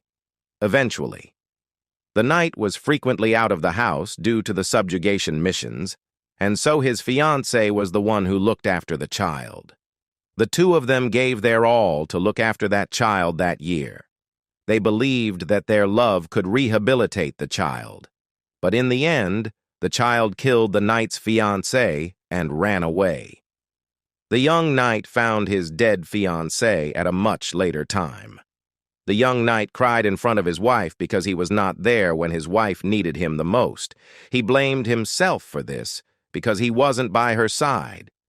If he had been home, he could have prevented that. Lorena concludes that it's a horrible experience. Hans says that after that, the young knight became the knight captain and would later show no mercy to any barbarian, even if they are a child. Lorena has already guessed who Hans is talking about and gets clearance when Hans replies that the young knight was none other than William. That day he cried tears of absolute rage. Lorena feels a little guilty, as she said so many things to William without knowing about his past. Additionally, Hans states that William wasn't the only one. The other knights also had their family members or comrades die at the hands of the barbarians. After hearing all of this, Lorena blames herself for not being worthy of handling such things. Hans tells her not to blame herself too much. In the back, Jan was listening to every conversation. He thinks that the knight captain will never back down then, but he needs a way to keep his promise to Kabur. Shockingly enough, Hans adds that the story doesn't end here. He says that someone's trying to unite the barbarians right now. The person standing in the center of that is the commander chieftain of the barbarians, Vili. More importantly, he was the barbarian child William took in.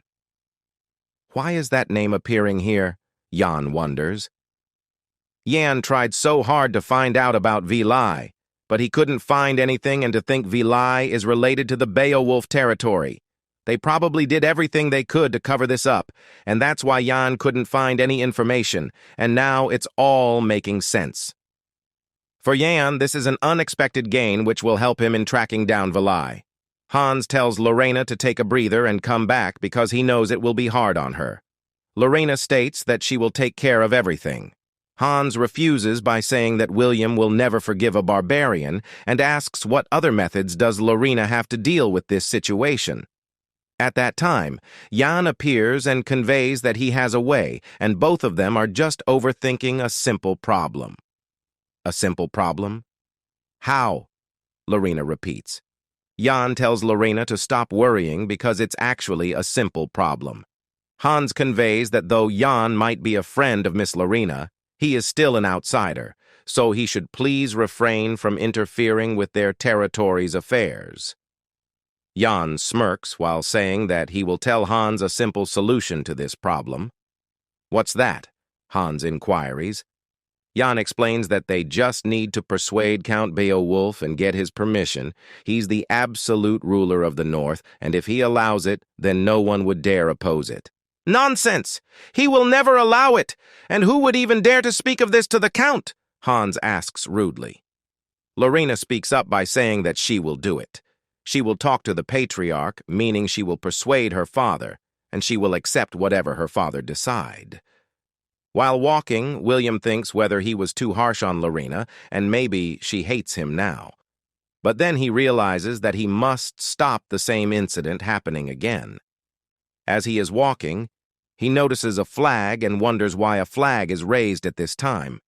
He says that it's the flag of the Frost Knights. Frost Knights are Beowulf First Knights. Apparently, he knows that the Frost Knights went out on a subjugation mission with the Patriarch. Have they returned? He asks. William, you don't look so good. Are you worried about something? Keon the Frost Knights captain asks upon arriving. William greets Captain Keon since he has finally returned and they haven't seen each other for a long time. But then, William gets a little shocked when he realizes that if the Frost Knights are back, clearly means that the Count Beowulf might have returned as well.